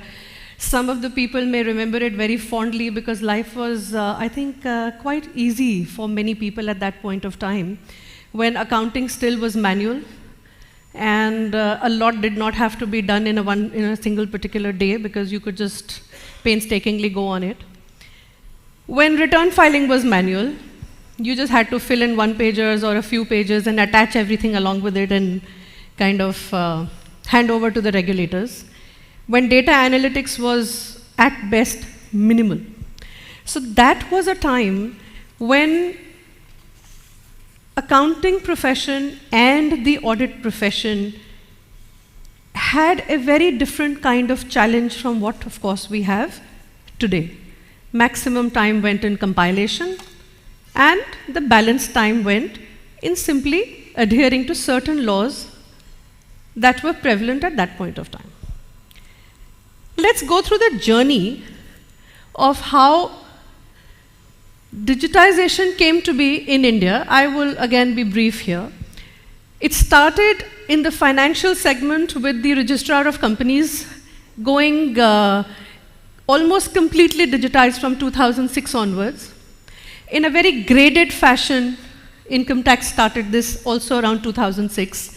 And then all the other departments of direct and indirect taxes, RBI, DGFT, everybody followed thereafter once they realized that there was success as far as ROCs and income tax in India was concerned vis-a-vis digitization. However, this journey at this point of time was simply the input of data. Whatever we were doing manually, we were also doing on a computer and uploading.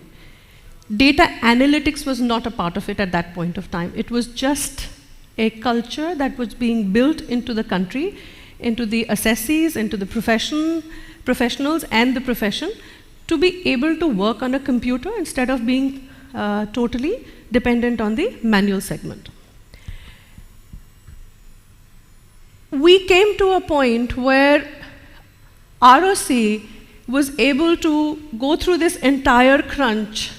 They actually opened up the entire platform, digitized all the existing data, opened up a window for everybody to ultimately have data that was authentic and that could be relied on, although it was historical data, and papers that needed to be preserved forever were now available to you online. Simple, something that you and I take for granted in today's data.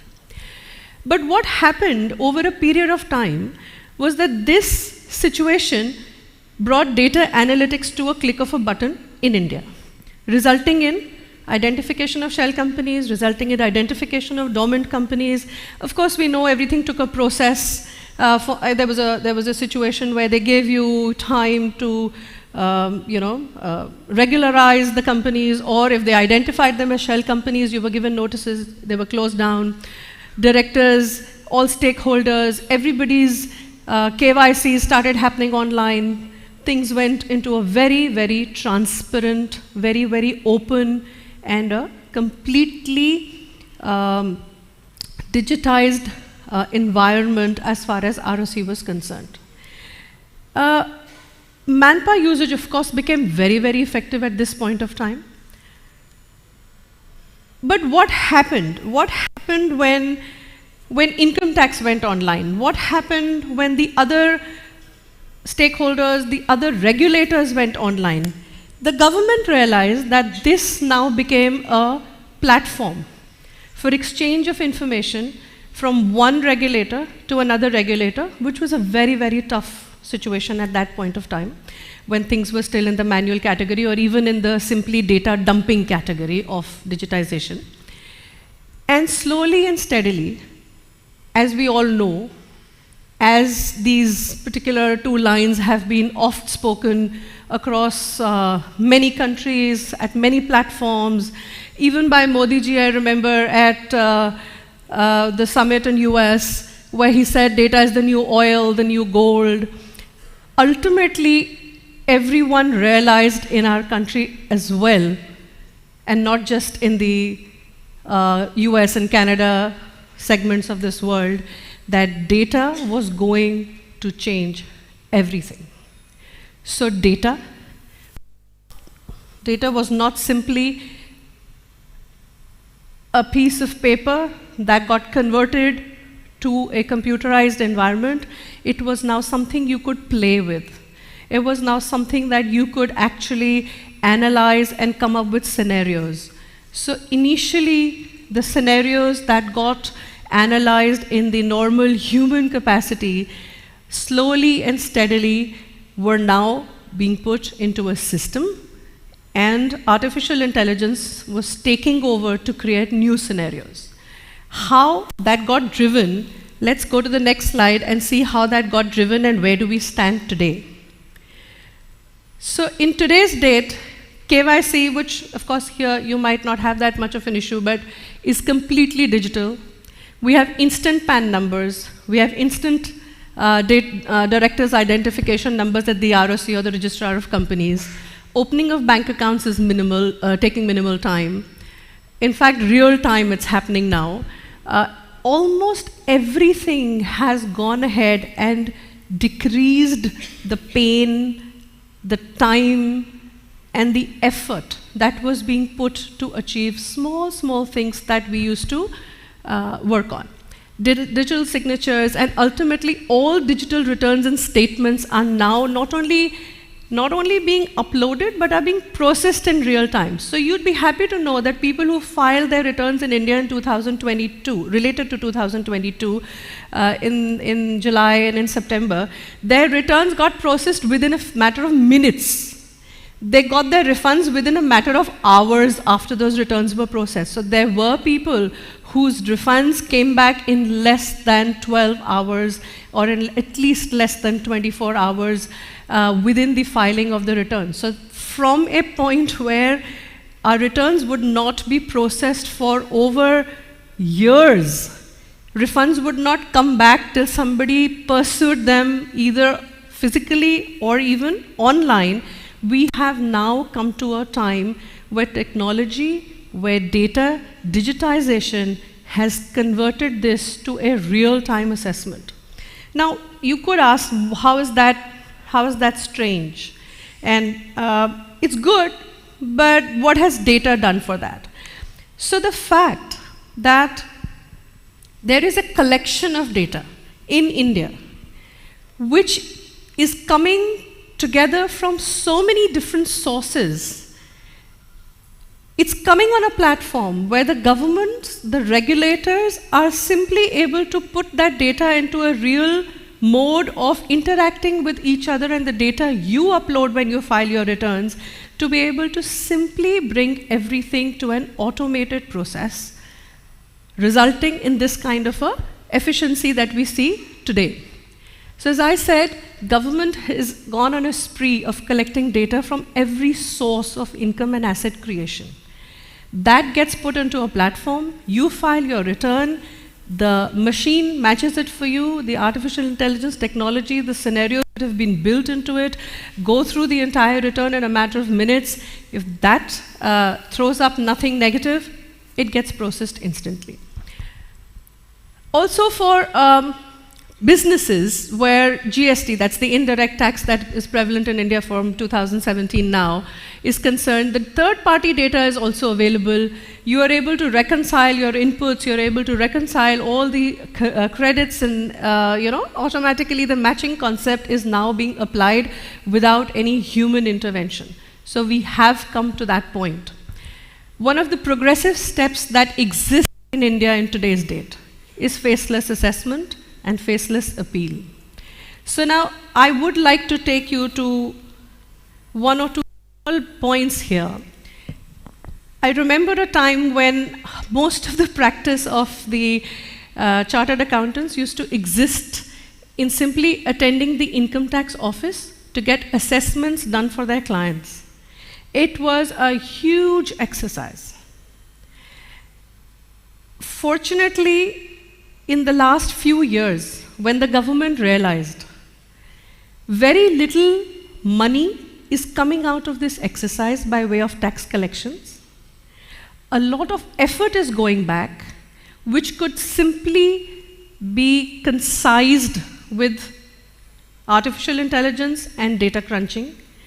They came to an understanding, and of course, the huge human positive concept that there would be no harassment, there would be no interaction between the people who were the assessees and their representatives and the department. That faceless assessment was floated. Again, started in a very, very graded manner where everybody was encouraged to put all the submissions online initially. They could meet the assessing officer partially for the first 1 or 2 years to ease the stakeholders into the process.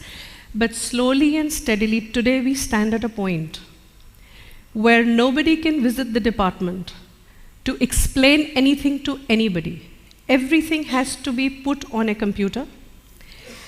The computerized information goes to a particular segment.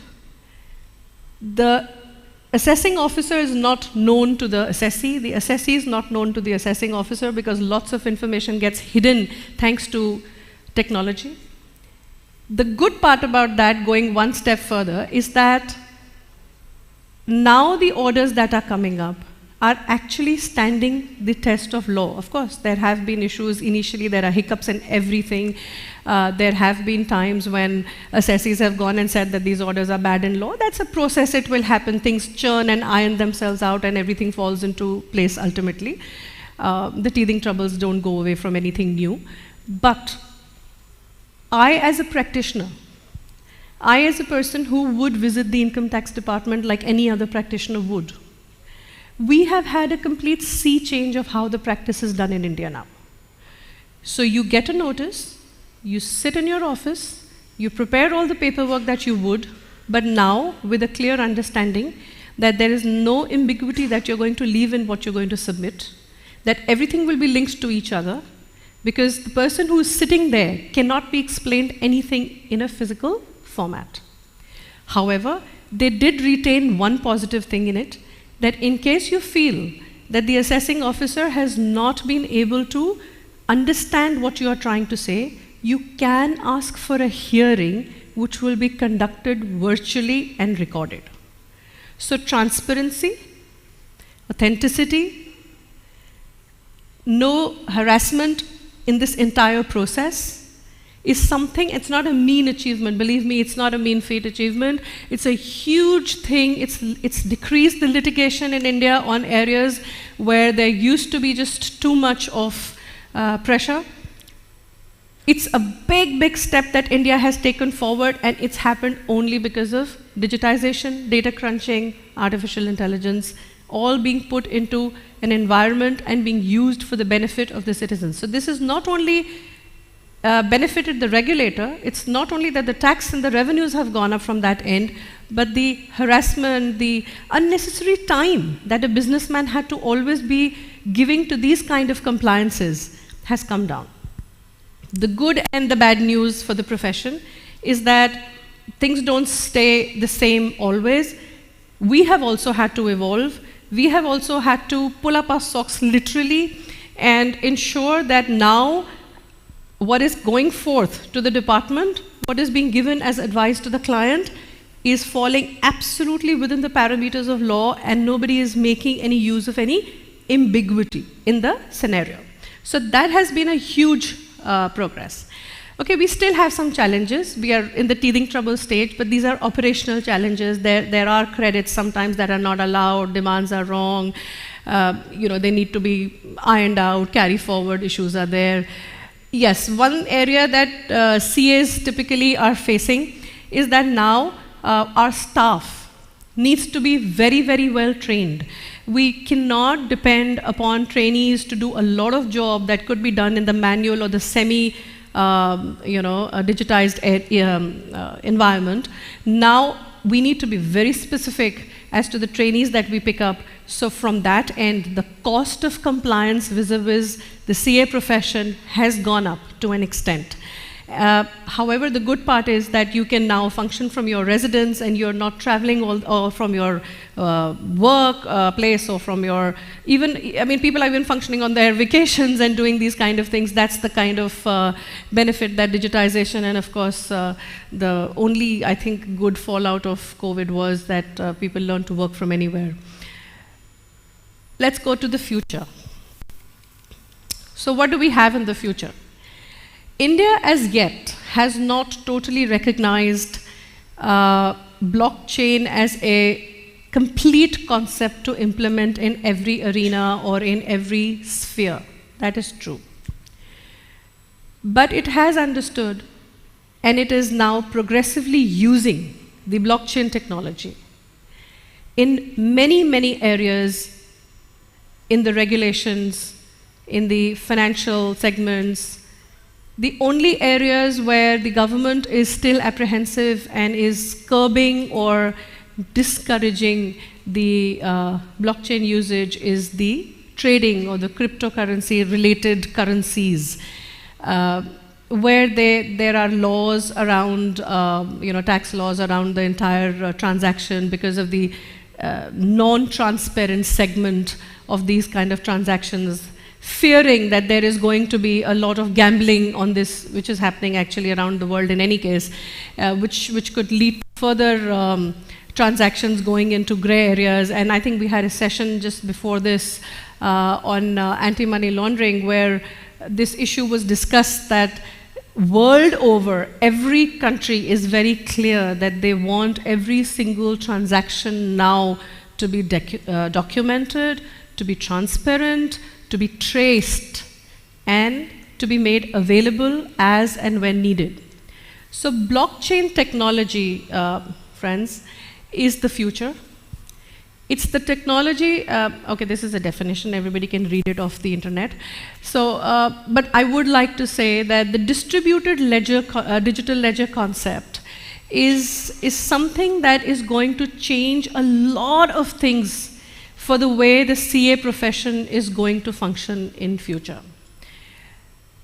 How do we know a transaction? As professionals, when we look at a transaction from an accounting angle or from an audit angle, we understand some transaction has happened. For example, somebody has purchased something, so it's a sale for somebody and it's a purchase for somebody. The person buying it has recorded the sale in their normal double entry system. The person making the purchase has recorded in their double entry system. Now imagine a situation where a transaction has started from a point, and right up to the end consumer, the number of times that transaction changes hands, the entry into the ledgers is an automatic process.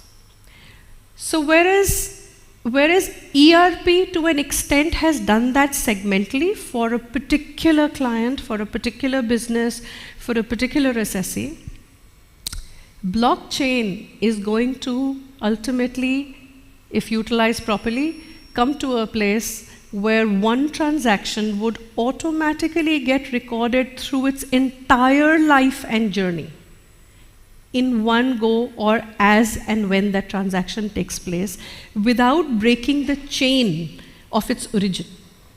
So if we started from a manufacturer and we ended up at a consumer, which is the easiest example to give under any scenario, and a product exchange for hands, the entry through the blockchain concept would be recorded in those 4 businesses automatically, and somebody who is looking at the last picture will be able to trace that transaction back to the first picture, which is not something that happens even in today's date. It is the ERP concepts, or the concept of recording things digitally, is very centric to a particular business, and at best with a forward and a backward integration of your debtor or your creditor. But here an entire chain would get logged into blockchain. So the distributed digital ledger concept is something that is going to change the way accountants live. and earn their money. It's going to change to a great extent the way the CA profession is going to go forward. So, you know, a lot of definitions and a lot of things coming out of blockchain, but one very, very simple thing that I would like to tell you is that this is the future. This is going to come, and this is going to stay. So the transactional mode of the recording of the transaction in the entire process is going to be undergoing a total sea change as we are moving forward. So yes, a technology that addresses the CI and all the A's of a transaction forever. So we are all very familiar with the CIA of data, which is the confidentiality, the integrity, the availability. I think they've added the authenticity, the accountability. They've added lots and lots of A's to the CIA concept. This is something that is going to stay in this technology or with this technology forever. Confidentiality stays because it's not, blockchain is not something that's going to be easily compromised. Integrity automatically walks in. Authenticity would be there, availability would be there, accountability in what I just described 1 minute ago of the journey of a transaction, that accountability would stay forever in a particular transaction. Just think of this transaction, transactional mode on a day-to-day basis. As I said, from the origin of a transaction to its completion at one point, or if it's progressive in nature, till whatever its logical end will be. Now think of the volume of data that this blockchain will be automatically able to handle, that this technology is going to make so easy. And one final thing that a regulator looks for: this data can never be repudiated. It's there, and it's not going anywhere. So nobody can say that this is not a correct picture of what I was, the data, this is not the transaction. It's there for you to defend for the rest of its life or your life. As we know, blockchain concepts are, very, very sort of accepted and are working the rounds in the cryptocurrency area, not something that India is very happy with at this point of time. But the areas where India is now using blockchain in a huge manner is already, storing of medical educational fields, we are getting there. Again, we are not in it properly. But as far as property and land records are concerned, and this was a huge forward move, because land records, property and land records are now being geotagged in India in most of the states. Some states have done it 100%, some are in the process of doing it. So every piece of land is geotagged, and it's being put into a technology which is now working on the blockchain technology, and every successive transaction on that property or piece of land will be recorded. So just think in the long term, for anybody who is buying and selling property. I mean, I remember we would tell our clients that when the government allotted this property as a leasehold property to whoever it got allotted to, from then till the time you're going to buy this property, we want the entire chain of documentation with you to be able to prove the title is clear. The banks would not touch your property for loans. They still don't, in fact, although this technology is now coming up, without that entire chain being there. Now think of the future. Everything will be available to a banker at a click of a button. Everything will be available to a buyer and a seller at the click of a button. You don't even need the physical documents to prove whether one person was the owner or not the owner, whether the entire property got transferred in the correct fashion, because blockchain technology is going to change this in a huge manner. And again, brings me back to the CA profession. The way you and I will be looking at transactions now is going to be very different. Remittances, blockchain is already being used across the world. People have started monetizing data. So you create your own data, you own it, you protect it, and then you can monetize it on a need-to-use basis. This has also already started to a very small extent, but it has started. So another area where the CA profession is going to have a huge change in the way incomes get accounted for, in the ownership categories, in accounting as well as auditing areas, that we have known so far. Despite the fact that we look at everything in a digitized format, we still somewhere at the back of our minds rely on that one paper that proves quite a few things to the regulator as well as to you vis-a-vis the authenticity of a particular transaction or asset. We are also going to be in a place where we will need to brush up on our technology skills to be able to use this. IPRs, of course, is something where blockchain came in right in the beginning, and with when NFT is coming up, the non-fungible tokens, blockchain has started. I remember reading an article that Amitabh Bachchan has gone and read a poem of his father, and that's been converted to an NFT.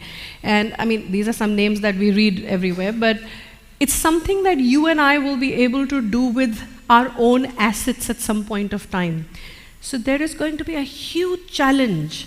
The entire accounting profession, and especially the auditing profession, will need a complete redefinition of processes and procedures, and without the benefit of technology, friends, I don't think we will be able to go forward. So well as all of these things are fine, and I've already discussed smart contracts and things like that with you, let's come to the main question. Can we imagine a possibility where there will be no need to file any tax returns, as the government can directly get the data from the public ledger? Yes, it's going to happen. What's already happening in India, as I had said in one of my previous slides, is that the data is available to the government from various sources. It kind of auto-populates into the system. You can check it, and you can file your return. Progressively, currently, we are also coming to a point where you're getting pre-filled returns. You can accept them as it is. You can modify them. If upwards, I think they're not asking any questions at this point of time. If downwards, or if you differ, you can give an explanation, and you can go ahead and file returns from auto-populated fields. Folks, I think we're going to come very soon to a point where the government is going to be devising formats to collect taxes in a particular way where returns may not even have to be filed. You might just get an automated, kind of a form that just says that, okay, this is the tax, just click on it and pay it, and it's accepted that this is your return for the year, because the rest of the calculations we have already done for you. So we are coming to that level. Whether it'll happen in the near future or whether it'll happen in due course, I think that's anybody's guess, but we are getting there. This is the main question for which I think this entire session has been held. Will blockchain replace accountants? Will it replace the auditors? Has anything ever replaced anybody? No. We simply adapt and evolve. Yes, we don't do what we've been doing always, we just do it differently. We do it in a different segment, in a different manner, in a different environment. What would need to be done is that the accountants will realize that their focus has to be on planning, on analysis, when everything is available to you at a click of a button. When artificial intelligence is also there to envisage scenarios for you, which you may not have thought of. So you are now being thrown up with a lot of logical, maybe illogical also, data. So what would need to be done is that even accountants and certainly auditors would need to brush up on planning, on usage of these scenarios that get thrown up by technology, and put them to use for the gain of the society and the stakeholders at large. And profit may not be the only motive for everything. Auditing data security and system controls, etc., with a true and fair view, yes, all that can happen. But transactional audit as we know it, I think it will be eliminated. I don't think transactional audits are going to stay for a very, very long time to come. And it could be as short term as 5 years. It could be as short term as, in some countries, even less than that. But we are typically looking at a 5 to 10 year position from where onwards a chartered accountant would be as much a technology person as anybody else is needed to be. I mean, all professions are ultimately adapting technology in a way that they just cannot survive without it. So we will evolve. Our profession will not go anywhere. We will just do things differently. The laborious work would be done for us. The authenticity of transactions would be taken care once this entire system kicks into place. Of course, it will be a long time happening, because by the time one transaction goes through its entire process and also gets sort of integrated with the various regulators' portal to ensure that this process is smooth, is going to be a challenge that we will be overcoming. There will be a disruption in the accounting role. Laws will be amended. Cybersecurity issues cannot be wished away. But we are hoping that with the way things are going forward, this is going to be a near future rather than a distant future. So just to put some perspectives into place, India launched its own digital currency on 1st of December. I think everybody read about that. What I would like to bring to your notice here is that this is unlike a regular cryptocurrency, which changes in its valuations. The rupee would be a rupee in the digital platform as well, but yes, backed by the government. Artificial intelligence is now being used to a huge extent in tax compliances. If you look at this, it's an example of a newspaper cutting that I just picked up recently. And it's a very interesting example how AI is now going to be used. So apparently, and I'm not taking names on public platforms, but apparently in this particular channel, there was trading done and undue gains, because of front running were, earned by a particular assessee or his company. And he was also talking about this particular stock on the CNBC Awaaz. SEBI identified this particular gentleman and the TV show and realized what was happening. And they have actually started a platform where they're going to use artificial intelligence, as this says, to scan the stock tips on TV shows. And it's all going to be done in a way which is going to be without any human intervention. Very recently, I was reading that they are starting another artificial intelligence-driven project for PAN, where that's the permanent account number in India, where just with a PAN, you would be able to go ahead and register an entire company. So slowly and steadily, and maybe not so slowly actually, we are going there. India is totally adapting to technology in a huge way. What Modi ji had said about data being the true and the new gold and the true and the new oil, well, I think he is walking his talk. And we, as accountants in this profession, in India or anywhere else in the world, have a responsibility to adapt and make it work. I have been on many platforms where a lot of chartered accountants have come back and said that, this was not the right way to do that. Our livelihood has gone for a toss.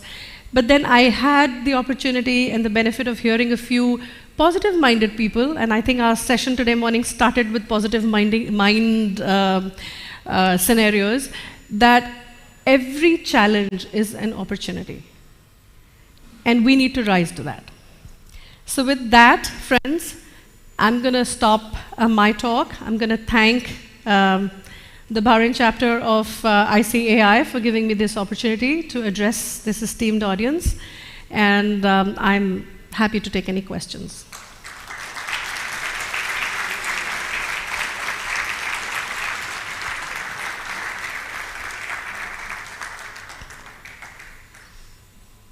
So yes questions or no questions?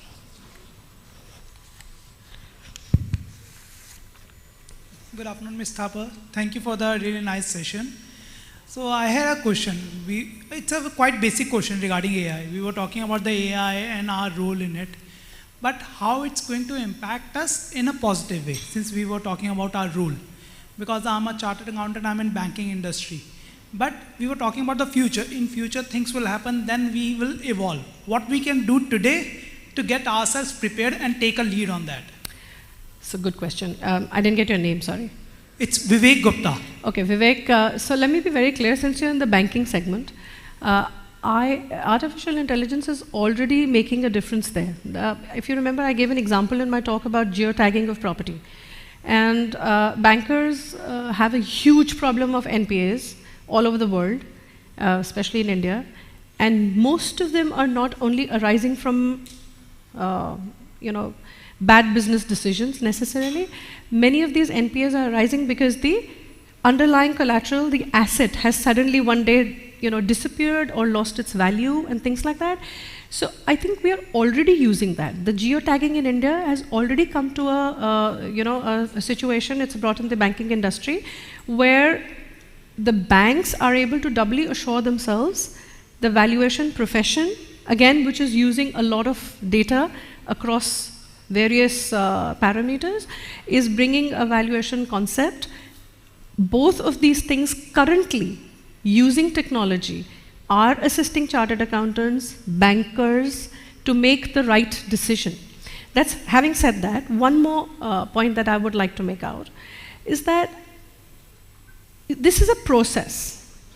Blockchain is going, what I was talking about was something that when everything happens, but the way technology is, by the time that happens, something more would have come up. So this is an ongoing process, and we are already adapting to that. What we need to be positive about is not to lament that the way we knew how to do work is disappearing. We need to welcome the technology, learn the technology, if possible, try to find out the lacunas in the technology to be able to be the pioneers to plug those holes. I hope I've answered what you wanted to ask.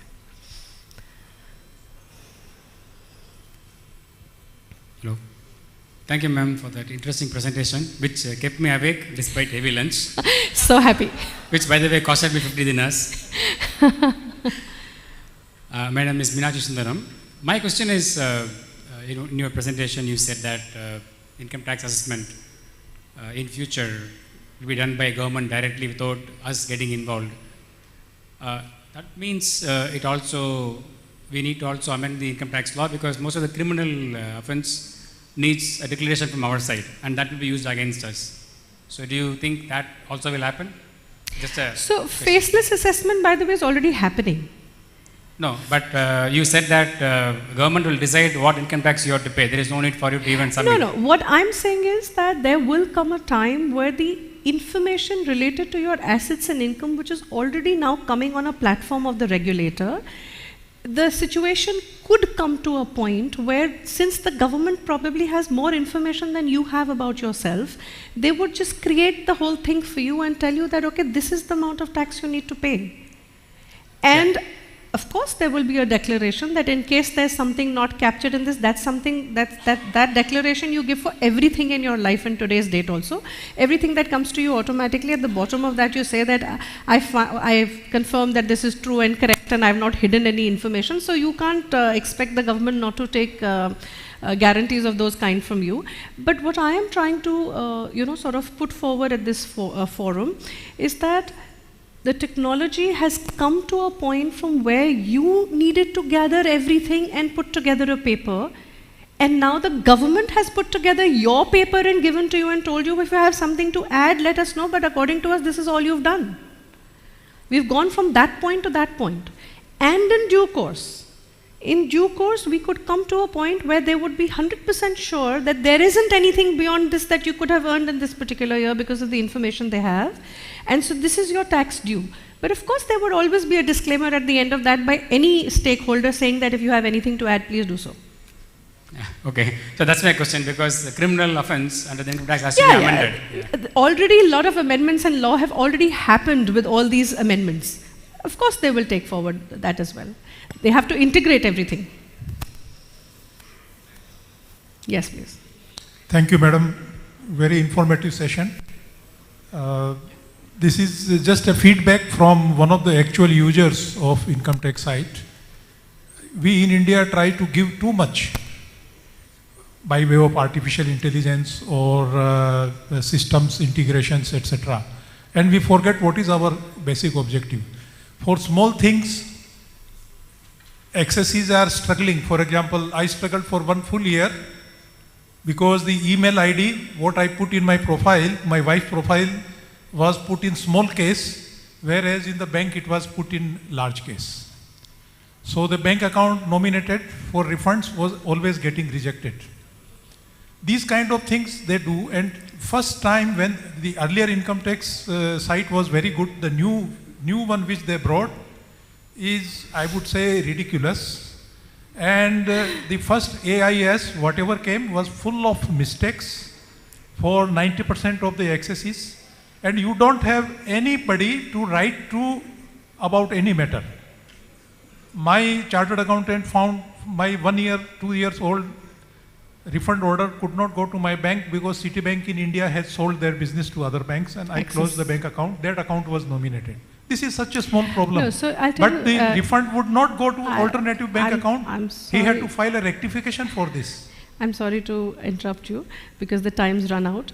But most of what you're saying are operational issues, number one. And number two, teething troubles for anything that starts new. You cannot wish that away. I accept that completely. But let me also tell you that the reason I was telling you that once we are going to that level that just with one PAN, you would open up a company. So there is an integration now happening with the PAN number, the email ID, the phone number. The gentleman before me had given a talk on the money laundering. He was talking about a phone number being made sacrosanct. So ultimately we are, tying up the knots. We're dotting all the lines properly and tying them up. Operational issues, I'm sure you would have had, and I'm sorry for your bad experience, but things are really on a much better roll. What was earlier, say, 100 problems out of 500 are now 10 problems out of 1,000. So yes, I'm not saying nothing, everything goes like 100% smooth. There are areas where there will be difficulties, operational issues. Some of them will be because of the mistake of the person who's still trying to put things in manually. Some of them could be from your end also, who's trying to deliver information on phone rather than giving it on the email. So various operational issues will exist. They will not go away in a hurry. But the broader point here is that we are on a roll. Thank you.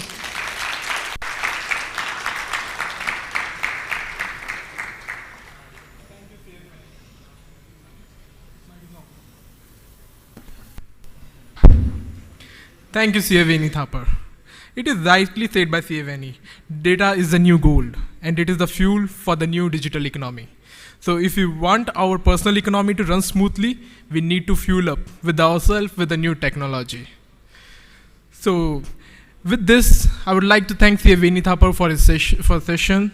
And now can I have CA Sharmila Sheth and CA Arvind Benani from Protivity on stage to present memento to CA Veni Thapar.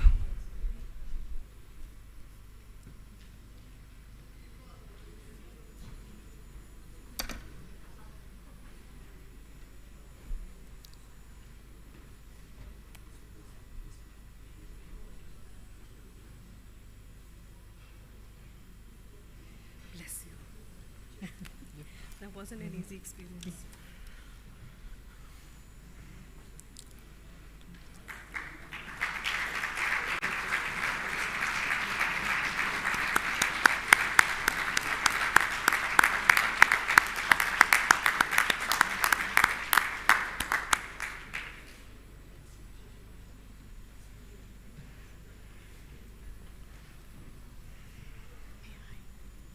I will bring the papers. Okay. Yes. Thank you, CA Veni Thapar. Thank you, CA Sharmila Sheth, and thank you, CA Arvind Benani. Now, I would like to welcome my fellow committee member with vibrant personality, CA Ankush Malhotra, to come on stage and take us through the next session. Over to you, Ankush.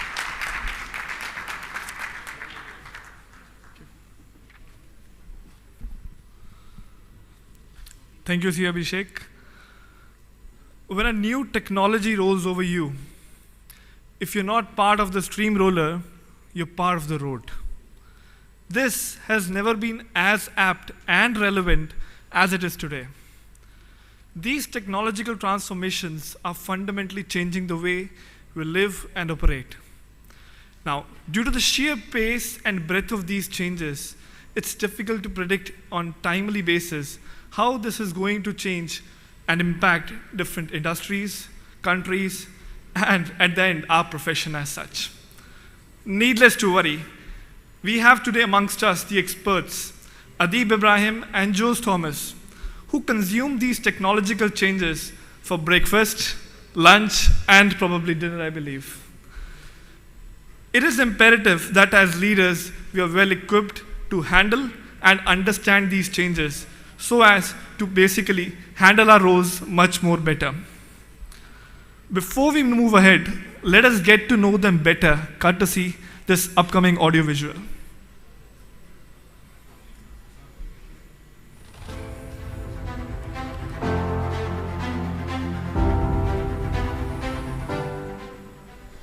Mr. Adib Ibrahim, Managing Director, Protiviti, UAE.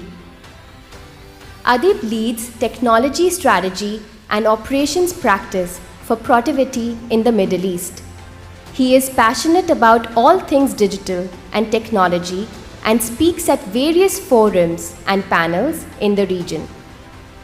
Spanning 20 years of experience in India, China, US, and GCC countries, he has advised over 50 clients in various areas of business technology, resilience, and digital transformation.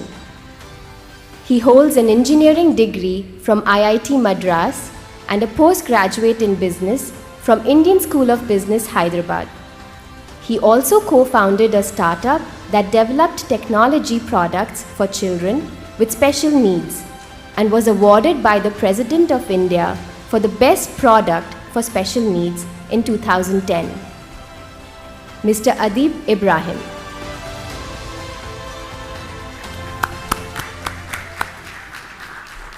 Can we have the AV for Mr. Jose Thomas as well?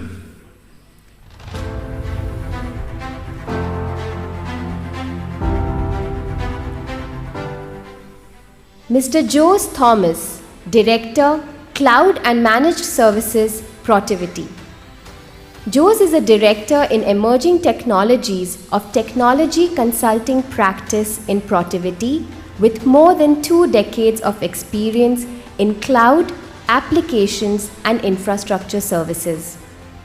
He has driven multiple consulting engagements across US, Europe and Middle East with an emphasis towards technology modernization, transformation and enterprise blueprint. Owing to his solution mindset with focus on deal shaping, driving workshop-led solutions, whiteboarding, Jose has led multiple innovations for banks, telecom, insurance and IT clients. Based out of Bahrain, he is an avid reader, fan of F1 and plays soccer and badminton. Mr. Jose Thomas. So ladies and gentlemen, please join me in welcoming Adib Ibrahim and Jose Thomas.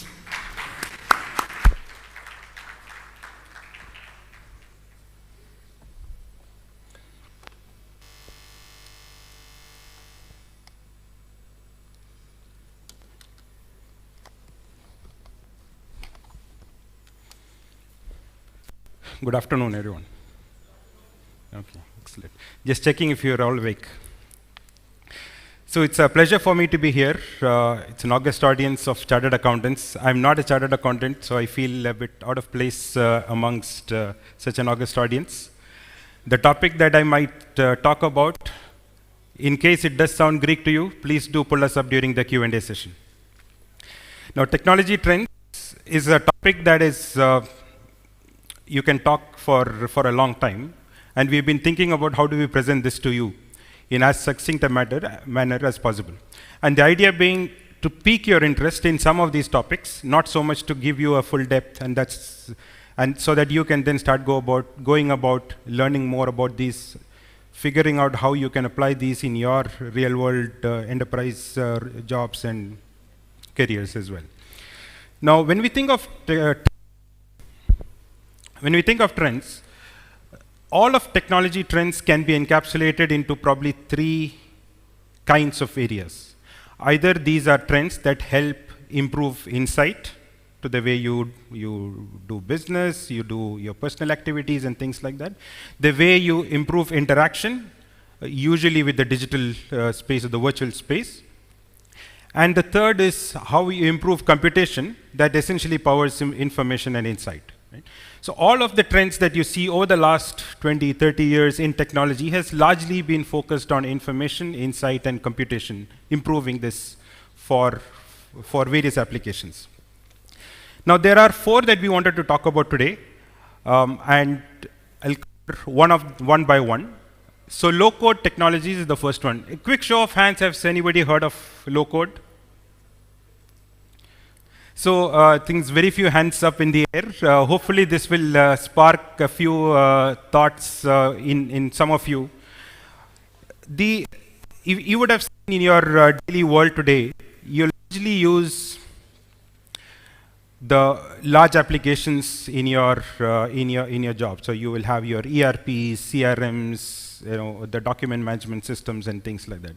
And that probably helps you do probably 20-30% of your work. It really doesn't help, regardless of the money that has been spent by the organization. It doesn't really help in, let's say, digitizing your entire typical day-to-day work. So what do we do?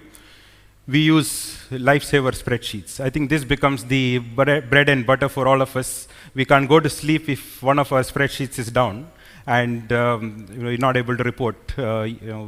We can probably have the ERP system down, but if our spreadsheet is not accessible, I think a lot of us get very jittery. But in between these two extremes, there is a world of, there's a design space that can actually automate a number of things that the organization does.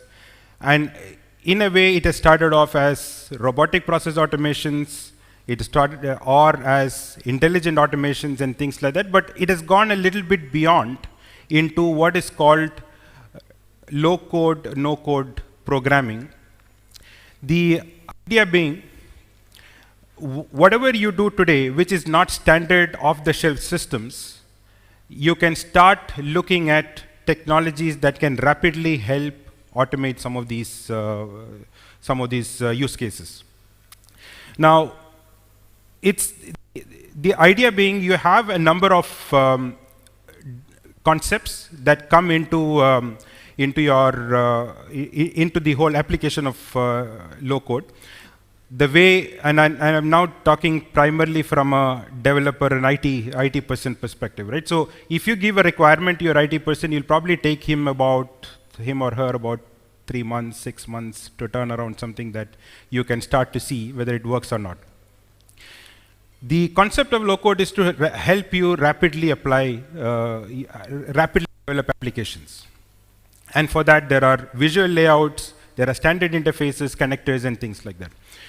Now, there are 2 stakeholders at play here who benefit from low code platforms. Obviously, the standard, or the first is the tech team. They help, their productivity is improved. They can turn around applications to you faster. They can iterate better with you. Now, if you look at it from your perspective in that case, you can start experimenting a bit more than you would have done when the development cycles were 3 months and 6 months. You can run a variety of use cases. In some cases, we have also helped organizations in developing what we call as citizen development, which means all of us could also pick up some of these technologies ourselves and use this in our own ways. Just the way you probably have picked up macro programming on Excel, you could actually use low-code programming to do some things more and help ease out yours or your colleagues' work without an over-dependence on technology.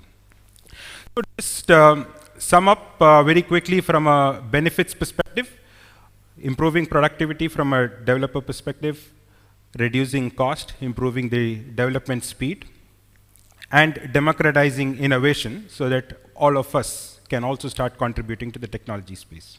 So this is low code. Now I'll talk a little bit more about another trend which is probably getting a bit of attention in the last few months, probably the last 12 to 18 months. And the whole idea of talking about this is more to demystify the concept of metaverse. Now metaverse in a very, very crude layman term, it would be to give an experience on the virtual world in a three-dimensional manner. But as it is not a technology or it's not a concept that is baked. It's a series of existing trends in technology that has sort of culminated into one concept that helps and a few use cases to be rendered much more than it used to be done before. So I'll come to the key dimensions that metaverse encapsulates. One is the fact that there is an identity, and all of this is in the digital space, right? There is identity, there is twinning, which means a replica of the physical world. There is integration, so that there are multiple digital entities can interact. There are the assets that the digital entities hold, and then there is the marketplace which holds all of these things. I'll come to all of these in a moment. But before, you can think of metaverse in 7 layers. And all of these are not, individually, these are not new concepts. These are concepts that have its own applications and use cases in the real world.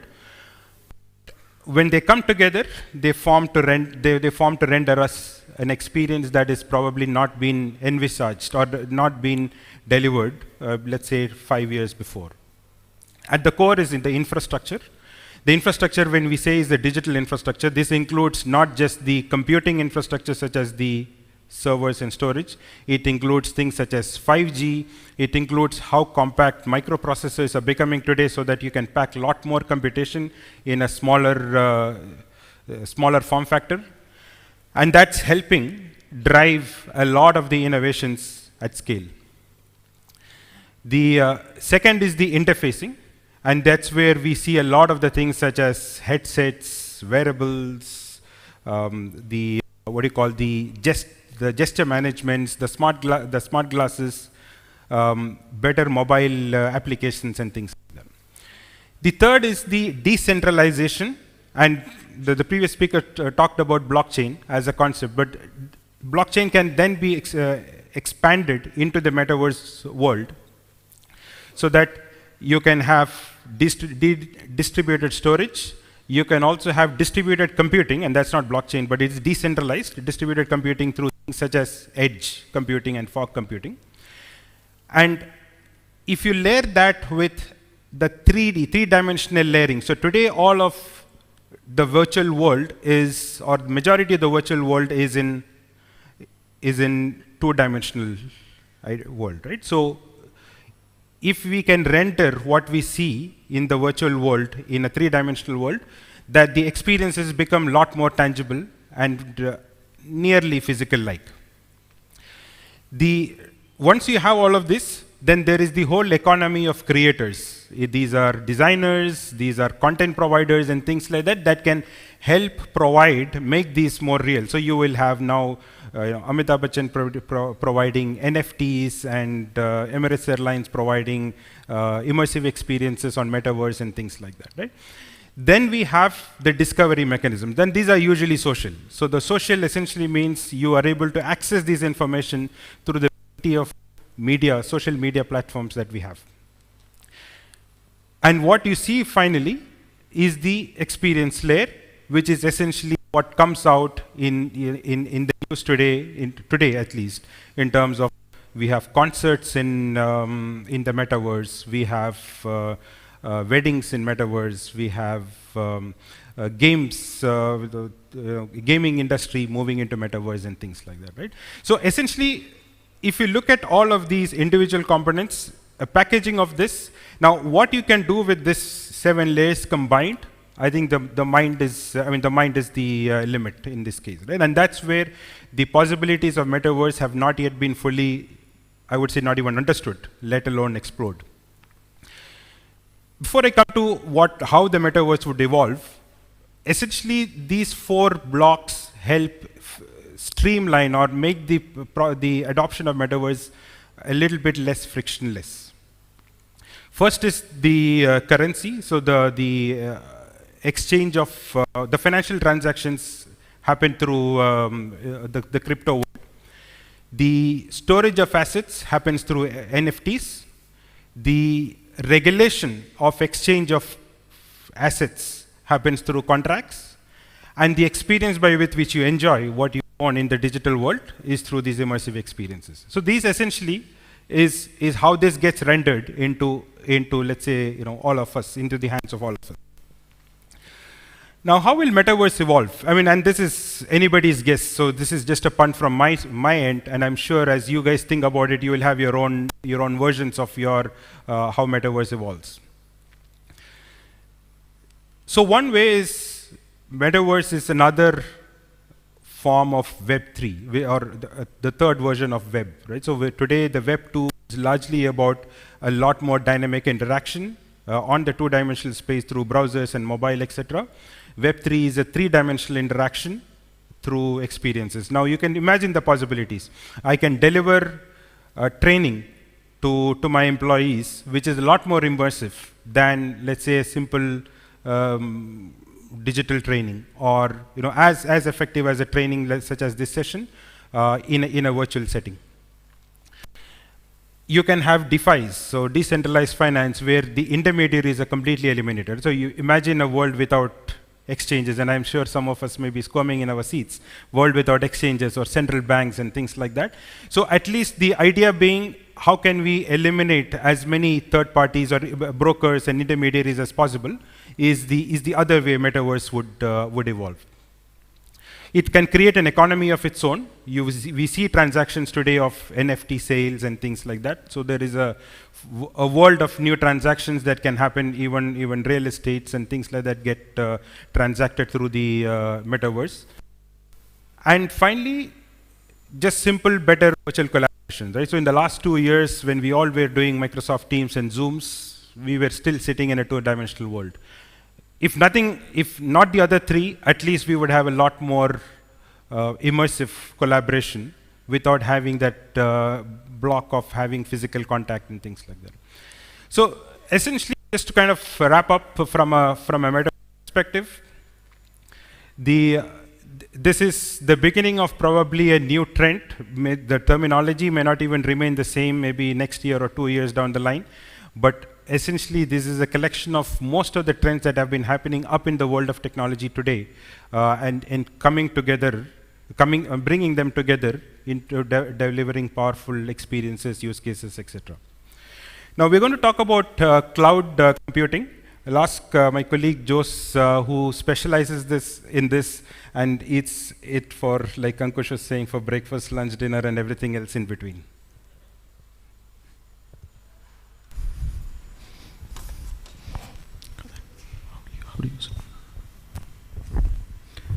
Good afternoon. Hi, this is Jose. I work with Productivity onto the technology consulting space, predominantly onto cloud engineering and managed services. It's my first year in Middle East, and the journey post US and Switzerland. What I notice here is there are a lot of smart companies doing sweeping changes. Right? I personally work for NEOM. Okay, you might have heard of the smart city in Saudi. The kind of adoptions which I'm seeing there, it's mind-boggling. Okay, I don't see this in any part of the world, and in fact, Egypt too is doing very similar stuff in Mustaqbal city. When we talk about cloud, all right, I'm sure a lot of you have heard of this, and the question comes in terms of why is it even a trend? The whole idea has been in vogue for over 6 decades. Okay, but it still continues to be an emerging trend, primarily because it continues to take up a lot of new things into the umbrella of what you call as cloud. In simple terms, cloud basically stands for on demand, right? You're looking, if there's a demand, you are able to take something on demand. Okay, and that can be done with minimal user interface, with minimal user management associated there. So if you look at cloud overall, you are basically visualizing IT compute resources to be available to you on an on-tap, always available mode. If you look previously how you are doing this, okay, I'm sure a lot of you used to use what you call as thumb drives or flash drives. Now you don't get those. Last month, I went back to India to help my father get registered on CGHS. They asked him to give the family photograph on a CD drive. Okay, and I struggled because I had to get the CD-ROM, the writer, okay, which was not available in any of the digital studios. The fact is, world is literally asking us to have our photos, have our resumes on Dropbox, all right, try to ensure that you're watching TV on IPTVs, your Amazon Primes, whatnot, correct? So your cloud is basically transforming the entire way of looking at flash drive to take your data to cloud to something altogether different. Okay, and what is that? All right, what is that altogether different? Is cloud something in the sky? Obviously not. All of you know that it's not that. Okay, so if you look at what exactly cloud is, okay, it actually consists, but the back end of it, there are data centers. What are data centers? They're actually physical buildings like this, built to certain standards which are rigorously followed. Okay, these standards needs to ensure that there are mechanical, electrical, plumbing, fit out, civil constraints to ensure that it can withstand damage to a great extent. So if you look at yourselves using your iPhone, loading some data into iCloud, what happens? The data goes into one of those 8 data centers of Apple. Okay? And if you look at the same thing in terms of using for AWS, some of the prevalent CSPs, they have 125 data centers and counting. They are building more and more. Okay, I think Hyderabad has opened one recently. So predominantly, if you look at cloud, it's basically a global network of servers. That's what it is. It is basically a global network of servers, all visualized to make it appear like a unified hard drive, a unified single hard drive on which you can actually do your compute piece of it completely. Okay? But there's a catch to it. You cannot use the entire hard drive. It is actually resourcified, meaning you can actually make pieces of it. The shared portions of it can be made available to people. And how do you make it available? You're given a website very similar to the way in which you take your Amazon purchases. So it's a marketplace, and you can say that, look, I need a server. I need a server to have X amount of RAM, X amount of memory, this kind of OS, this kind of applications. Those are called as images. So those are available to people, all right, over the backbone, which is basically internet. So most people, when they actually use the AWS, the Azure, the GCP, the lesser known Alibaba's, Huawei's, Oracle Cloud Infrastructure, all these are practically the physical data centers. You're connecting to it through internet in some form or shape. Okay, let's be very clear about it. All right, that's the way it's actually working. Okay, it's far more complicated than that. Okay, because NEOM per se, where you hear about the 170-kilometer long building which is being constructed, the line, there are 8 data centers in it. Okay, we are building up a huge amount of space in the technical vision, all right, in that iconic building. So there's a lot of stuff which is actually happening around when we are doing this cloud compute. And even in the cloud, there are actually layers in terms of edge compute, fog compute, and this, which I will not touch upon at this point. Now, why exactly this cloud compute? All right, you anyway have enterprises. In your company, you have data rooms where you're keeping servers, and you can actually utilize this. Your mission critical data actually sits quite pretty there. So why are we even using this? The main reason is, as cloud evolves, and I told you that this is actually an ever-emerging trend, at least for the next 5 to 10 years, it continues to give you a lot of product categories. Beyond your plain vanilla, all right, your servers, your storage, your network, and all those, it gives you applications around machine learning, around analytics, a lot of things. Okay, this is actually wobbling. Okay, a lot of machine learning and a lot of new things which can be picked out of box and utilized directly without too much of customization. So it gives you the innate ability to start running your enterprise, especially when you're a startup, in a form that could not have been visualized before. You don't need to spend money, all right, in large chunks. Instead, you're OPEXing it. Okay, you need not have the entire server. Instead, you just spend $10 and have the server running for 3 months. Okay, and if you think your minimum viable product is not sufficient for that, add one more server. Okay, it was unbelievable. It is unbelievable that we are actually able to run the entire IT piece of it at such small dollarage, simply because these are being rationalized on a shared basis, on a part resourcified basis over the internet. Okay, so that's the product category piece of it. Accessible from anywhere. Okay, you upload your data, your photos, all right, your vacation photos. Adib went to Qatar and he uploaded his digital video of the Qatar stadium. You don't want to lose it, but just in case your device gets wrecked, you still have the data available. Okay, there's enough indication that data is critical, so the data is still available to you. All right, the device lost, you bring your own devices, lost, wrecked, doesn't matter. All right, it is still available. Not just that, you can actually access the same data across multiple devices. All you need is the same login, and you're able to access it across multiple devices, subject to certain terms. Correct? And last but not the least, all right, constraints free. Okay, if you're running out of space, all you need to do is, it's called as PayG. Okay, PayG is a very recursive acronym because it's pay as you go. All right, pay as you go. So if you need more space, you do a PayG. So you pay as you go. All right, and purchase more and more space for you to utilize. Yep. This is not the benefit list which cloud gives. All right, cloud gives you immense amount of ability for you to utilize when you are bigger enterprises. But as a carry back from the slide, I would like you to just read through these 3 points, saying that, hey, there's a global network of servers. These are actually physical servers available for you on the network. It gives you compute instances. When I'm saying resourcified, it's basically portions of it. And they're available in small pools, which can be suitably extended to the way that you want. And there are options for you to use infrastructure and even software as a code mode, or as a service mode as required. Okay, I know it's boring. All right, we'll move to the next one. Sorry for that. Okay, so few more things. Okay, we'll look at cloud in terms of what benefits does it give beyond the 3 of them which I told, all right, initially. As I told you, all right, there is a sublime ability in the cloud providers, okay, to practically variabilize anything you can think about in IT. They variabilize every input which you can think about in the IT world in terms of the RAM, in terms of the memory, in terms of what is the bandwidth or the throughput you want, what is the OS, all of those, all right? You click on it saying that I require a Linux machine of 16 GB RAM, 4 CPU, and it's actually spun up immediately for you. It takes practically 10 seconds for you to get the server on, okay, which is unimaginable prior. You need not go through the procurement cycle if it is pre-approved. You don't need to go and contact a vendor saying, hey, what's the price? Can I get a competitive price? Have you done all this? There is, all those pieces just go away.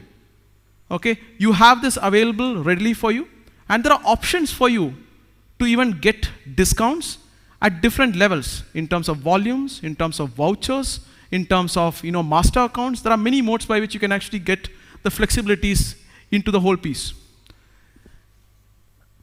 Operational issues.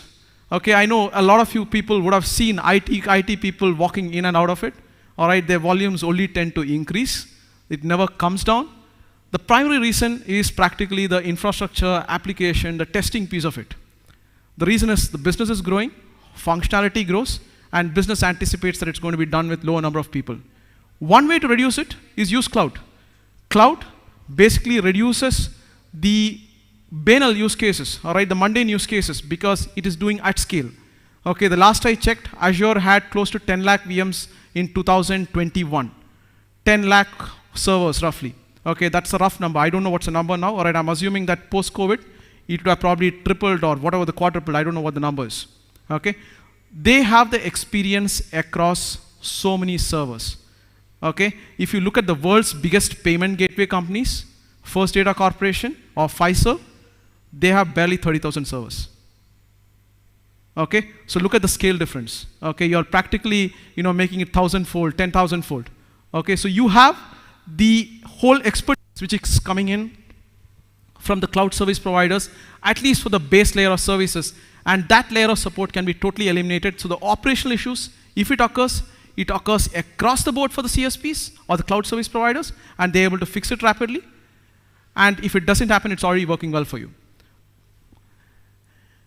Structured security, okay, I think security is a beaten term, okay, but in cloud, it means that you're giving a security posture.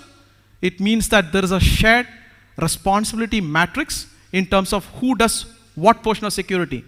Security is assumed that it is understood, okay, there is security at data level, at infrastructure level, at application level, physical level, and a lot of other things, zone out levels, right, there are a lot of things which comes in security.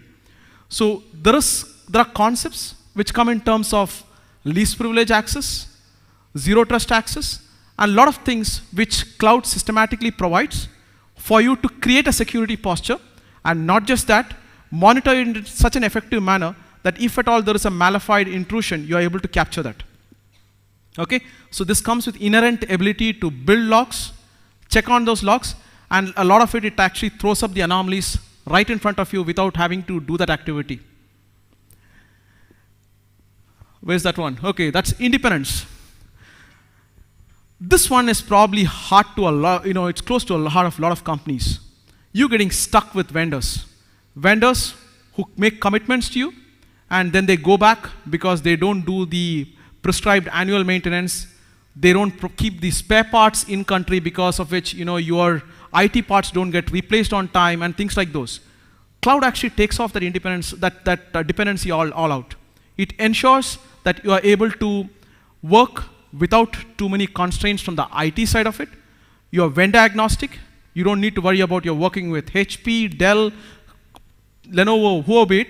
You don't need to worry about what is the spare part which is needed. All this is being taken care by the CSP themselves. For you, the requirement is to ensure alignment with your compute requirements, alignment with your storage requirements, alignment with your application requirements, alignment with your functional requirements. That's the idea for this. Okay, so the independence is inherently built into cloud. Okay, and that's something which, as you get used to more and more, you notice that companies which work on cloud don't usually go back to the on-prem or the world where the data rooms are used to harbor their applications.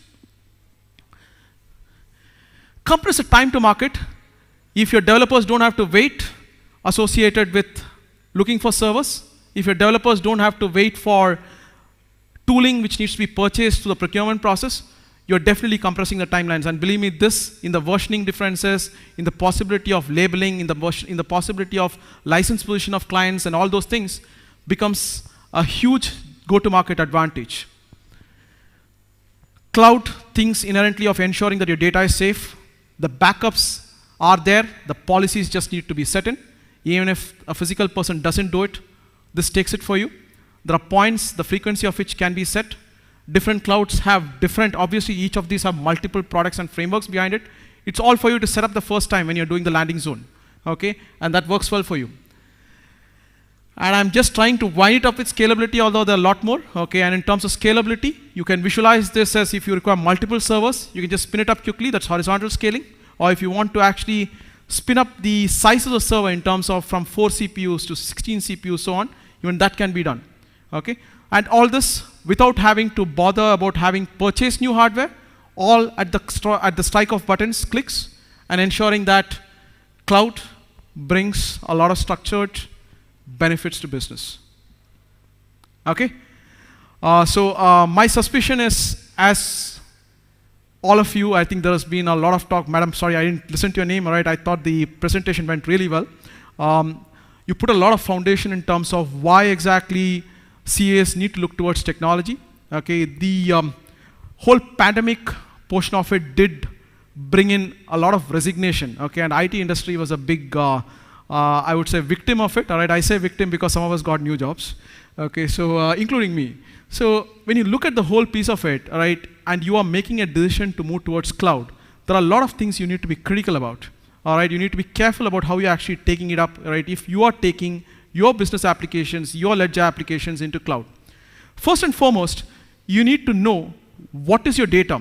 Okay, is your data in a state of rest or it's in a state of motion? Okay, and how is it encrypted? Are you going to ask that specific questions to your IT provider, so to your IT department, and let them answer that on behalf of the cloud?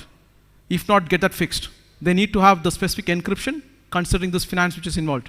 There's going to be company mission critical data. You need to be very careful when you're taking this up. And each of you will have, you're ambitious people, that's why you left your country and come here. You will have decisions like this to take up in terms of evaluating what to take up. All right, there's a board of Tally outside. Tally these days is available on a monthly subscription basis as cloud, all right, as SaaS basis.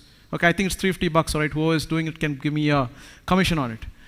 Now, the next one there is the compliance and the certifications.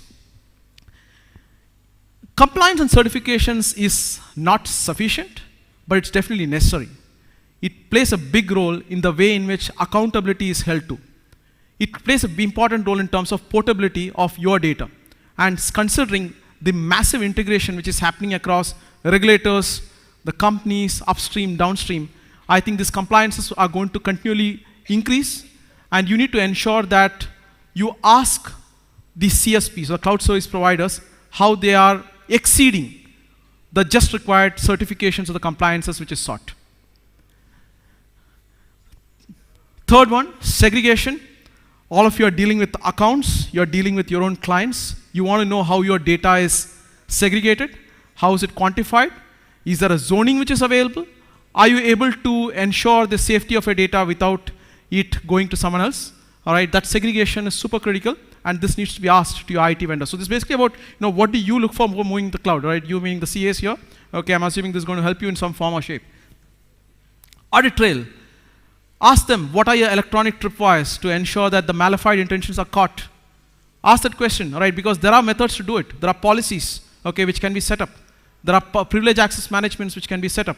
Believe me, in this world where cloud is developing, one of the critical parts is setting up of community cloud.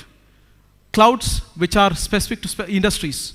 Healthcare cloud, banking cloud, okay, so what happens is they are able to draw a perimeter and ensure homogeneous setup of compliances, homogeneous setup of certifications and encryptions as required for that specific industry. Disaster recovery. What if all this data goes wrong? It's no longer in your premises. Okay? What is going to be the time for you to recover the data? It's called as RTO. Okay, and to what point are you able to recover? Are you able to recover the data for 4 hours back, to 12 hours back, to 24 hours back? RPO. Okay, ask these questions. Okay, this will help you in knowing whether you're making the right decisions as you're moving to cloud. Okay. Incidentally, there are a lot of products, okay, very customized for you. I'm not going to touch into that. Okay, but definitely Protivity can help, and I'm sure Adib will be happy to know if you come with business to me. Okay, maybe before that, can finance play a role into IT? Okay, I suspect that a portion of finance, okay, in for chartered accountants is to know that they need to know how is the spend happening in IT. Okay, and IT will continue to become a big chunk. All right, the last I checked, as of 1990s, IT was about 2% of the overall corporate budget. That started increasing to 20%, 40%. In some companies like JPMC, 60% of the people are IT people, and JPMC is supposedly a bank. Okay, then this is not counting the vendors. Okay, JPMC tends to be some of the bigger accounts for larger companies like Infosys, Cognizant, TCS. Okay, despite all that, the enough employees are still IT. Right? So for you to figure out what is the IT spend, it's not just people financial planning, you're also talking about the resource planning, the cloud spend. Cloud gives you tools for you to check on how exactly is the spend happening. This comes under the realm of what is called as FinOps, F-I-N-Ops. Okay? AWS gives you tools like advisories, compute optimizers, for you to check, is this real? Are they actually wasting money? Are they ensuring that the licenses are getting harvested? Is the enterprise license position, meaning the number of licenses they have purchased from the software OEM, say like Microsoft, is it less than what they're consuming or more than what they're consuming? Either way, there is loss of money because you'll have to pay penalties if you're using more. So there is a lot of play in terms of how this role will start evolving as you people will learn more and more towards the IT and the FinOps portion of it. The on-prem or the physical servers, this is going to be a little bit more difficult. But as cloud comes in, I think these things are going to bubble up or propagate into your desk, but you will need to know how to use it.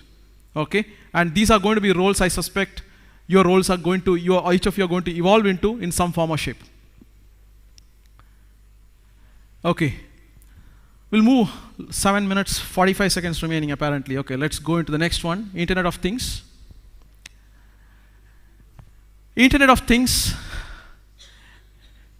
in my mind, this is an oxymoron. You guys know what the meaning of this is? Oxymoron is kind of like a paradox. Okay, Internet stands for something which is really high tech. It still continues to be the backbone of most of the things which we're talking here about, right? Be it meta, be it cloud. Okay, it still continues to be there. And things, okay, it's like second standard environmental science question. Man-made things, artificial things, okay? It's practically that things. Okay, you're basically making internet of those small things, people, animals, desk, tables, ACs, and all those. So what are we doing here? We are basically giving some kind of intelligence to those things, okay? Data has been called repeatedly as gold, oil, all that. So is somebody just going to type in all the data? The answer is no, okay? You need something to relay back, okay? What exactly is the data which needs to be generated? Okay, to do so, there should be gathering and collection of data.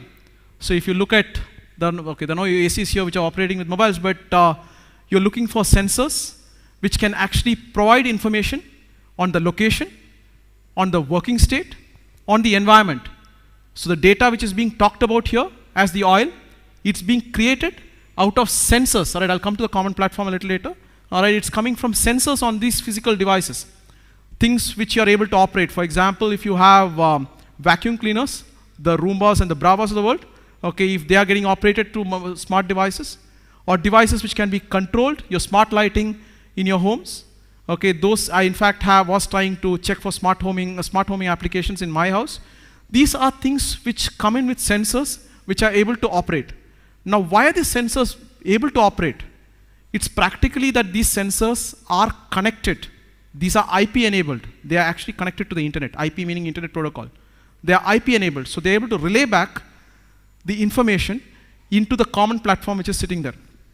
So what is this common platform? This common platform gives a place for the devices to park and drain out the data as it's in real time.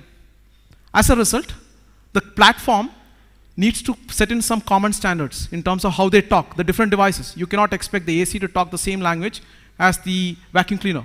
So to do that, you need to have some standards. So the platform decides on the standards.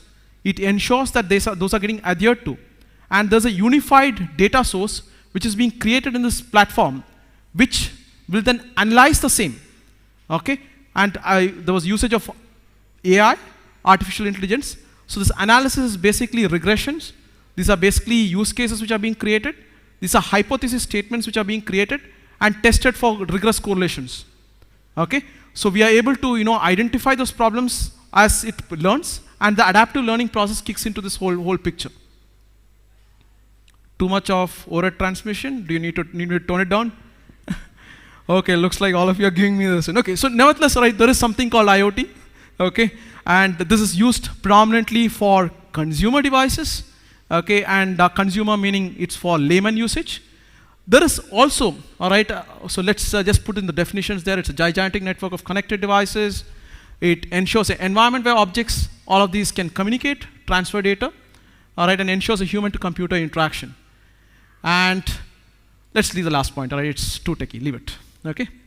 So, when your consumer IoT is spread into the industrial world, okay, it's called as IIoT, okay? It's industrial IoT, okay? And obviously you'll start seeing the way applications of this across factories, electric grids, machinery, city, cars.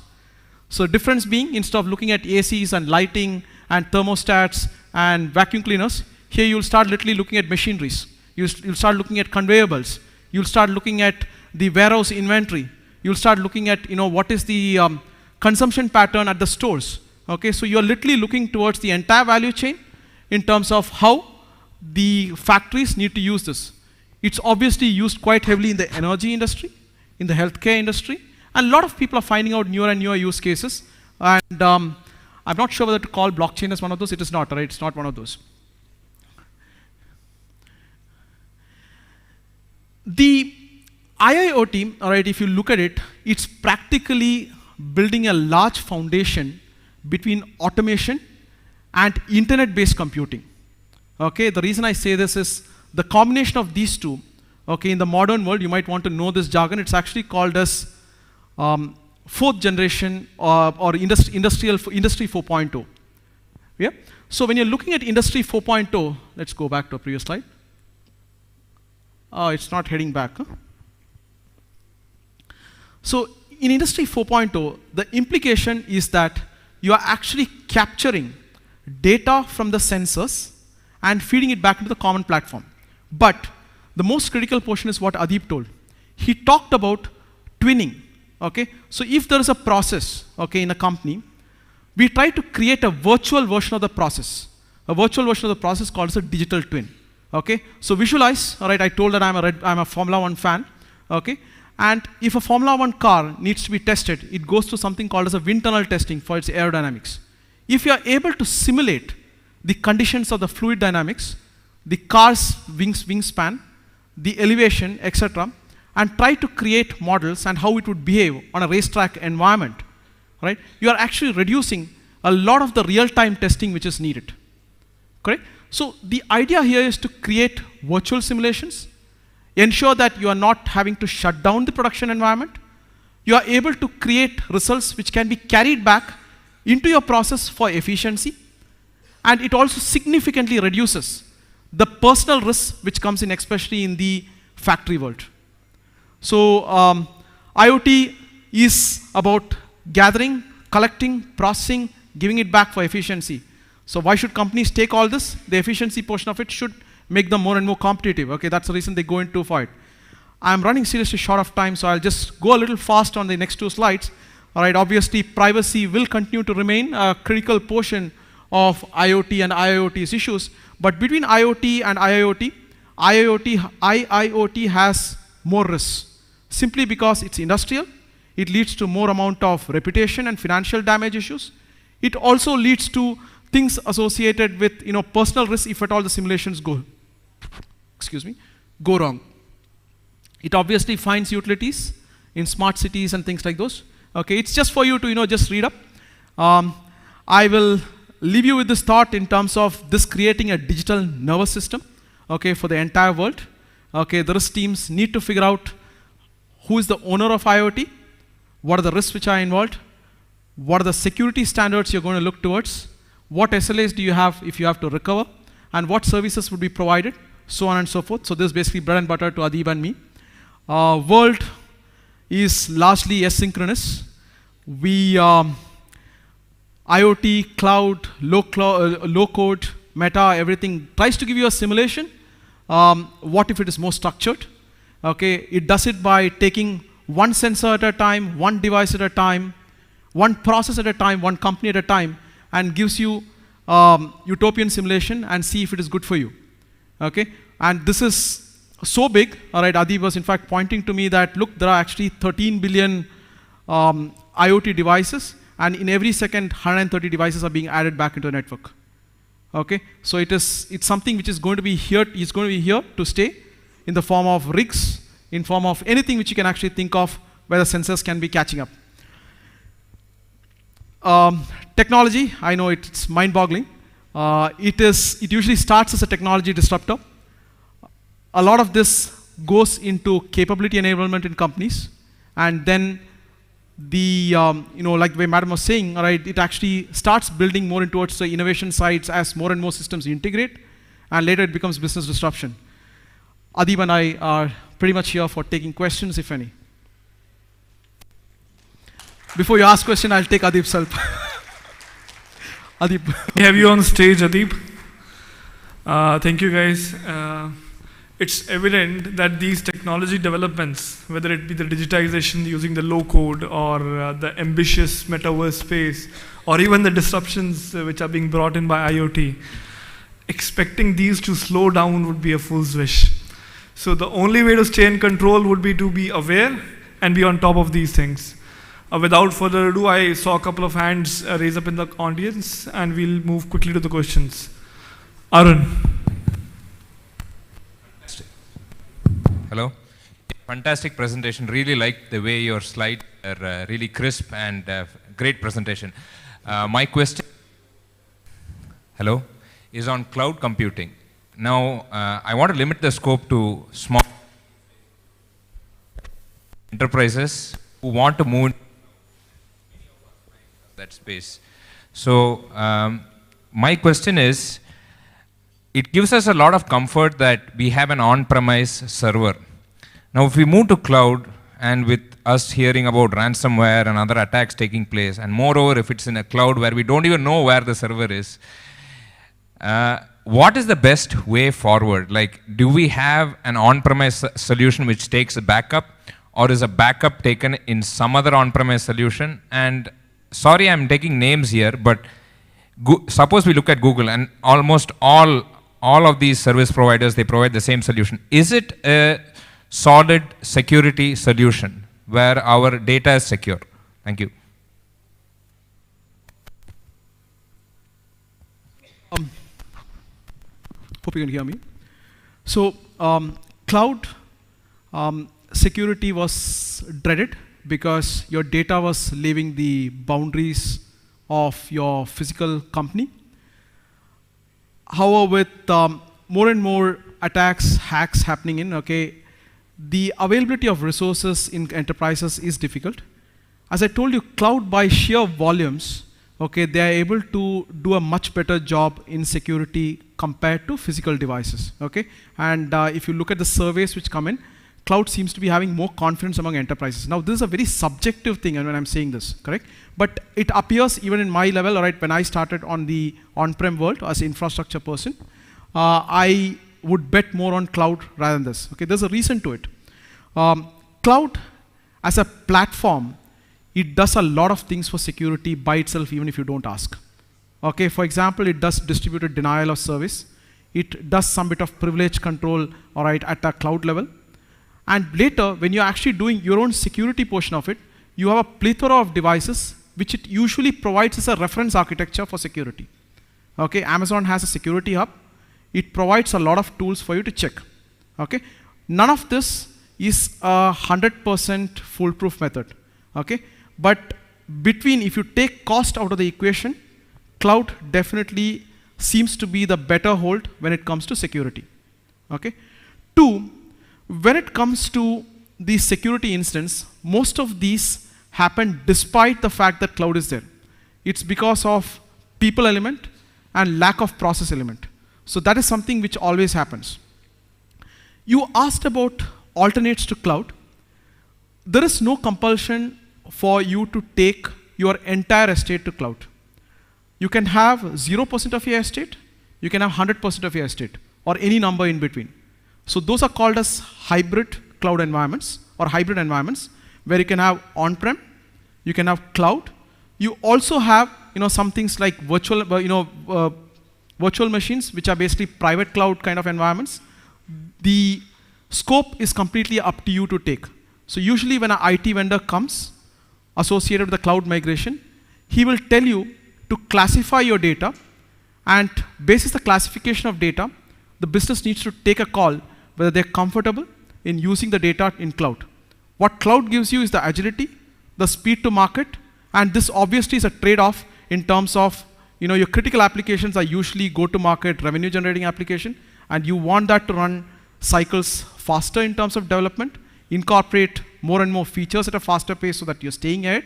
And these days, IT is actually revenue generating. It's no longer a cost center. So that is an option which is definitely available. I hope I answered the question, all parts of it which you asked. Yeah? Backups can be done, it can be done both ways.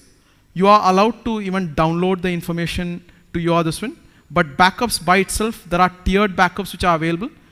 You are allowed to do infrequent access of data which you don't need to use. There are data which can be cold, which you use once in a month. There can be data which is hot, which is used every time. Usually the data onto cloud, the way it appears is you actually use a certain region. A region will have availability zones, and each availability zone will have multiple data centers. So it is all backed up at multi level. It is not all that easy to take it down, because if that can go down, for sure your company would have gone down way before. That's the way you should look at it. Due to paucity of time, we will only have one more question from Sthanu.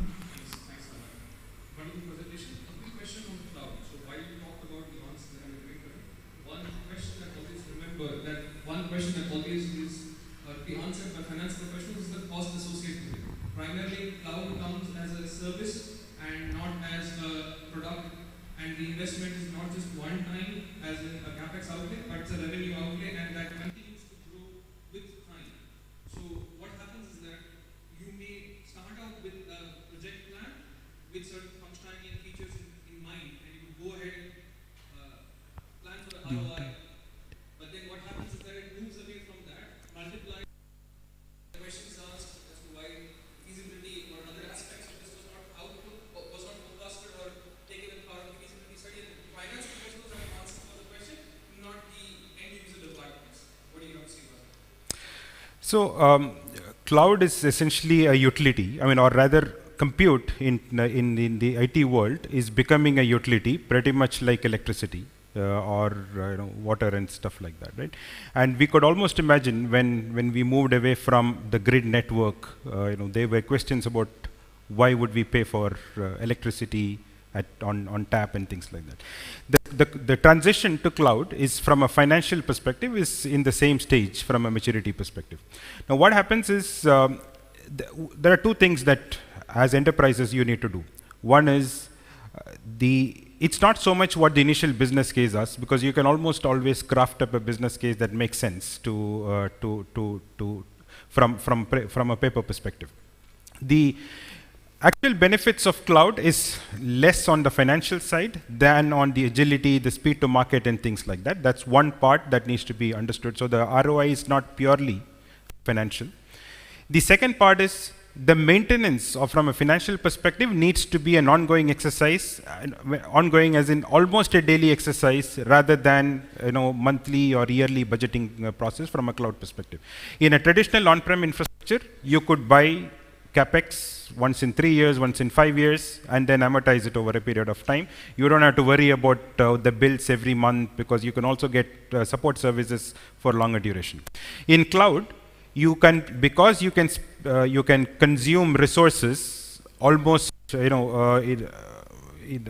will, on demand. You should also be conscious about not removing the consumptions when you are not using them. So for example, if we leave this room and don't switch off the lights, we are paying for electricity, whereas we don't need the lights. In the same way, when there is no compute being used in the organization, it needs to be decommissioned for that period of time. And there are mechanisms, like Jose was saying, the cloud providers themselves give monitoring mechanisms to help you look at the consumption of cloud. The only thing what finance needs to enforce or support technology is to make sure that financial operations is as a continuing process, is an ongoing process rather than once a month or once a year kind of a budgeting process. So if that is the case, then if you monitor your bills every week, the consumptions every week, you will be able to see the benefits from resulting out of cloud. So you switch off where you don't need to, you switch on when you need to, and things like that. Okay, thank you, Adib and Jose. I believe this interaction just speaks volume about how engaging the session was. So now I would like to request our chairperson, C.A. Sharmila Sheth, and our beloved member, C.A. Sushil Jain ji, to come on the stage and present a token of appreciation to Adib and Jose.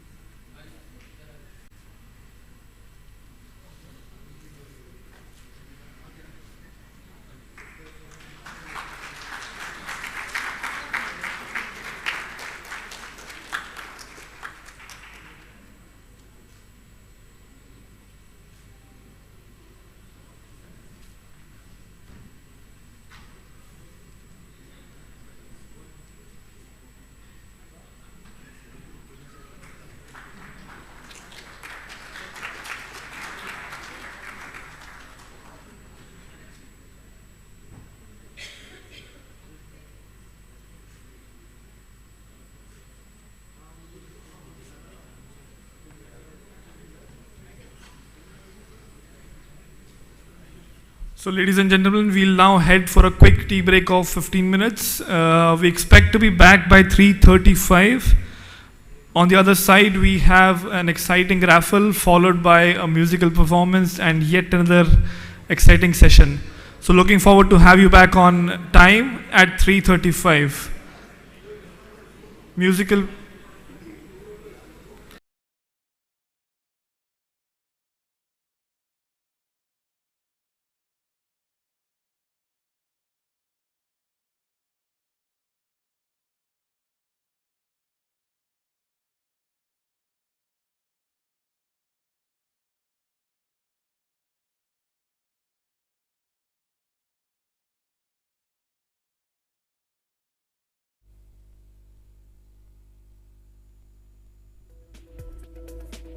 Our choices shape our future.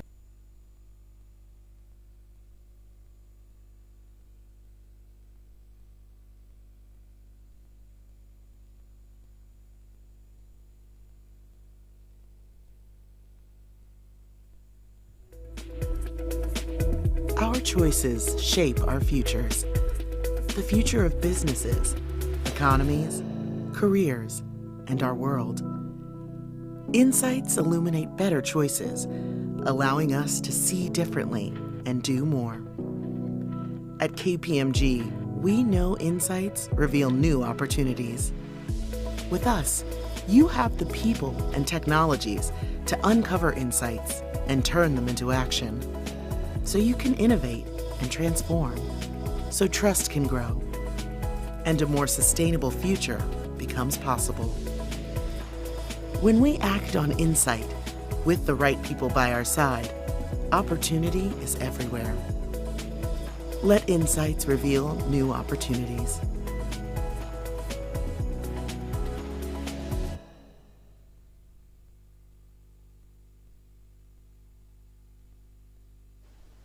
We're Grant Thornton. We are an audit, tax, and advisory firm, part of a global network of 50,000 employees in over 130 countries. Offering faster, tailored solutions, and with a commitment to quality. So why haven't you heard of us? Because when you're as focused on serving your clients as we are, it's hard to beat your own drum.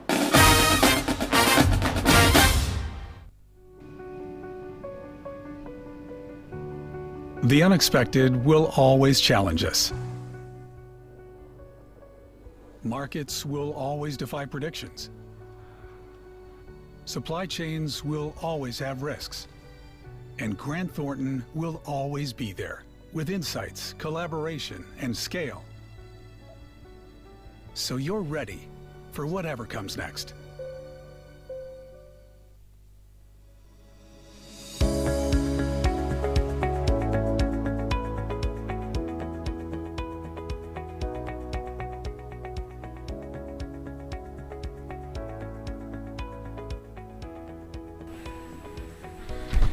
Hi, lady members. Can we please have you on stage for taking a photo, please? Lady BCICI members, please on stage for a photo.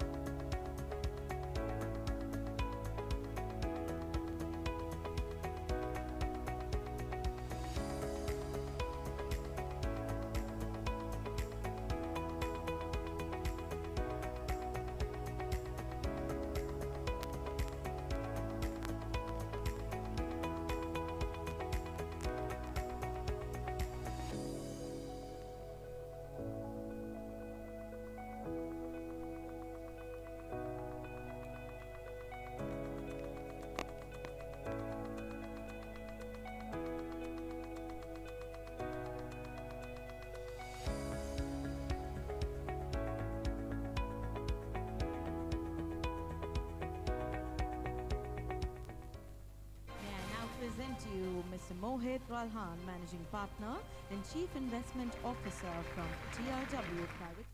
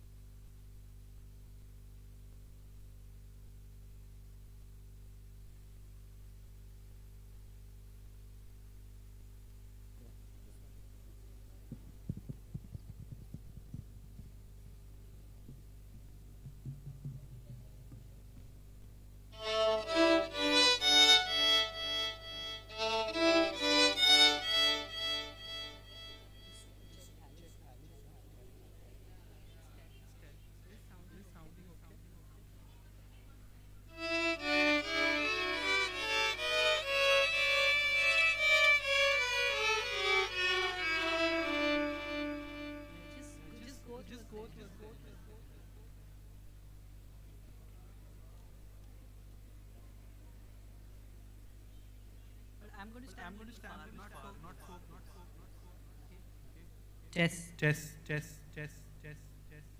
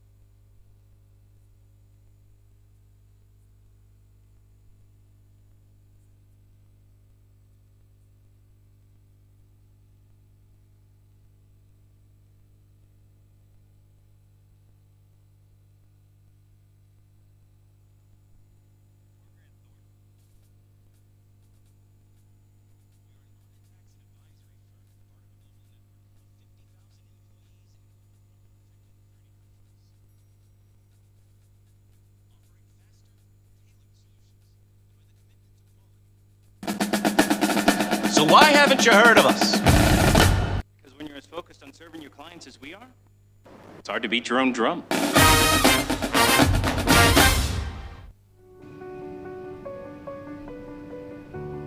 The unexpected will always challenge us. Markets will always defy predictions. Supply chains will always have risks. And Grant Thornton will always be there with insights, collaboration, and scale.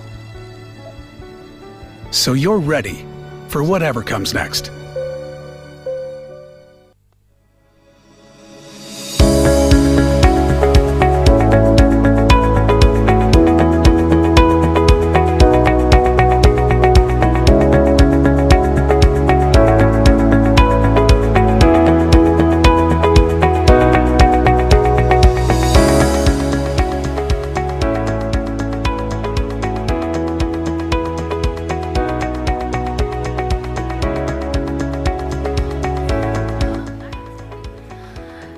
Can I have the executive committee on stage, please?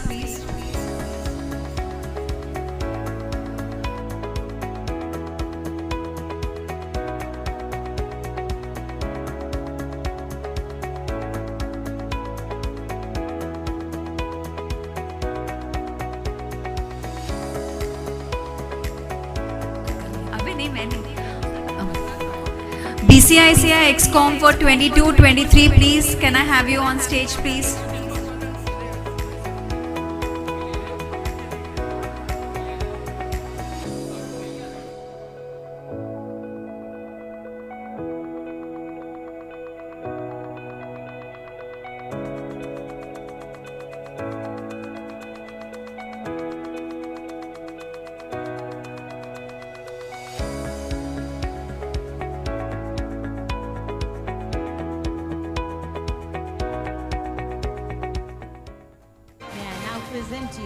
Mr. Mohit Ralhan, Managing Partner and Chief Investment Officer from TRW Private Equity.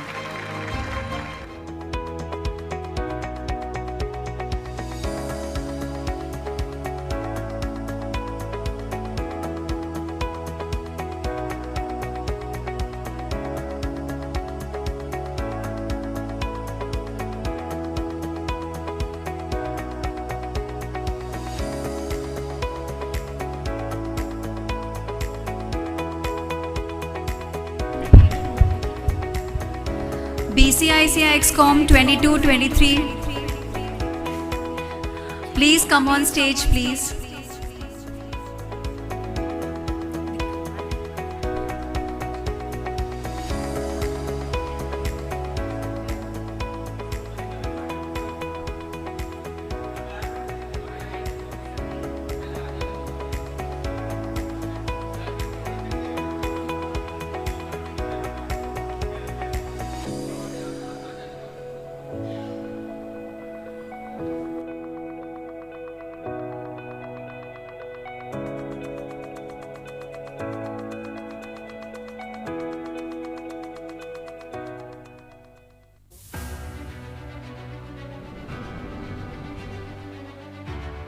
At Protivity, we ensure your business is future ready.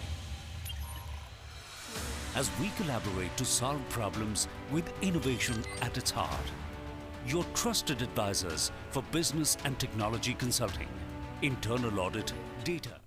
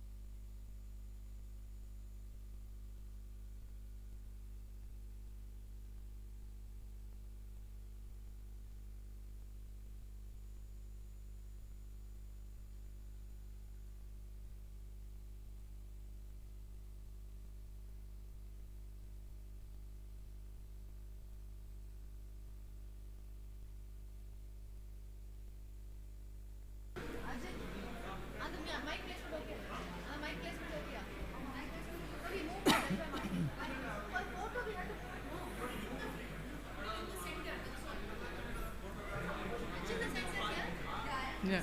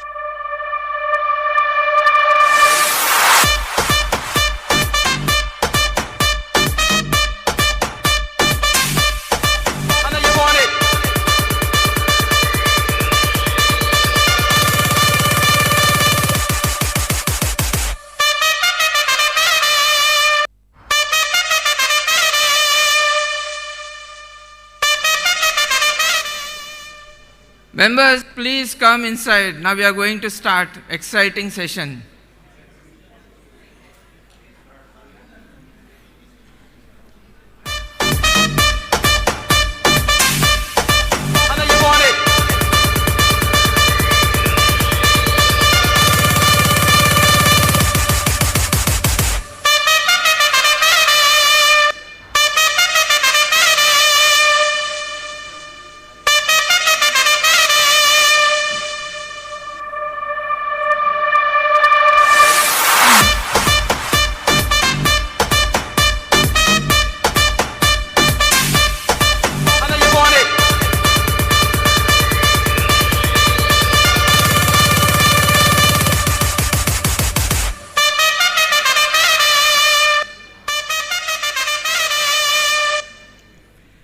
Good afternoon to all of you.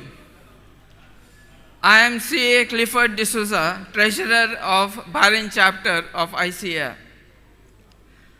Today I would like to introduce one of our members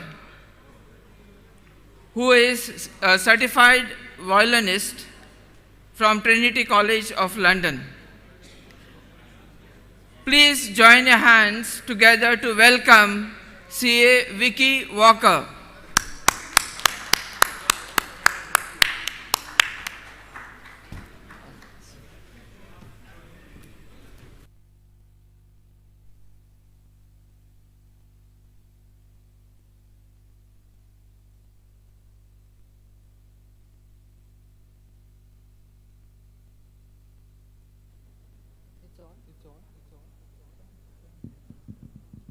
Thank you, Clifford. Thank you, Clifford. Thank you, Clifford. Thank you, Clifford. Thank you, Clifford. We are already feeling so richer than before after the session. Dear Chartered Accountants, dignitaries and guests, a very good evening to all of you. This is just a little attempt to entertain all of you. So please enjoy yourself. Thank you. Thank you. Thank you.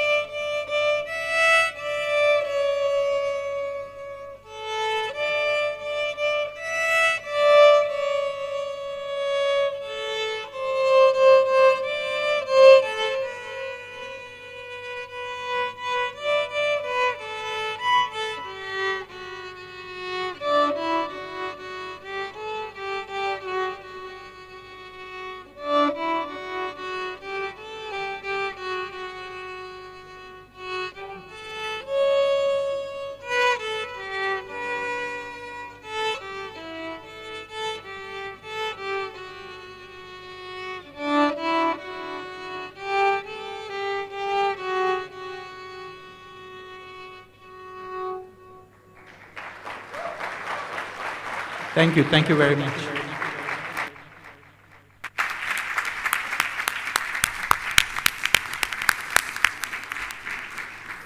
Wow, it was an amazing one.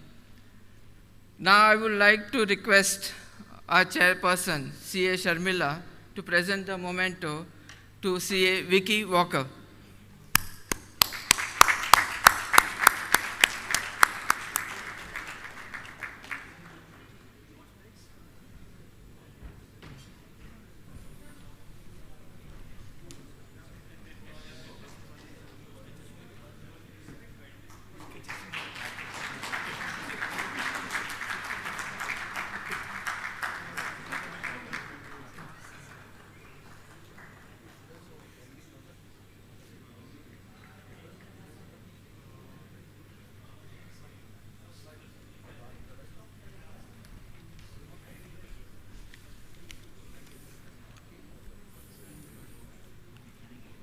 Dearest fellow CA members, dignitaries, and esteemed guests, a good evening to all of you. Our life is filled with many opportunities. Coincidentally, it is filled with perceived barriers and might prevent us from engaging in these opportunities. Today, we are privileged to have amongst us an actor par excellence. With a wide spectrum of on-screen characters, he has amazed us with his wit, energy, dialogue delivery. An actor well-deserved to bring a great polymath, Chanakya, to life on silver screen.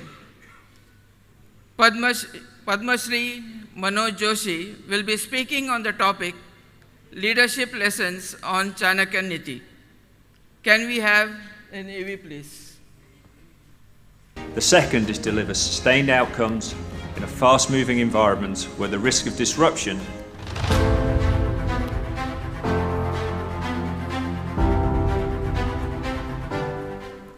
Padma Shri Manoj Joshi, veteran actor, Indian film industry. An actor par excellence, a committed director, a responsible citizen. He wears several hats with consummate ease. He started his journey at the age of 5 with his first appearance in a school play, and he has never looked back. He has been a part of several well-acclaimed plays such as Chanakya, Dr. Tamepan, and Gandhi Viruddha Gandhi. From plays to television serials and movies, he has enthralled the audiences with his acting abilities. A recipient of numerous awards for acting, in 2018, he was conferred with the prestigious Padma Shri Award at the hands of the President of India. He also devotes his time to the betterment of the cinema fraternity through the Cine and TV Artists Association. Padma Shri Manoj Joshi.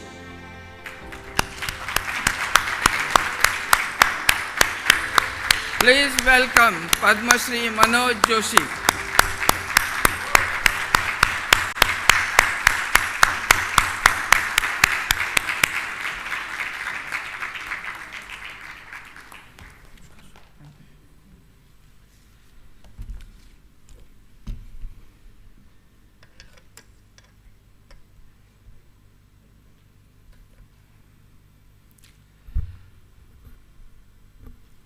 Namaskar. Good afternoon. Parent chapter of the Institute of Chartered Accountants of India के 14वें annual international conference new horizon beacons में आप सभी उपस्थित मूल भारत के और अभी बहरीन के निवासी सारे ऊर्जावान, चेतनावान, उत्साहवान, ऐसी सारी मातृशक्ति और सभी मेरे उपस्थित मेरे वसुधैव कुटुंबकम इस मंत्र को मानने वाले, क्योंकि हम सारे भारत के हैं और भारत से ही विश्व में प्रसारित हुए हैं, क्योंकि विश्व का कल्याण हो ऐसा हम मानने वाले, इसलिए सारे बांधवों को भी मैं नमस्कार करता हूं, वंदन करता हूं, प्रणाम करता हूं।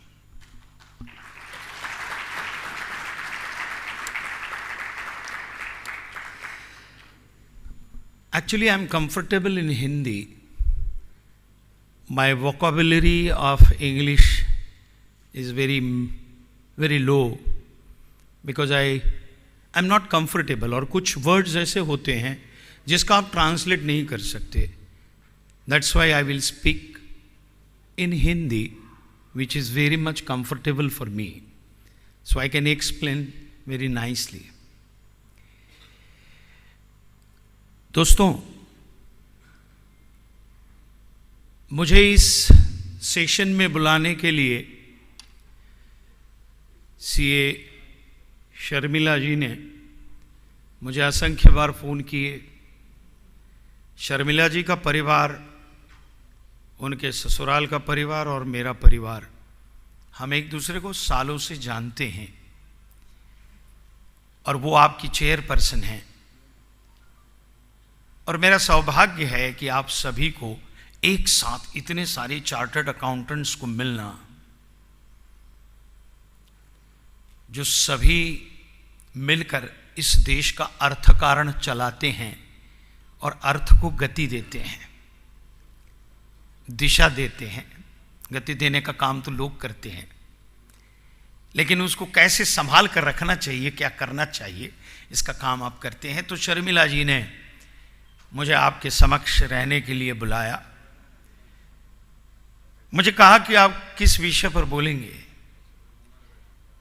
मैंने कहा मैं आप जो कहें उस विषय पर बोलूंगा। और मैं हिंदुस्तान में इतना घूम रहा था सब जगह कि क्या उनका मेरा संपर्क नहीं हो पा रहा था। और फिर उन्होंने ही मेरे एडमिन से बात करके उन्होंने तय कर लिया कि मैं चाणक्य सूत्र और चाणक्य नीति पर बोलूंगा। दोस्तों, मैं कोई विद्वान नहीं हूं। I am an actor. मेरे सद्भाग्य से I born in the family was a Pandit, Sanskrit scholar. My father was MA with Sanskrit. So from childhood, I was hearing those things. My father was interested in Sanskrit Sahitya also. He was acting in Sanskrit play also. He was a very good astrologer. He was a Pandit himself. And he was a very big priest. He was a Kirtankar also. So he was all in one. So whatever comes from that is my parampara.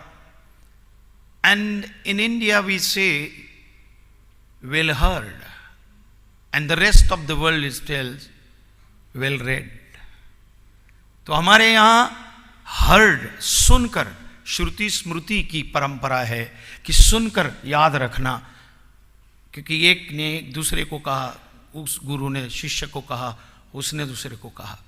तो ऐसी परंपरा से मैं आता हूँ, इसलिए जो भी सुना था उस परंपरा के आधार पर मैंने एक नाटक किया, चाणक्य.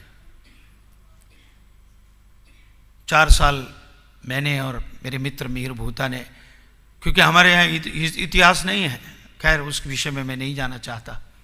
हमारा क्रोनोलॉजिकल इतिहास, बहुत सारा इतिहास इतना भयंकर रीत से बताया गया है.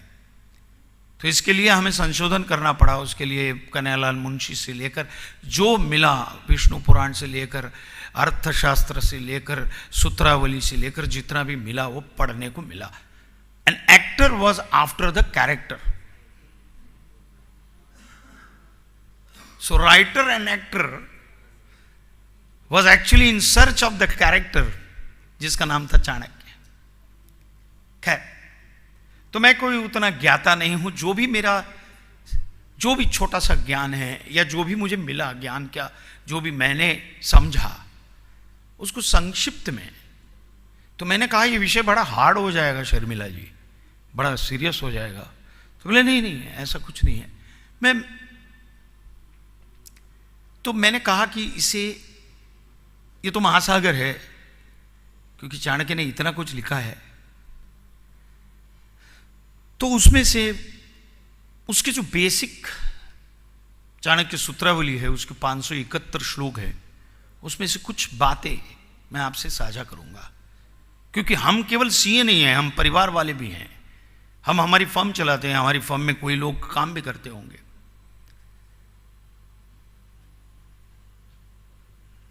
तो दोस्तों,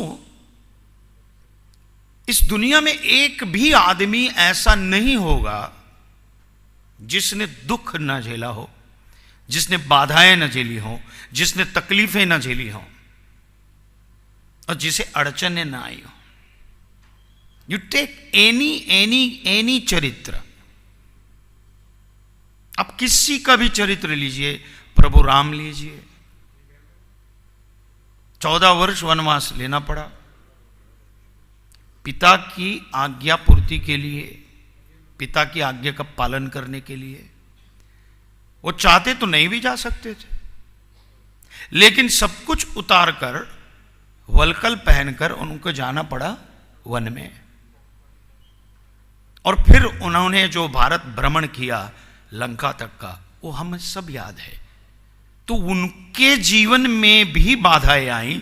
भगवान श्री कृष्ण का जन्म अगर देखे तो जेल में हुआ, उनका जीवन भी परिस्थिति को झगड़ते हुए संघर्षमय ही जीवन रहा। हमारे संघर्ष की शुरुआत ही है ना, शुक्र जंतु जब गर्भ धारण करता है तब से शुरू होती है। ये हजारों शुक्र जंतु निकलते हैं, लेकिन एक या दो सक्सेसफुल होते, वहां से स्ट्रगल की शुरुआत होती है इंसान की। स्ट्रगल खत्म नहीं होती अंत तक, क्योंकि स्ट्रगल इज इक्वल टू जिंदगी, स्ट्रगल इज इक्वल टू जीवन, वही लाइफ है। तो कोई भी महान चरित्र लीजिए, बुद्ध लीजिए, महावीर लीजिए, पैगंबर साहब, कोई किसी का भी चरित्र लीजिए, किसी ने भी मस्त ऐसे सीधी सटीक लाइफ है ऐसा नहीं है। चाहे वो नेता हो, अभिनेता हो, साइंटिस्ट हो, खिलाड़ी हो, कोई भी हो, या बिजनेसमैन हो या अति सामान्य नागरिक हो, सबको दुख, पीड़ा, बाधाएं और संघर्ष का सामना करना ही पड़ता है और डट कर करना पड़ता है।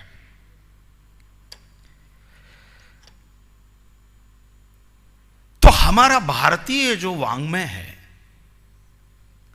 वो इतना महान है, जितना भी साहित्य है, जितना भी लिटरेचर है, you will find each and every literature, each and every saint, whether it is Vedas, Upanishads, Puranas or Ramayana, Mahabharata or any saint Vangmay, is for betterment, how to live the life. और उसका सार जो है वो धर्म, अर्थ, काम और मोक्ष। फिर से रिपीट करता हूं, धर्म, अर्थ, काम और मोक्ष, ये चतुर्विध पुरुषार्थ बोलते हैं जिसको, कि जिस पर धर्म, यानी मैं कोई विशिष्ट धर्म की बात नहीं कर रहा हूं। धर्म यानी नियमन,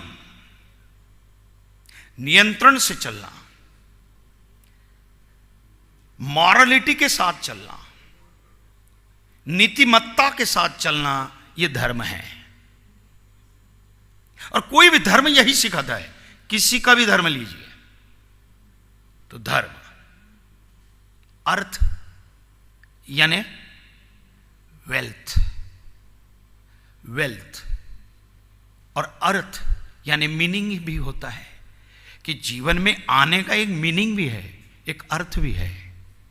केवल अर्थ कमाना यह अर्थ नहीं है जीवन का, केवल पैसा प्राप्त करना यह जीवन का नियम नहीं है या मीनिंग नहीं है, तो जीवन को मीनिंग भी चाहिए। और काम, कर्म, जीवन चक्र गतिमान रखने के लिए काम की आवश्यकता है। तो वो काम ये केवल हमारी ऐशो आराम के लिए या मस्ती मजाक के लिए नहीं है, तो जीवन का चक्र गतिमान करने के लिए। और काम यानी कर्म, बिना कर्म के चक्र गतिमान नहीं हो सकता, जिंदगी आगे नहीं बढ़ सकती। तो वो है काम। और चौथा पुरुषार्थ है मोक्ष, कि उद्दिष्ट क्या है जीवन का, हमारे जीवन का ध्येय क्या है। केवल कुछ बनना, एक अभिनेता बनना नहीं, एक नेता बनना नहीं, केवल एक चार्टर्ड अकाउंटेंट बनना नहीं, उससे परे भी है, क्योंकि हम इंसान हैं। तो हमें जो पशु हैं उनसे एक शक्ति ज्यादा है, वो है बुद्धिमत्ता और दूसरों के लिए जीना, समाज के लिए जीना। कि जीवन, क्योंकि कई लोग आते हैं चले जाते हैं, पता भी नहीं चलता कि कितने लोग आए चले गए जीवन में, नामो निशान भी नहीं है, लेकिन उसका काम जो है, उसने क्या किया है वो याद रहता है। हमारे यहां चरित्र आप जो भी देखो, उन्होंने क्या किया है ये याद रहता है, और वही उस चरित्र को, उस मानव को महान बनाता है। तो वो है मोक्ष।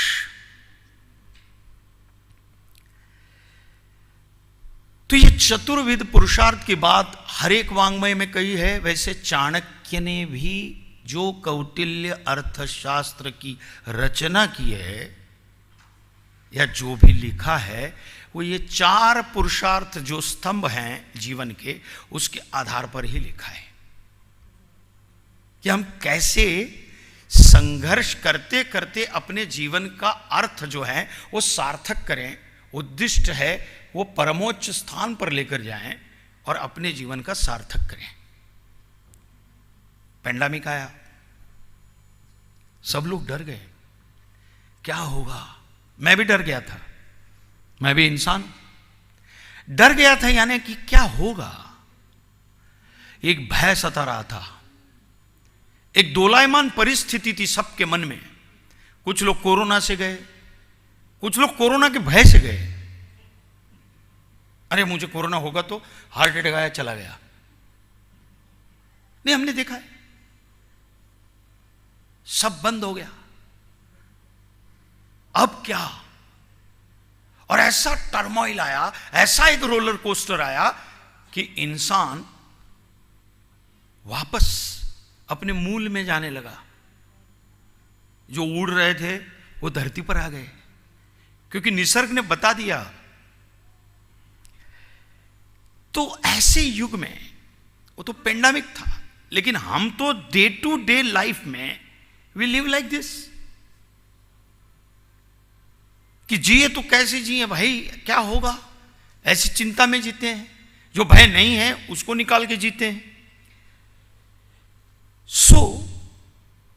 ये भारत हमें इन सारे वांग्मयों में, इन सारे साहित्यों में, ये सारे लिटरेचर में हमें एक स्पिरिचुअल ताकत देता है। And that is why world says कि India is a spiritual mother of Mankind.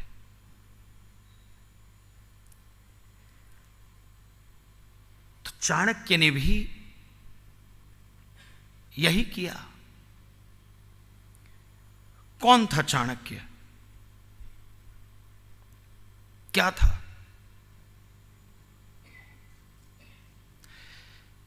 Chanakya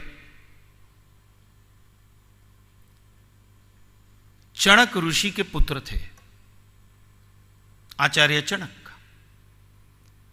Mahapadmananda की संतान था नंद। अत्यंत सत्ता लोलुप था और उसके विरुद्ध में जिन्होंने प्रजा में चेतना प्रकट की, उसके विरुद्ध आवाज उठाई, इसलिए चणक को नंद ने बंद करके जेल में रखा, उनको मार डाला। चाणक्य 9 साल के थे। माता को भी मतलब कर नहीं देती है, इसलिए बहुत तकलीफ दिया। प्रजा के पास से कैसे भी टैक्सेस वसूल करता था वो। माता भी गुजर गई और 9 साल का चाणक्य वहां से चला गया मगध छोड़ के। मगध यानी बिहार। कहां बिहार, कहां पटना और कहां तक्षशिला।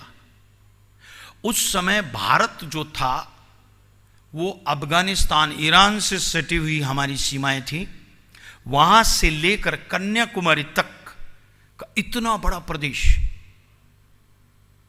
और यहां गुजरात से लेकर ब्रह्मावर्त यानी ब्रह्मदेश तक हमारा हिंदुस्तान इतना लंबा चौड़ा था। लेकिन वहां का हर राजा अपने स्वार्थ में ही मदांध था, अपने स्वार्थ से ही मकसद था उसे। तो हर राजा अपने आप में एक स्वतंत्र था, एक की दूसरे से पटती नहीं थी। कुछ लोग होंगे जिनकी पटती होगी। ऐसे में ये 9 साल का बच्चा यहां से चला जाता है, क्योंकि तक्षशिला विद्यापीठ, नालंदा विद्यापीठ, ये बहुत बड़े विद्यापीठ थे उस समय। वर्ल्ड से लोग पढ़ने के लिए यहां आते थे। कई चीनी यात्रियों ने उसके बारे में लिखा है। तो तक्षशिला में आकर आज का कंधार, वहां का उस समय का गांधार, जहां की गांधारी थी, वो गांधार में तक्षशिला विद्यापीठ था। उस विद्यापीठ में पढ़ने आया, पढ़ा, वहां पे आचार्य हुए और वहां पर चाणक्य जो है वो कुलपति यानी कुलगुरु हुए, चांसलर हुए। अब बात आती है 320 बीसी की। 320 बीसी में अलेक्जेंडर विश्व विजय की प्राप्ति के लिए निकला था। He want to conquer the world. So वो भारत की सीमाएं जहां थी, गांधार तक आ गया था, काबुल वगैरह जीत लिया था। और तब चाणक्य ने, कुलपति थे, शिक्षक था, उसने राजा को कहा कि ये आ रहा है, ये भारत की सीमाओं के भीतर आएगा, भारत की संस्कृति, भारत का कल्चर, भारत का पैसा, भारत की वेल्थ, सब कुछ लूट कर चला जाएगा। इसे रोको और सीमाएं सुरक्षित करो, बॉर्डर्स। आज मोदी जी वही कर रहे हैं।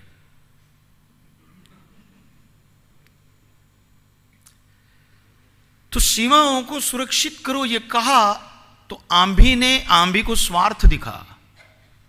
उसने कहा नहीं नहीं, ये आएगा, ये बाकी सारे राजाओं को जीतेगा, ये तो विदेशी है, ये तो चला जाएगा और मुझे मांडलिक बना के चला जाएगा, मैं सम्राट बनूंगा। देखिए स्वार्थ भी कैसा होता है लोगों का। वो और वहां से एक शिक्षक निकलता है जिसका नाम है विष्णुगुप्त चाणक्य, जिसे केवल और केवल इस मदांध राजाओं के नीचे पलने वाले कर से भयंकर थरथराते हुए लोग, और सिर्फ इनकी चिंता थी कि यदि ऐसा चक्रवर्ती शासक नहीं आया तो और आक्रांताएं आएंगे और कुछ नहीं होगा। वो व्यक्ति वहां अपना चांसलर पद का पदक निकाल कर उसके चरणों में रखता है, ये ले तुम्हारा चांसलर पद, मुझे नहीं चाहिए, मैं नहीं रहूंगा तुम्हारे राज्य में। और एक शिक्षक जिसके पास फूटी कौड़ी नहीं है, एक सैनिक नहीं है, कोई संपत्ति नहीं है, केवल एक है संकल्प, समर्पण और अभ्युदय, जो आपका यहां बृहद वाक्य है।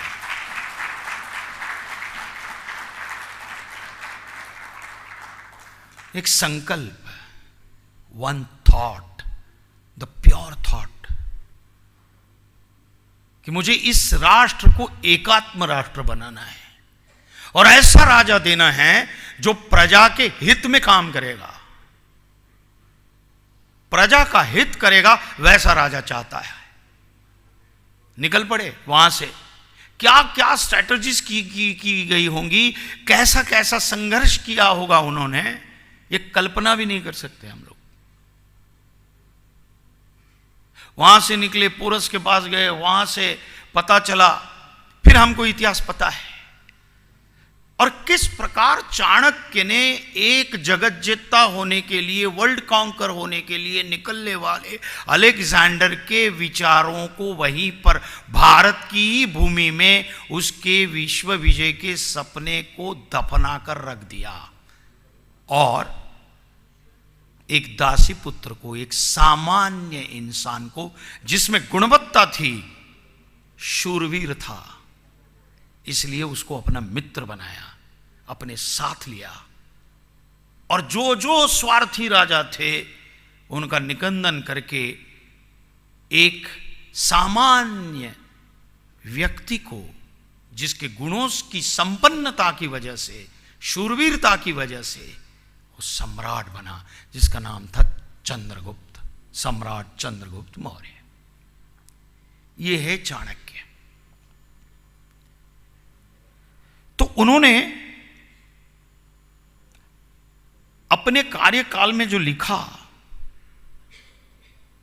कि प्रबंधन कैसा होना चाहिए, मैनेजमेंट कैसी होनी चाहिए, नेतृत्व कैसा होना चाहिए, टैक्सेस कैसे वसूलने चाहिए, कृषिकारों से भी कैसे ज्यादा कर नहीं लेने चाहिए,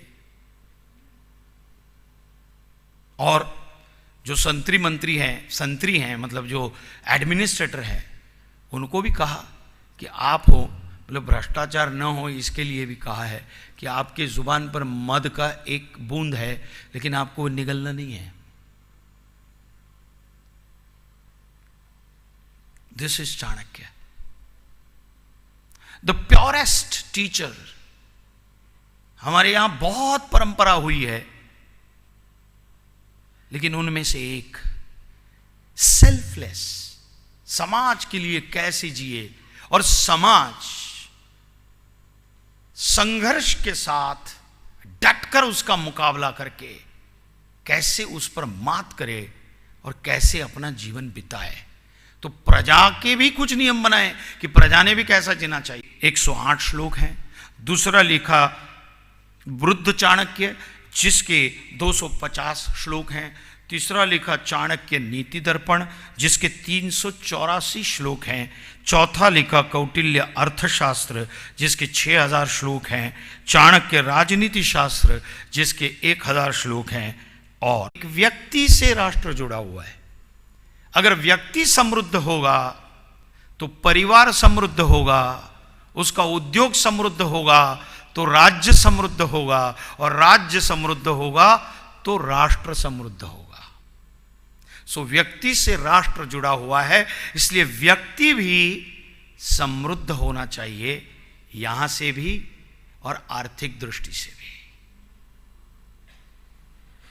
और व्यक्ति नियमन से जिएगा तो राष्ट्र महान बनेगा। चाणक्य पूरा कहने जाएंगे, मैं तो कोई बहुत महान विद्वान नहीं हूं, लेकिन महीनों चल सकता है उसके ऊपर। उसके कुछ सूत्र हैं जो आपके सन्मुख में रखूंगा। पहला सूत्र है, उसने प्रश्न पूछा है कि सुख का मूल क्या है। सुखस्य मूलम धर्मः, उसने कहा है कि सुख का मूल क्या है। तो सुख कैसे प्राप्त हो सकता है इंसान को। हर आदमी सुख के लिए दौड़ रहा है, वो सुख को पैसे में तोल रहा है कि कैसे मैं एक फ्लैट के 3 फ्लैट ले लूं, 3 अपार्टमेंट ले लूं, ये जगह ले लूं, यहां पे 3 माइल, यहां पे 3 एकड़ जगह ले लूं, वो भी ले लूं, ये भी ले लूं, ग्रैब करूं। ये सुख नहीं है। सुखस्य मूलम धर्म। धर्म मतलब क्या? धर्म मतलब क्या? तो धर्म मतलब नीतिमत्ता के साथ जीना, नियोजन के साथ जीना, संगठन करके जीना, नियंत्रण में जीना, और उसे निर्देशन देना और उद्दिष्ट पूर्ति करना, लक्ष्य की पूर्ति करना। तो सुखस्य मूलम धर्मम, नीति, अथवा मानवोचित कर्तव्य का पालन,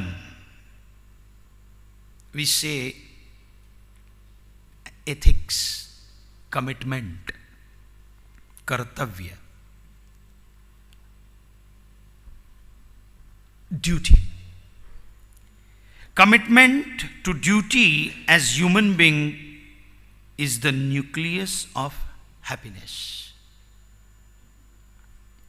अगर तो इंसानियत का पालन करना, मनुष्यत्व का पालन करना, यह धर्म है.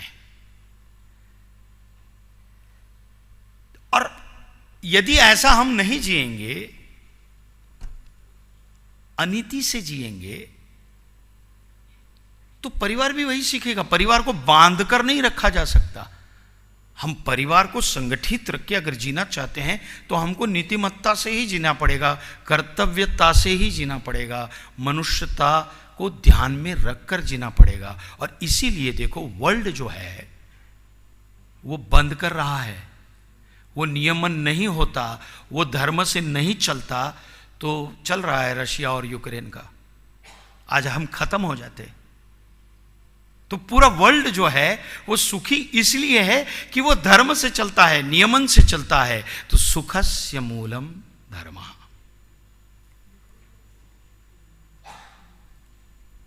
अब दूसरा है कि हमारे यहां हम जब कार्ड पर नाम लिखते हैं ना, तो लिखते हैं श्री फला फला, श्रीमती फला फला. ये क्यों लिखते हैं? श्री यानी लक्ष्मी का नाम भी है और समृद्धि का नाम है. तो समृद्ध करने वाली जिसकी मति है, वो मतलब बुद्धि है, परिवार को समृद्ध कराना जिसकी मति है वो श्रीमती है. और जो समृद्धमय बनता है और परिवार को बनाता है वो श्री है. और इसलिए ये लिखा जाता है. ऐसे ही काम धंधा नहीं है इसलिए नहीं लिखते, कि कुछ आभूषण लिखना है इसलिए नहीं लिखते. वहां भी हमको नियमन बताया है कि वो समृद्धि कैसी चाहिए. वो श्री चाहिए, अच्छी लक्ष्मी चाहिए, नीतिमत्ता से कमाई हुई लक्ष्मी चाहिए. आप देखिए, जो लोग ऐसी दौड़ में दौड़ते हैं ना, कमाने के दौड़ में, सुबह उठे दौड़ रहे हैं, इसका धंधा अच्छा चल रहा है, मेरा धंधा ऐसा कैसे चलेगा, मैं कुछ भी युक्ति प्रयुक्ति कर रहा हूं, उसके ग्राहक तोड़ कुछ भी कर रहा हूं, क्यों? मैं पैसा कमाऊं. लेकिन घर पे ध्यान देने के लिए समय नहीं है बच्चों के ऊपर.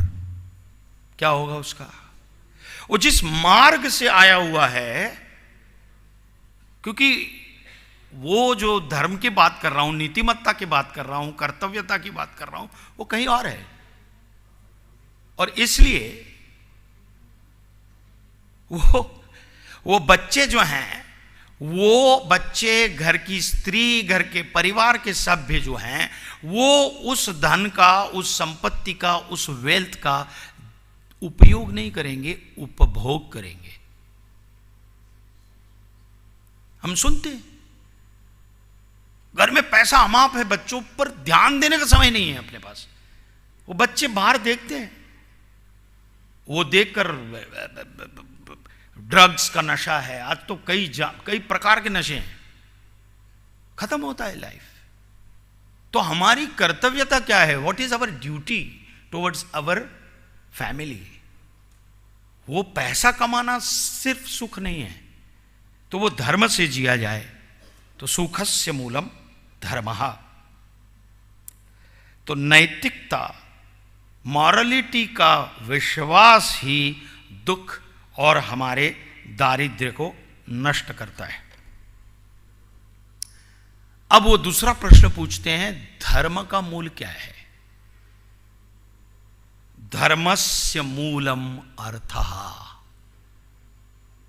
धर्म का मूल है, धर्म का रूट है अर्थ, वेल्थ. तो देखिए, अगर हम प्रगति नहीं करेंगे, हम कोई भी कुटुंब प्रमुख होगा, परिवार का मुखिया होगा, वो अगर कमाएगा ही नहीं, वो कमाने ही नहीं जाएगा, तो अपने परिवार को कैसे रख पाएगा, संभाल पाएगा, बांध पाएगा? तो उसको कमाना तो जरूरी है। तो नीतिमत्ता से जीना है, मगर कमाना भी जरूरी है। तो धर्मस्य मूलम अर्थः, तो सफिशिएंट कमाएंगे तो ही परिवार के बीमारी के लिए, परिवार की सुख सुविधा के लिए, घर में एमिनिटीज के लिए, घर बच्चों की शिक्षा के लिए, अपने जो स्टाफ हैं उसके लिए भी सोच कर करना तो चाहिए। तो धर्मस्य मूलम अर्थः, तो ऑर्गेनाइज तरीके से हमको व्यापार करना ही पड़ेगा। और अगर स्टेट के मामले में कहें, कोई भी राज्य करता, if state treasury is empty, state administration become lifeless. Summer में जैसे नेचर होता है ना, ठीक वैसा। तो धर्मस्य मूलम अर्थः। अब अर्थ का मूल क्या है? अर्थस्य मूलम राज्यः। अर्थ का मूल राज्य है। तो हमारा व्यवसाय, मैंने कहा, हम अच्छे तरीके से करेंगे, हम कमाएंगे तो हम हमारे परिवार को फुर्सत से टाइम दे पाएंगे, घूमने चले जाएंगे। क्योंकि ऐसे ही मुखिया को नहीं तो कीमत नहीं होती। अगर कुछ नहीं करेगा परिवार के लिए तो कोई कीमत नहीं होगी। इसलिए हमारे व्यवसाय में जो हमारे सह कर्मचारी हैं उनका भी ध्यान रखना हमारा काम है। अगर राज्य व्यवस्थित करना है तो अर्थ का मूल राज्य है। और सारी सुविधाएं हमारे घर में देना, जैसे राज्य में, कोई भी राज्य समृद्ध तब हो सकता है जब पानी हो, सड़क हो, इंफ्रास्ट्रक्चर हो। वो अगर सफिशिएंट नहीं है तो उस नेता को कोई वोट भी नहीं देगा। तो जो फाइनेंशियल रिसोर्सेस हैं उनको संभाल कर रखना चाहिए। राज्य का मूल क्या है? इंद्रिय जय। मनमानी करके कोई भी अपना परिवार नहीं चला सकता, कोई व्यवसाय नहीं चला सकता, कोई राज्य नहीं चला सकता और कोई काम नहीं कर सकता। मेरे मन में आया, मन का मालिक हूं, ऐसा नहीं चलता। तो वो कहीं भी कुछ भी बोलता है, क्रोध प्रकट करता है।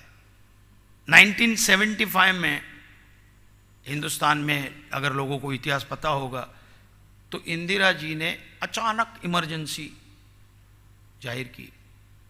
क्या हुआ? लोगों का प्रक्षोभ लिया उन्होंने माथे पे।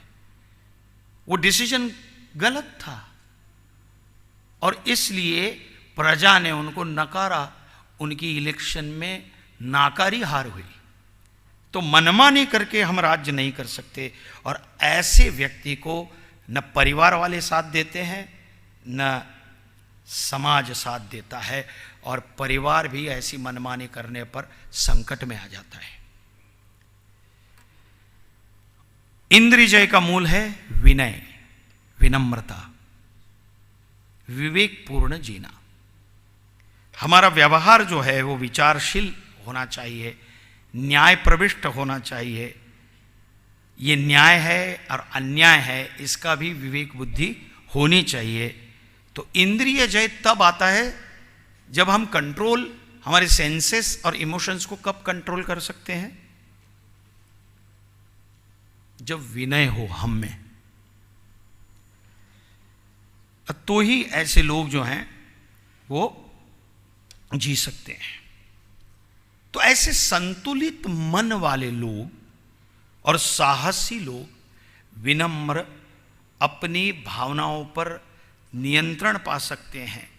और अनियंत्रित, अनुशासनहीन इंसान की जो इंद्रियां हैं उसे हमेशा गलत रास्ते पर ही ले जाती हैं। और विनय का मूल है, विनय का मूल क्या है? वृद्धोपसेवा। मतलब जो विद्वान है, जो विचारशील है, जिसका अनुभव ज्यादा है, उसकी संगत में रहना। ये चाणक्य के मूल सूत्र है और 571 सूत्रों में से कुछ चीज़ें हैं जो मैं आपके सामने एक्सप्लेन करूंगा बहुत छोटी सी अवधि में। तो पहला है आइडेंटिफिकेशन ऑफ द पर्सन, हमारे जीवन में आने वाला जो पर्सन है। हम अगर कुटुंब प्रमुख हैं, किसी फर्म के प्रमुख हैं, किसी व्यवसाय के प्रमुख हैं या राज्यकर्ता हैं, तो हमारे आसपास जो लोग हैं, आइडेंटिफिकेशन ऑफ पर्सन, व्यक्ति की पहचान, ये बहुत इंपॉर्टेंट है। किसी भी व्यक्ति की सफलता और निष्फलता या असफलता उस सच्चे व्यक्ति की पहचान करने में सक्षम है या नहीं, उस पर निर्भर करती है। अगर हमको जीवन में सही लोग मिल जाएं तो काम आसान हो जाता है, मगर कोई भी ऐसा मिल गया तो क्या होता है हम सबको पता है।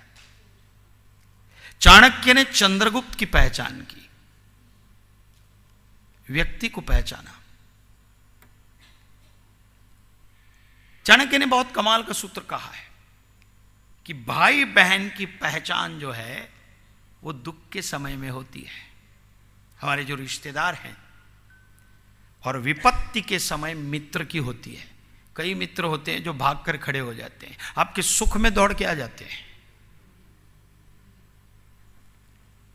हमारा जोड़ीदार भी, हम जब जीवन साथी चुनते हैं तो भी विचार विनिमय करके भी कौन है। प्यार में पड़ने से क्या होता है वो उसके बारे में मैं नहीं बोलूंगा। आजकल तो किसी को पूछना भी मुश्किल है, हाउ इज योर वाइफ। ये 3 महीने के बाद क्या होगा मालूम नहीं। 5 करोड़ का खर्चा करेंगे शादी में, लेकिन क्या होगा पता नहीं। तो जीवन साथी ढूंढने पर भी हम पूछते हैं कि भैया भाई क्या करता है, माँ बाप क्या करते हैं। पैसे के लिए नहीं, उनका बर्ताव कैसा है। और किसी भी व्यक्ति की पहचान उसके कार्य से होती है, और एक बार कार्य से नहीं, निरंतरता क्या है उसकी, कंसिस्टेंसी क्या है, उस पर निर्भर करता है।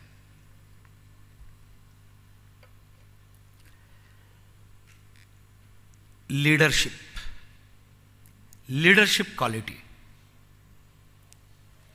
नेतृत्व। किसी भी क्षेत्र में हमें अगर सफलता प्राप्त करनी है तो ये गुण होना आवश्यक है। जैसे आज शर्मिला जी चेयरपर्सन है, मैं उनको जानता हूं इसलिए उनका नाम ले रहा हूं। तो उनके अंदर ये कैपेबिलिटी अगर नहीं होती तो क्या ये पद उनको मिलता? नहीं। वो क्षमता होनी चाहिए अंदर से।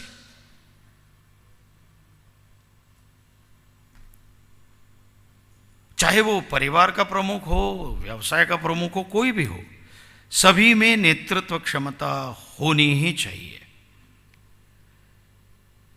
और किसी भी कार्य के आयोजन में लीडरशिप जो है वो चाहिए, छोटा काम हो बड़ा काम हो।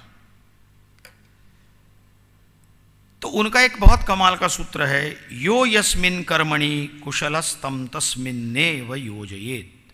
जो व्यक्ति जिस कार्य के लिए योग्य हो उसे ही चुनना चाहिए,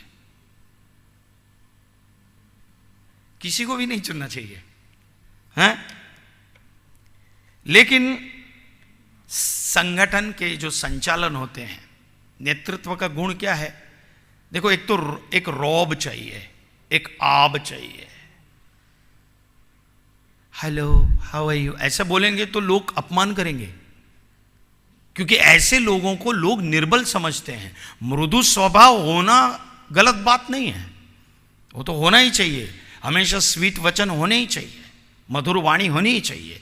लेकिन मृदु स्वभाव हो, ये कभी कभी उसका लोग गलत फायदा भी उठाते हैं और अपमान करने से झिझकते नहीं ऐसे स्वभाव वालों का। इसलिए रुबाब और रौब ये जरूरी है। और चाणक्य कहते हैं कि जो लीडर है सपोज मेरे फर्म में कोई एक व्यक्ति काम कर रहा है, उसके हाथ से एक छोटी सी भूल हो गई, उसके लिए उसे नौकरी से निकालना यह बहुत बड़ा दंड है, यह भी सोचना चाहिए। तो प्रमाण में दंड देना चाहिए, एक मेमो देके, एक बार समझा के, है ना, एक भूल कैसी है उस प्रकार का दंड देना चाहिए लीडर ने। तो नहीं तो क्या होता है, अगर वो भूल इतनी है और दंड इतना दे तो नकारात्मकता फैल जाती है हमारे सारे कर्मचारियों के बीच में, हमारे कुटुंब के बीच में भी।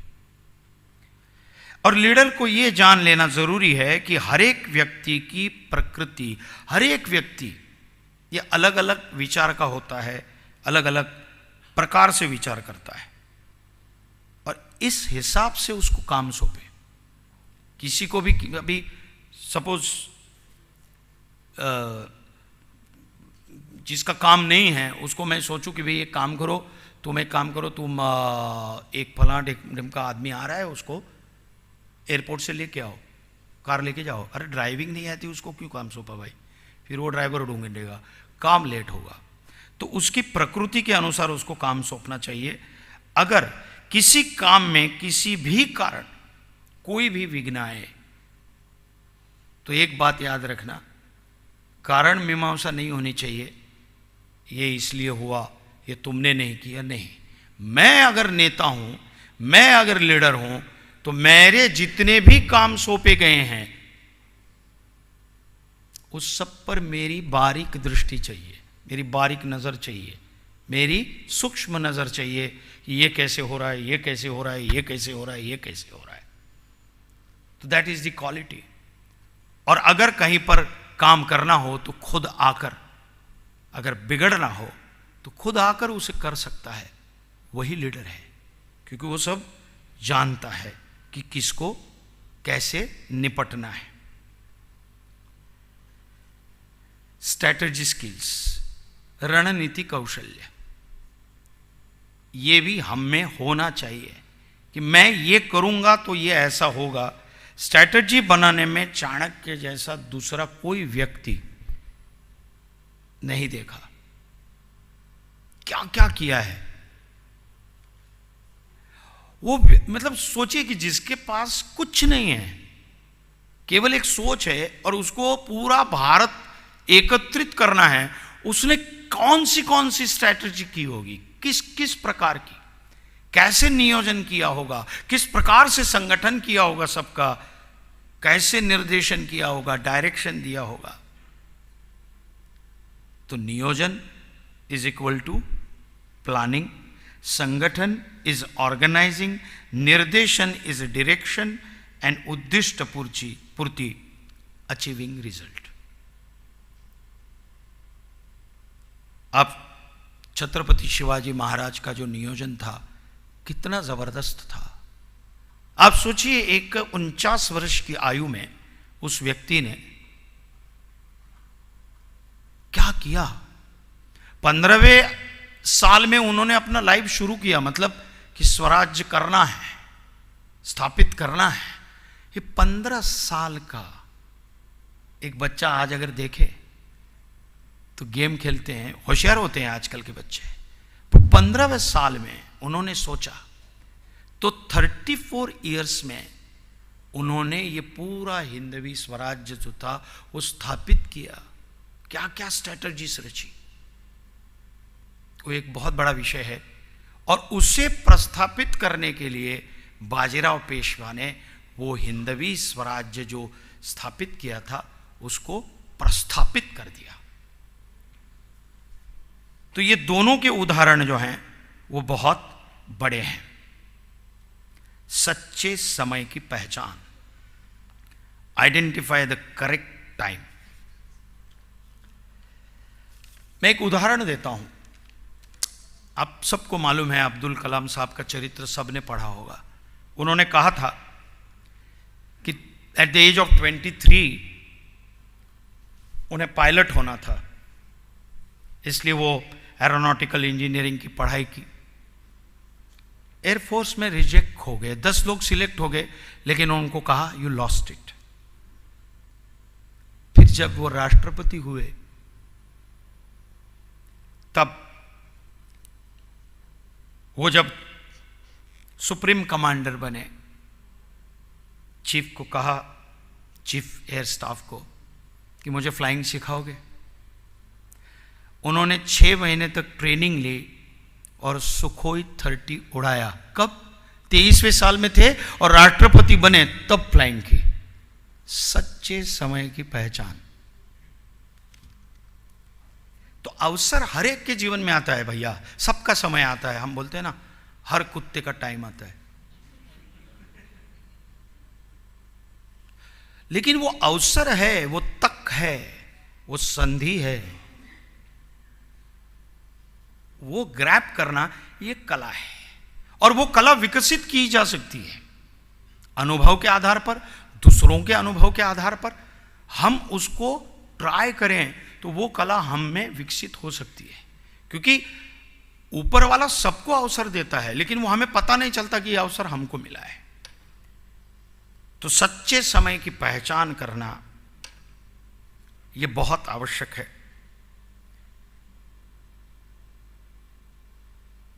और दूसरी एक बात,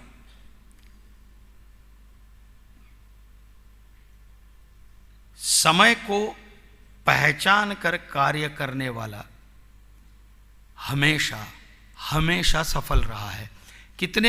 कई उदाहरण हैं।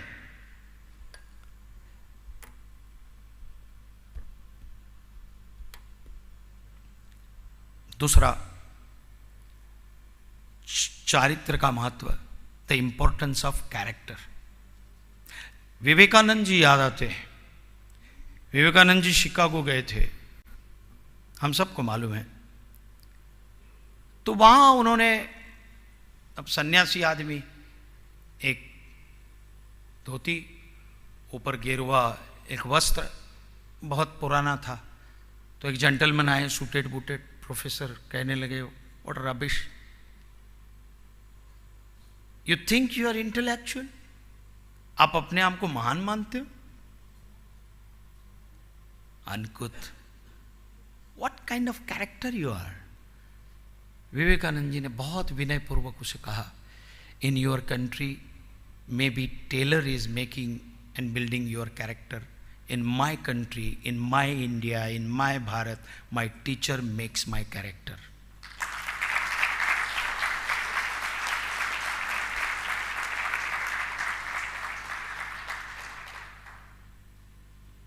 तो बहुत अच्छी कहावत है,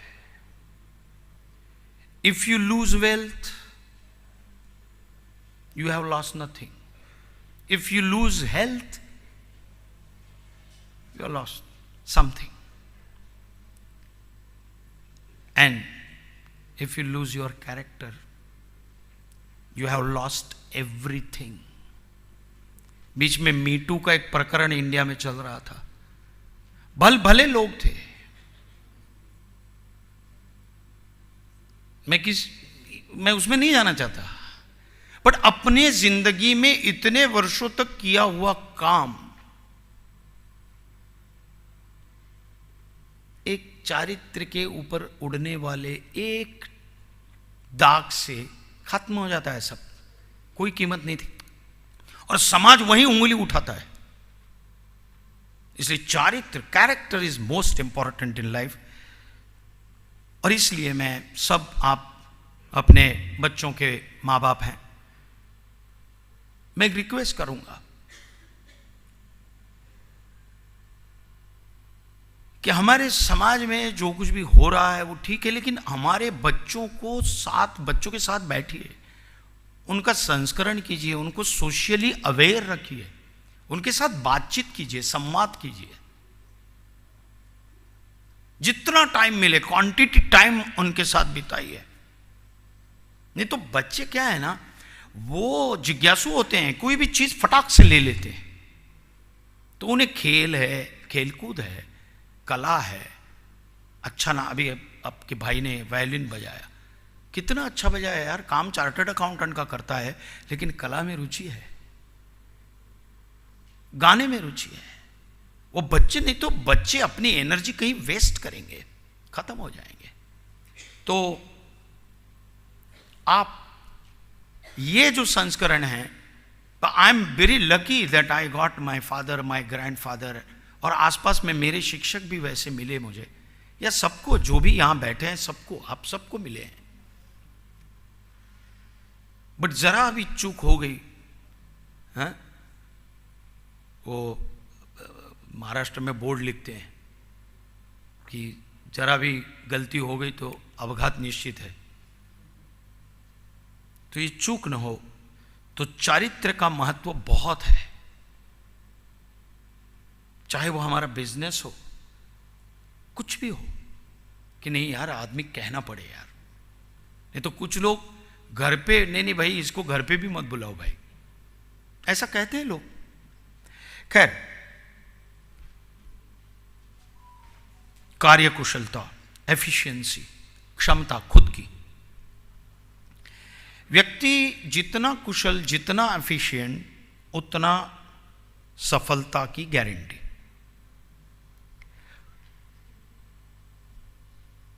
पहले निश्चय करना है कि हमको कार्य करना है। क्या कार्य करना है? ये कार्य करने से पहले ये सोचो कि ये करने से क्या लाभ होगा, और जिस इरादे से कार्य कर रहे हो वो ध्येय पूरा होगा या नहीं, और कितना समय लगेगा। और एक बात, जिस उत्साह से ये काम शुरू करते हैं आप, वो उसके लक्ष्य पूर्ति तक वो उत्साह जो है, वो एंथुजियाज्म जो है, वो उतना ही बरकरार रहना चाहिए।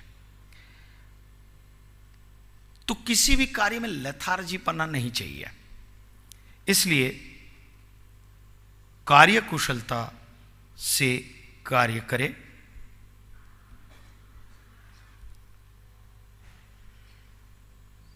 हमारे चाणक्य जी ने एक बहुत कमाल का एक सूत्र दिया है कि शेर से एक, बगुले से एक,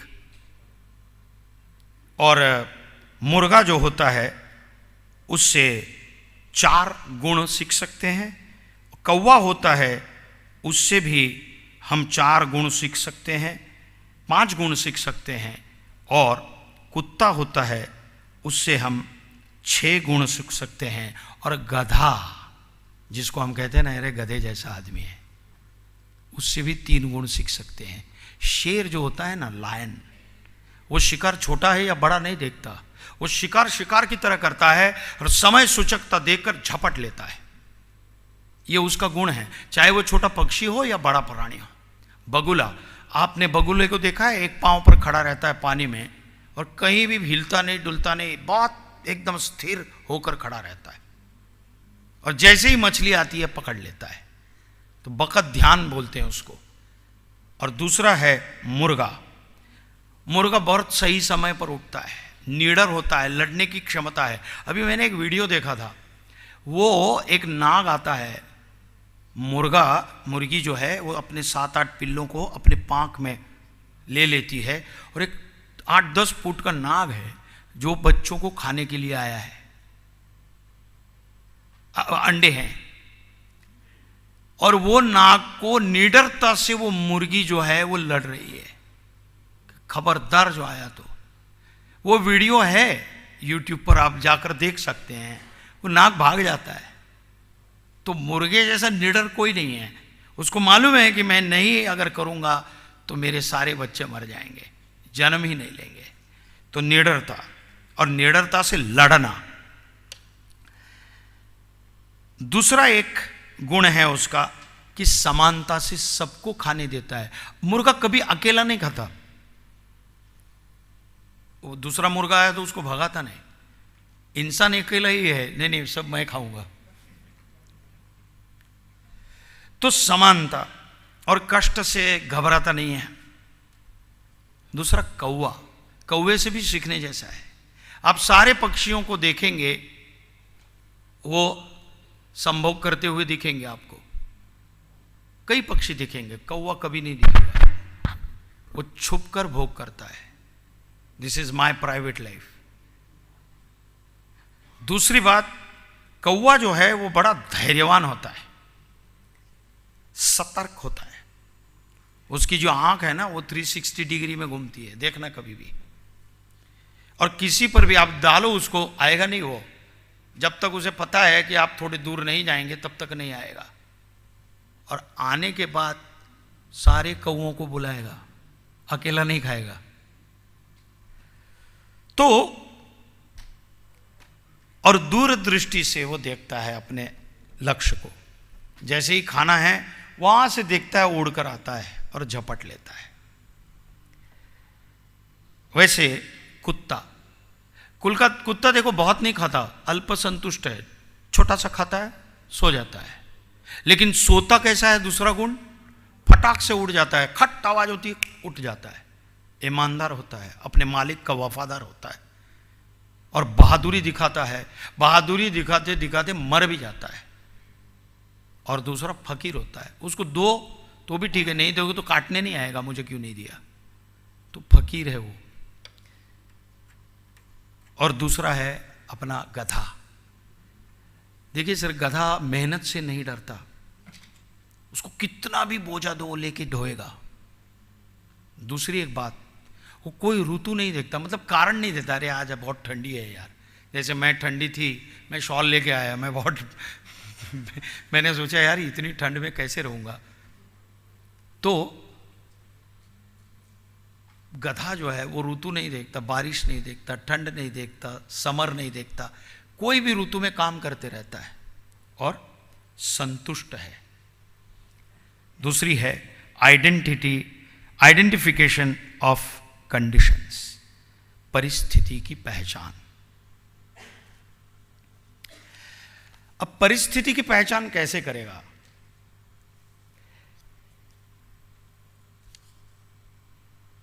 सिर्फ योजनाएं अच्छी बनाना, ये तो हम इंटेलिजेंट है कर सकते हैं, लेकिन आज ये अनुकूल है या नहीं है, ये करूं या नहीं करूं, करने योग्य है नहीं है।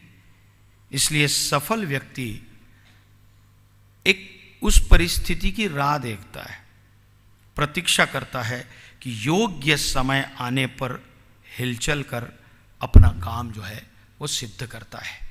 हम शिवाजी महाराज का चरित्र पढ़ेंगे तो आगरा में जब वो आए तो उन्होंने देखा कि औरंगजेब के आसपास के जितने भी लोग थे वो लालची थे, एक को छोड़कर, मानसिंह शायद उसका नाम, मेवाड़ का था, उसको छोड़कर सब लोग लालची थे। उन्होंने तुरंत साहूकार के पास से गिफ्ट लाकर दे दी, लालच, परिस्थिति भाव ली कि ये लालची हैं, इनको पकड़ो। और महत्व का है धीरज, पेशेंस। हर एक सफल व्यक्ति के पास ये गुण होना बहुत जरूरी है। पेशेंस के अलावा कुछ नहीं है। हम लोग एक्टिंग करते हैं, एक टेक होता है, अब देखो 3-4 एक्टर हैं, एक बार किसी और से भूल हो गई, रिटेक। दूसरी बार वो ट्रॉली पुलर होता है, वो ट्रॉली पुल करने में अगर उसने गलती कर दी, रिटेक। तीसरी बार तीसरा एक्टर भूल गया, रिटेक। चौथी बार किसी ने आवाज की, अरे यार क्यों साउंड किया यार, वापस रिटेक। तो रिटेक पे रिटेक होते हैं, कोई इरिटेट नहीं होता, क्योंकि पेशेंस है। और पेशेंस ही बहुत इंपॉर्टेंट है, क्योंकि झट से कुछ प्राप्ति नहीं होगी। पी मराठी में कहावत है, पी हळद हो गोरी, फटाक से गोरा होना है, नहीं नहीं, ऐसा गोरा नहीं होता भाई। तो धीरज बहुत जरूरी है। आलस का त्याग, अबेंडमेंट ऑफ लेजीनेस। अब इसके बारे में मैं क्या बोलूं, हम तो बचपन से सुनते आए हैं। तो ये बहुत जरूरी है कि आज कल करे सो आज कर, आज करे सो अब, ये कहावत ध्यान में रखकर काम करना। ये भी उन्होंने कहा है। व्यसन का त्याग, एडिक्शन, क्योंकि व्यसनाधीन लोगों का क्या कहें भाई। मैं अक्षय कुमार का उदाहरण दूंगा आपको। अक्षय कुमार सुपरस्टार है, एक बूंद दारू की नहीं पीता, मैं भी नहीं पीता। और आजकल का जो यंग जनरेशन है, क्योंकि एडिक्शन है, वो आपको खत्म कर देगा, समाप्त कर देगा। तो अक्षय कुमार सुबह 4 बजे उठते हैं, आलस नहीं है। हम लोग शूटिंग में जाते थे, हमको भी 4 बजे उठाता था। अरे भाई, अच्छा वो वैसे हेवी ड्यूटी व्यायाम नहीं करता, वो सपोर्टिंग वाले, डोले शोले बनाने वाले। मतलब 10 माले की बिल्डिंग है, तो 10 माले की बिल्डिंग, वो कुछ नाम है उसका, वो व्यायाम करता है, दौड़ता है, चलता है, लाइट व्यायाम करता है। बट शाम को, रात को 10 बजे सो जाता है, सुबह 4 बजे उठ जाता है। और कभी भी मैंने इतनी फिल्में की उनके साथ, 12 फिल्में की, कभी भी मैंने उनको दारू पीते नहीं देखा, और न पीते हैं वो। तो व्यसन का त्याग, और जैसे मैंने कहा मधुर वचन, ये बहुत इंपॉर्टेंट है। Sweet promises. भैया अगर कोई प्यार से बोले ना, तो शत्रु भी अपना हो जाता है। और मीठा वचन बहुत आवश्यक है, चाहे आप परिवार वाले हो, चाहे आप बिजनेस वाले हो, चाहे आप स्टेट्समैन हो। कठोर शब्द का प्रयोग लगभग लोग सहन नहीं करते। एक बार सहन करते, दूसरी बार ध्यान नहीं देते, बोले इसके बाद जाओ ही मत। तो मीठा वचन ये बहुत जरूरी है। और हार्ड वर्क, कठोर परिश्रम बहुत जरूरी है। और दूसरा, सही समय की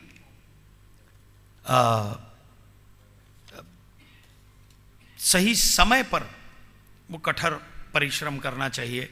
हर बार गद्दा मजूरी नहीं करनी चाहिए, बुद्धिमत्ता से परिश्रम करने चाहिए। सो हार्डवर्क का कोई पर्याय नहीं है। So never stop fighting until you arrive at your destine place. बिना मेहनत के कुछ भी प्राप्त नहीं होगा, और सक्सेस का कोई शॉर्टकट नहीं है। और एक बात, जो पुरुषार्थ करता है ना, उसको भाग्य भी, नियति भी साथ देती है। भाग्य के भरोसे पे कोई बैठा है, ऐसा अगर रहा तो वो मराठी में एक कहावत है, असेल माझा हरी ते दिल खटल्यावरी। ऐसा कोई नहीं देता, आपको पुरुषार्थ करना ही पड़ता है। और कठोर परिश्रम, बुद्धिपूर्वक परिश्रम, अपने गोल को ध्यान में रखकर अगर परिश्रम करोगे तो फल निश्चित है। दूसरा है सीक्रेसी। अपने काम में सीक्रेसी रखना। किसी की बात ये हुआ जग जाहिर करो, ऐसा नहीं, क्योंकि उसका दूसरा लोग गलत फायदा उठा सकते हैं। अगर पारिवारिक तौर पे भी, अरे मेरी बेटी की शादी यहां कर रहा हूं, अच्छा वहां से जाके उसको वहां बोल देंगे, अरे भैया ये तो ऐसा है वैसा है, इसकी तो इतनी लायबिलिटीज हैं वगैरह वगैरह वगैरह, वो रिश्ता होने वाला भी टूट जाएगा, काम होने वाला भी बिगड़ जाएगा। अगर बिजनेस में भी कोई सूत्र है तो उसे गुप्त रखो, सीक्रेसी रखो। और हमारे यहां कहते हैं ना, दीवारों को भी क्या होते हैं, वो कहावत वहीं से ही आई है। दूसरा है खुद को जानो, खुद को जानो। हमारे यहां प्रॉब्लम यह है कि हम है ना अपने को दूसरों की आंखों में, दूसरों की कृति में देखते हैं, दूसरों की कृति में देखते हैं। ये आजकल का सोशल वर्ल्ड जो है या सोशल मीडिया है, उसका ये परिणाम है। मैं कौन हूं, मुझे क्या चाहिए, मेरी क्या क्षमता है, मैं क्या कर सकता हूं, ये नहीं जानेंगे। उसका देखा ऐसा होना चाहिए, उसको इतने फेसबुक में लाइक आए, मुझे भी आने चाहिए। वो लाइक आने के लिए मैं कुछ भी करूंगा।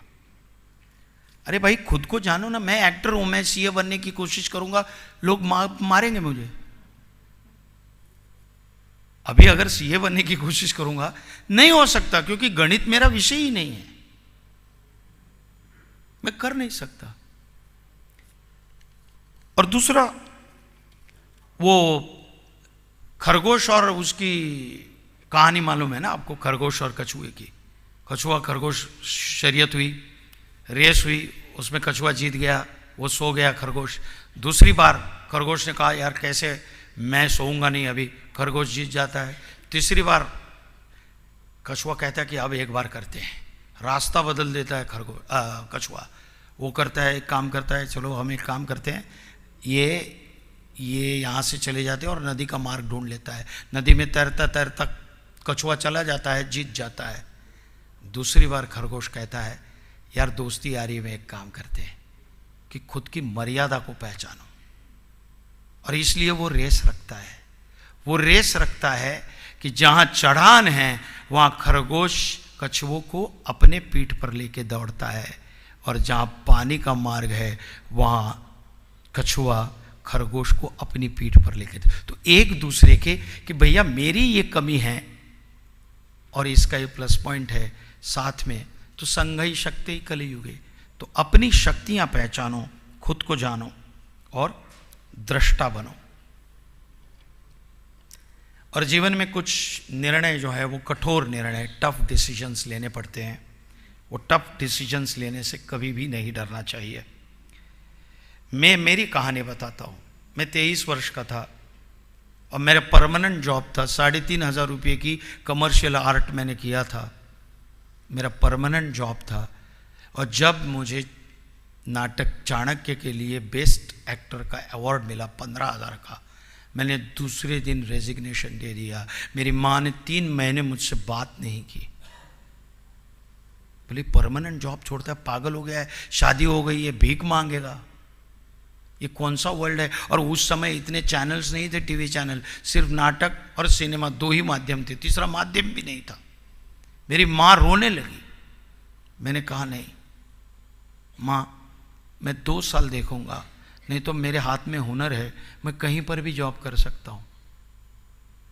और ईश्वर की दया से वो उस समय जो निर्णय लिया था वो ऐसे ही हैंकी पैंकी नहीं लिया था, किसी की आकर्षण की वजह से नहीं लिया था। मेरे अंदर मैंने जाना था कि मैं यहां अमर्याद तरीके से काम कर सकता हूं, यही एक्चुअली मेरा स्थान है और यहां पर ही मैं मेरा उत्कर्ष कर सकता हूं। और इसलिए मैंने वो प्रोफेशन चुना जो बहुत मतलब अनसर्टन है, कोई उसकी सिक्योरिटी नहीं है वो प्रोफेशन की, ये प्रोफेशन की। अगर आप में गुणवत्ता नहीं है, गए काम से। तो मैंने छोड़ दी नौकरी। माँ ने मुझे कहा 3 महीने के बाद मुझे जब प्रोजेक्ट मिला, पहला प्रोजेक्ट राव नाम की बाजीराव पेशवा के ऊपर सीरियल थी, वो मिलने के बाद मेरी माँ जो है वो शांत हो गई। और उसके बाद आपके आशीर्वाद से, ऊपर वाले की दया से और माँ बाप की कृपा से मैंने कभी भी पीछे मुड़ के नहीं देखा।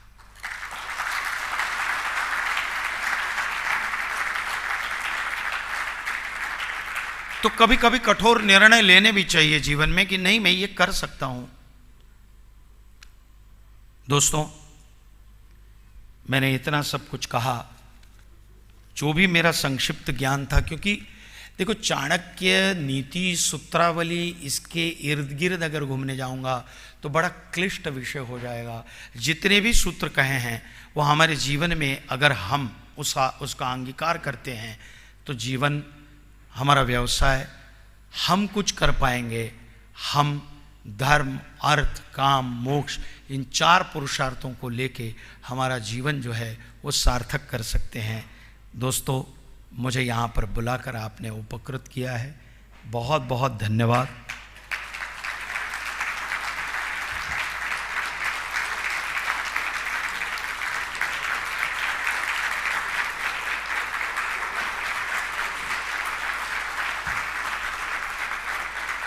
जाते जाते मैं 2 शब्द कहना चाहता हूं। जीना, ये जीवन जीना मां के स्वाभिमान के लिए, और जीतना, जीवन में जीतना जो है वो पिता की कर्तव्य परायणता के लिए।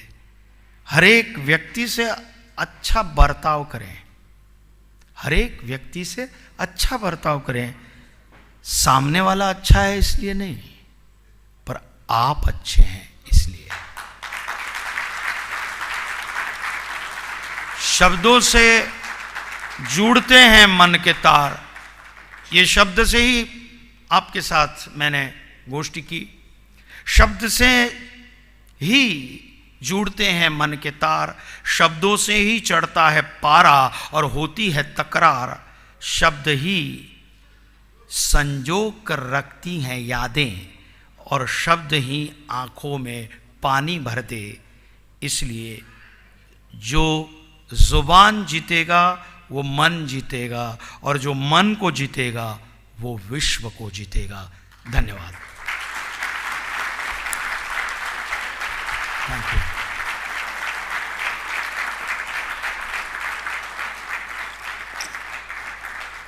Thank you. Thank you very much.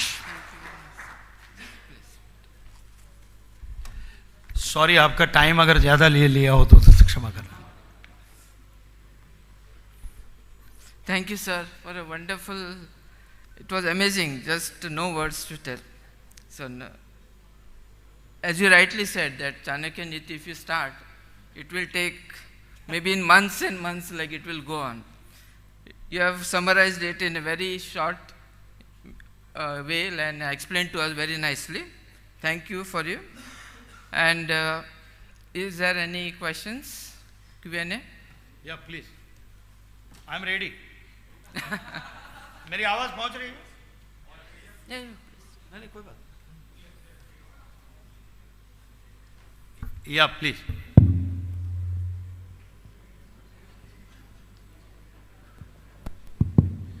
Sir बहुत अच्छा था आपका स्पीच। मैंने रिसेंटली महाभारत को देखा और अभी चाणक्य सुन के हमको लग रहा है कि बहुत कुछ है हमारा इतिहास में पढ़ने के लिए। मेरा क्वेश्चन जो है घमंड के ऊपर है और ईगो, ये जो चीज़ है बहुत बिजनेसेस और हमको जो करने वाला जो चीज़ है एफिशिएंसी, सबको वो क्या बोलते रोक स्टॉप आ जाता है उसमें, वो ईगो जो है। तो उसको वो दूसरा वाला आदमी को कैसे उसको सिखाए हम कि यार ये अच्छा नहीं है ईगो की चीज़। हर लोग को ईगो इम्पोर्टेंट है, बट उसको कैसे हम दूसरे आदमी को सिखाए। एक बात कहता हूं, अहंकार से क्या क्या हुआ है, ईगो से क्या क्या प्रॉब्लम हुई है और कौन कौन रसातल में गया है, खत्म हुआ है, ये हमारे पास बहुत सारे उदाहरण हैं। किसी को सिखाने मत जाइए, उसका ईगो ही उसको सिखा देगा, क्योंकि वो लंबे समय तक नहीं चलता है भैया। देखो, जो हमारे बचपन में हमारे गुरुजी हमको एक छड़ी मारते थे, वो बेत की होती थी। बेत मालूम है, जिसका फर्नीचर भी बनता है, वो कहीं भी झुकती है ऐसे और लगती है सॉलिड। तो घमंड जो है ना, वो सीधी लकड़ी है ना, वो मारने के बाद टूट जाती है, वो रहती नहीं है। तो किसी का भी घमंड उतारने के लिए हम कोई नहीं है, वो उसको नियति, वो ऊपर वाला ही, उसके कर्म से ही। क्योंकि वो अगर जानता नहीं है कि वो क्या कर रहा है तो उसको माफ कर दो बेचारे को। दूसरी एक बात, हमारे बच्चों को यदि हम हमारे, वही मैंने बोला कि हम अगर उनको बचपन से ही सिखाएं, जैसे योग है कि मैं ये कर रहा हूं, मैं घमंड में जी रहा हूं, तो वही मैंने बोला ना, सुखस्य मूलम धर्मा। वही देखो, अहंकार से आपको 2 मिनट, मतलब आप 2 साल 3 साल जियोगे उसमें, ईगो प्रॉब्लम होगा, मैं बड़ा हूं, लेकिन एक दिन कोई तो आएगा चाणक्य उसके जीवन में, और वो ज्यादा दिन नहीं टिकता भैया। ये मैं नहीं कहता, ये हमारा सारा वांग्मय कहता है और सबके अनुभव है। तो किसी को सिखाने मत जाइए, खुद को बोलिए कि मैं कभी घमंड न करूं, क्योंकि हमसे, हमारे आचरण से ही आसपास के लोग सुधरेंगे और लोगों को भी आपकी तरफ आकर्षण होगा कि नहीं यार, ये तो बहुत सीधा सरल आदमी है और काम में भी अपने जबरदस्त है। तो जरूरी नहीं है किसी को हम सिखाने जाए कि उसका घमंड तू वह कम कर, नॉट नेसेसरी। उसको खुद रियलाइज होने दीजिए। That is what I feel.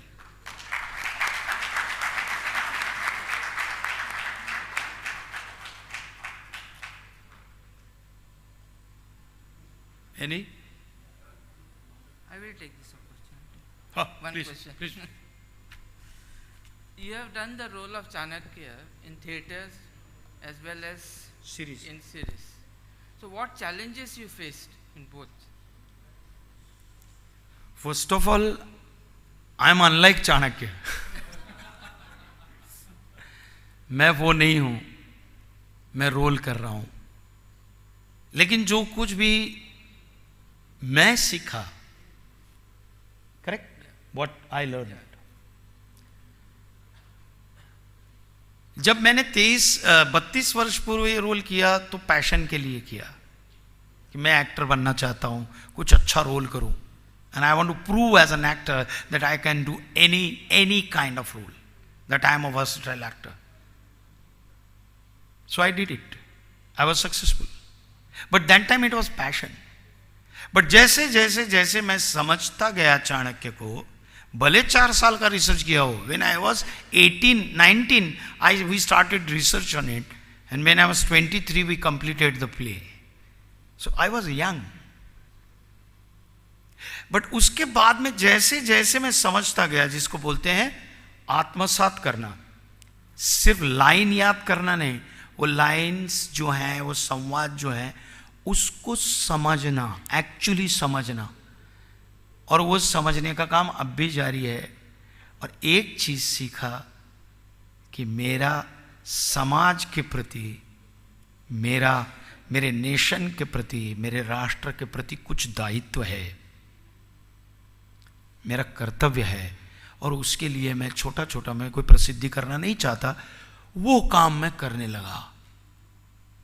What Chanakya did, तो उसका अंश भी करूं तो भी काफी है, क्योंकि चाणक्य एक बहुत बड़ा समंदर है, बहुत बड़ा.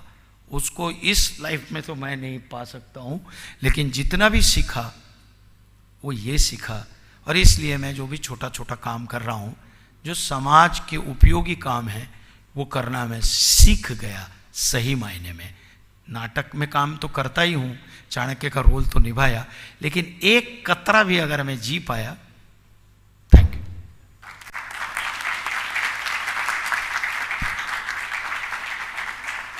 Thank you very much, sir. Now I would like to call upon our chairperson, C.A. Sharmila, and our past chairperson, C.A. Meenakshi Sundaram, to come on the stage and hand over the memento to Padma Shri Manoj Joshi.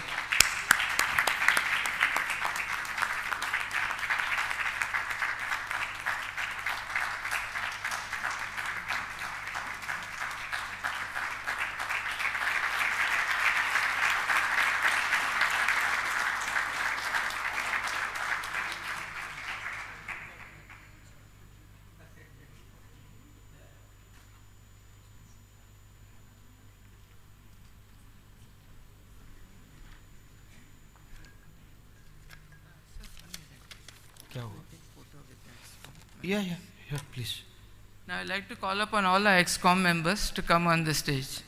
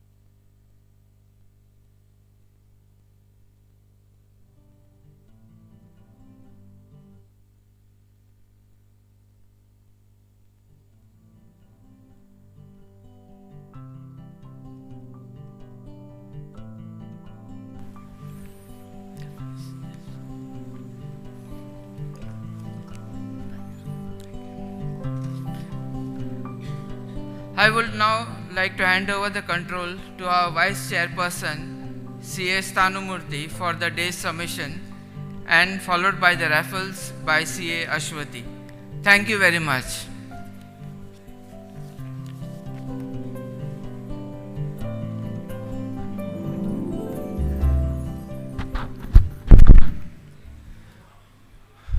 Good evening, one and all. What a day. What a day.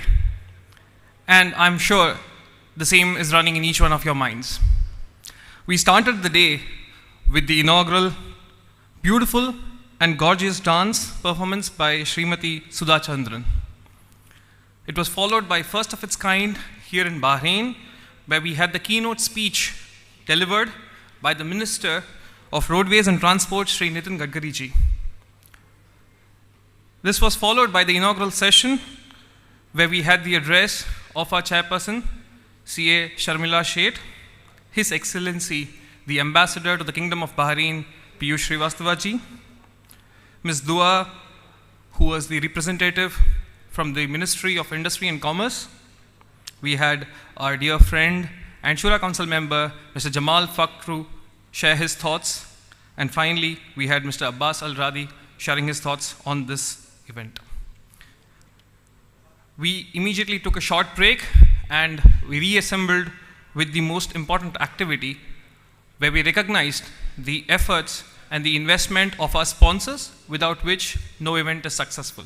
So we had the felicitation of the sponsors, the annual and the event, title sponsors.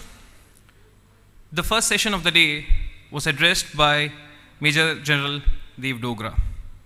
His theme was on act now, because it will be later if you don't act. But you see, this is coincidence. What our present speaker, the last speaker, spoke was very much in sync with what we started the day with, where you have to act, and nobody can find success without action.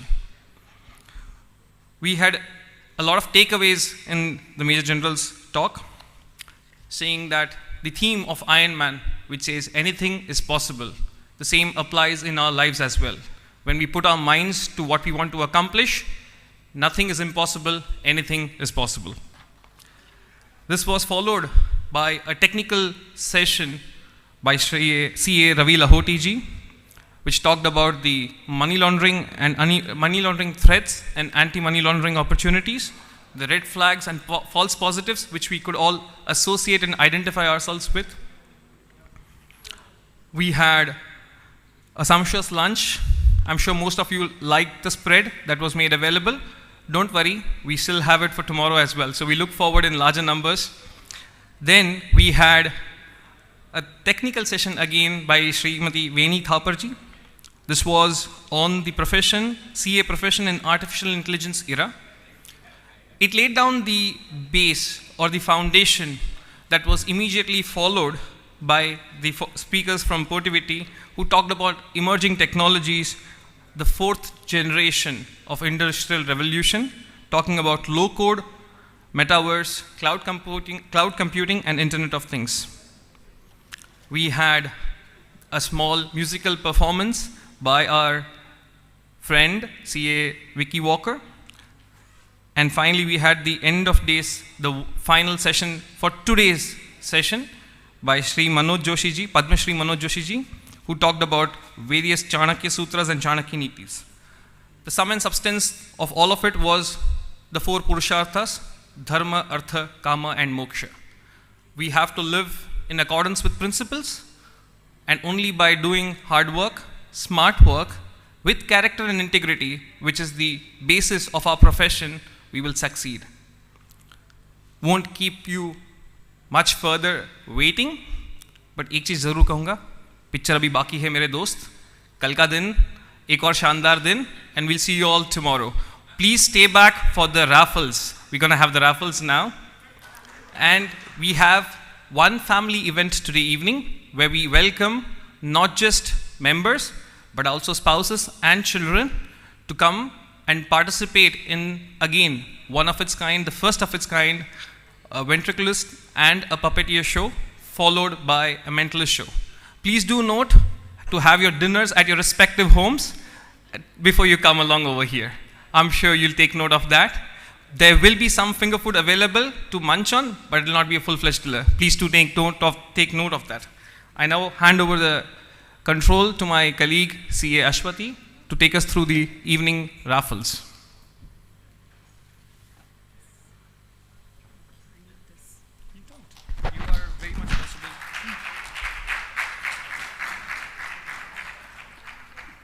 Thank you, CA Stanu.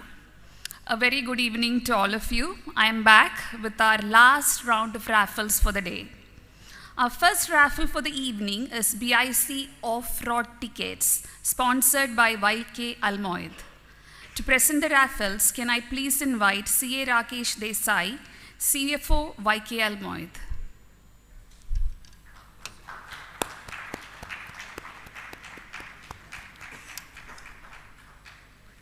Can we please have the winners?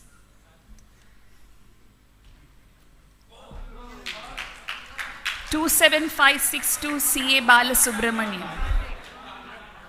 Calling 1, 2, 3. Is there?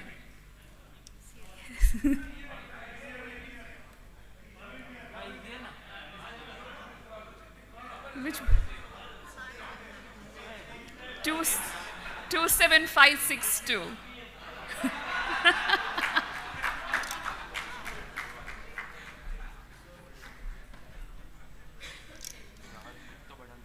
Can we have the next winner, please?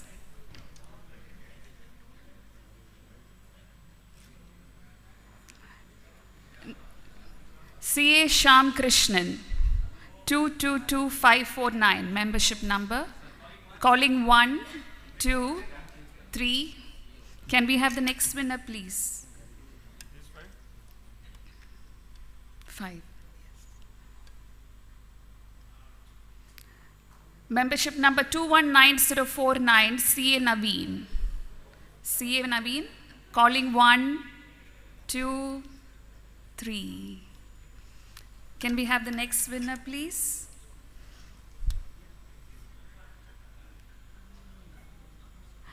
(45286), CA Vikas Gupta.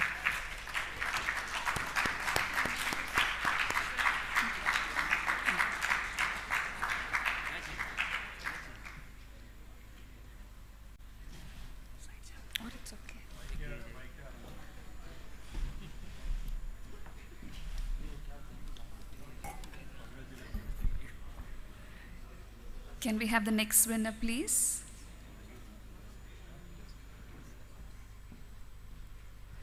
Membership number 22599, CA Mani Lakshmanamurthy.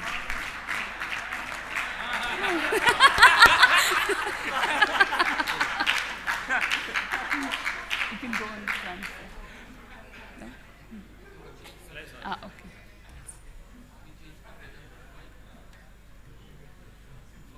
A next winner, please.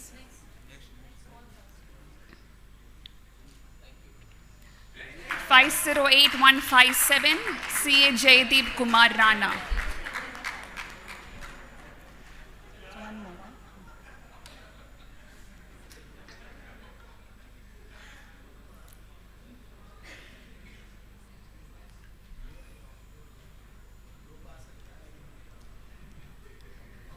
Can we have the next winner, please?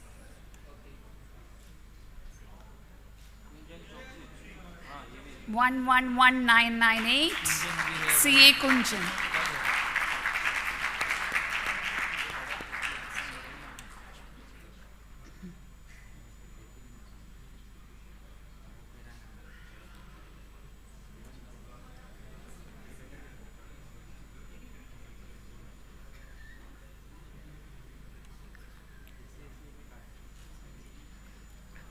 Thank you, sir, very much. So now the 9th March is the expiry.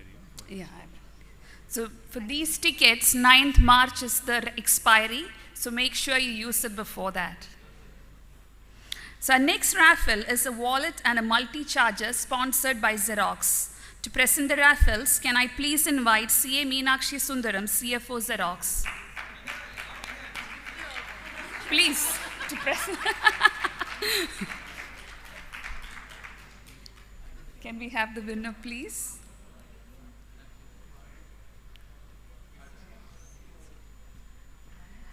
204163, CA Vasudevan KM.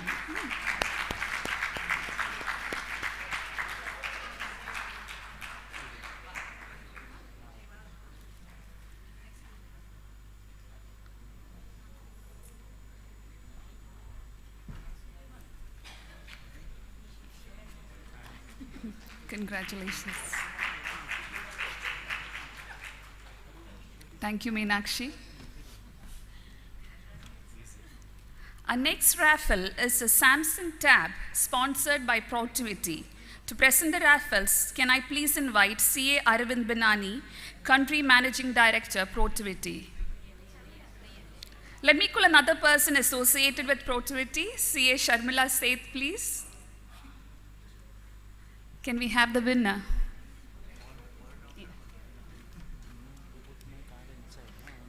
I did.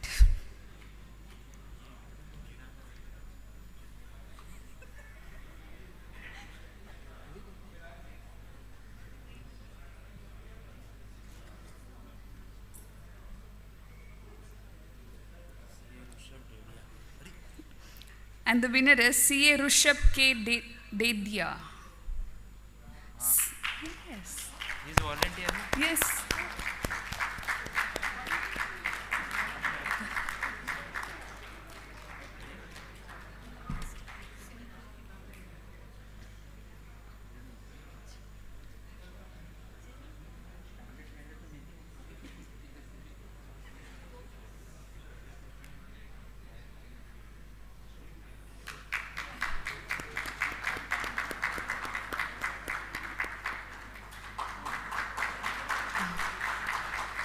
Thank you. Yes, thank you, Sharmila. Our next raffles are movie tickets by Cineco. To present the raffles, I would like to invite K. Yugandhar, CFO Cineco. Any other representatives from Cineco, please? Sharmila, can we have you back here to give the...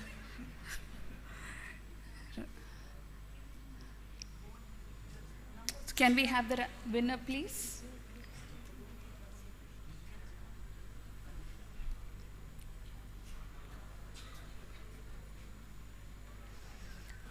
$215,332. Next, please.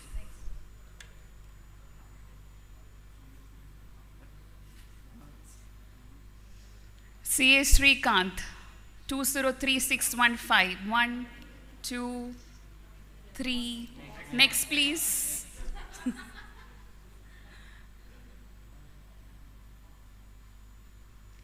Oh, next, please.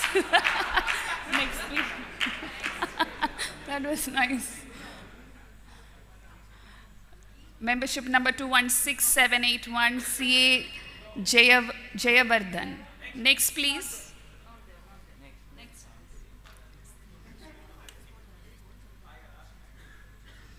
119369, CA Neeraj. Yes. Oh? Yes. Next, please.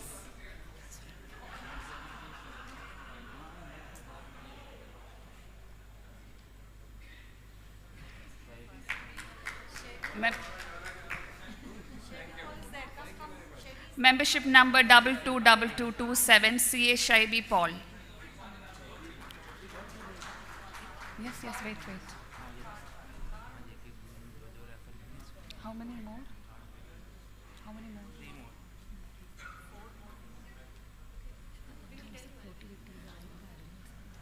No, it is not.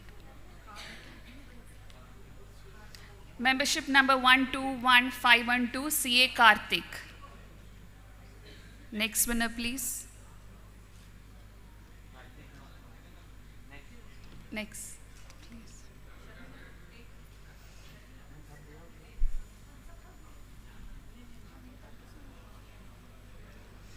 $602,437, CA Akash Shetty. Next, please.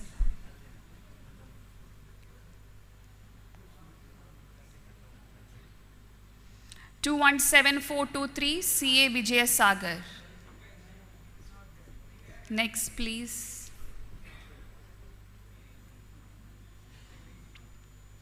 (87563) CA Sanjay Gupta. No. Next, please.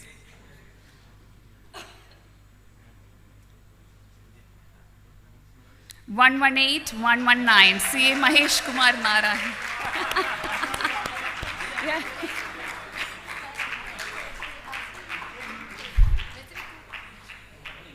Yes. Due to paucity of time in his walking here, I am collecting.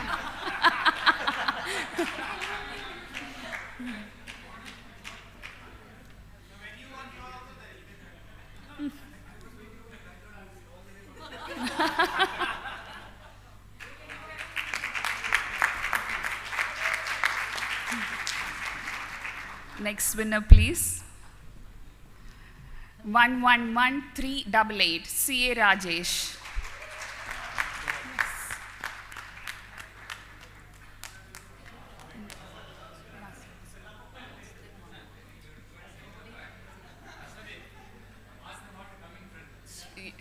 Yes, that is. Next winner, please. 122713 CA Jasmeet.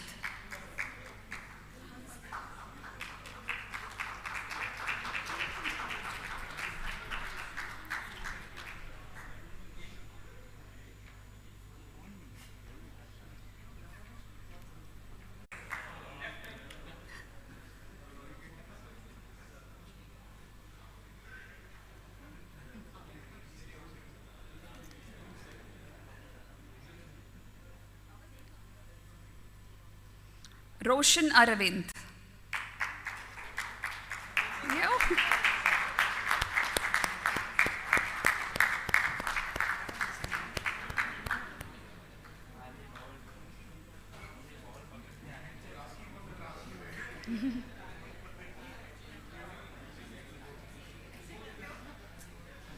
Congratulations to all the winners and thanks to the sponsors. That brings an end to our first day of the conference.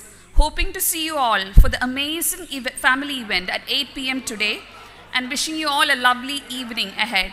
Thank you.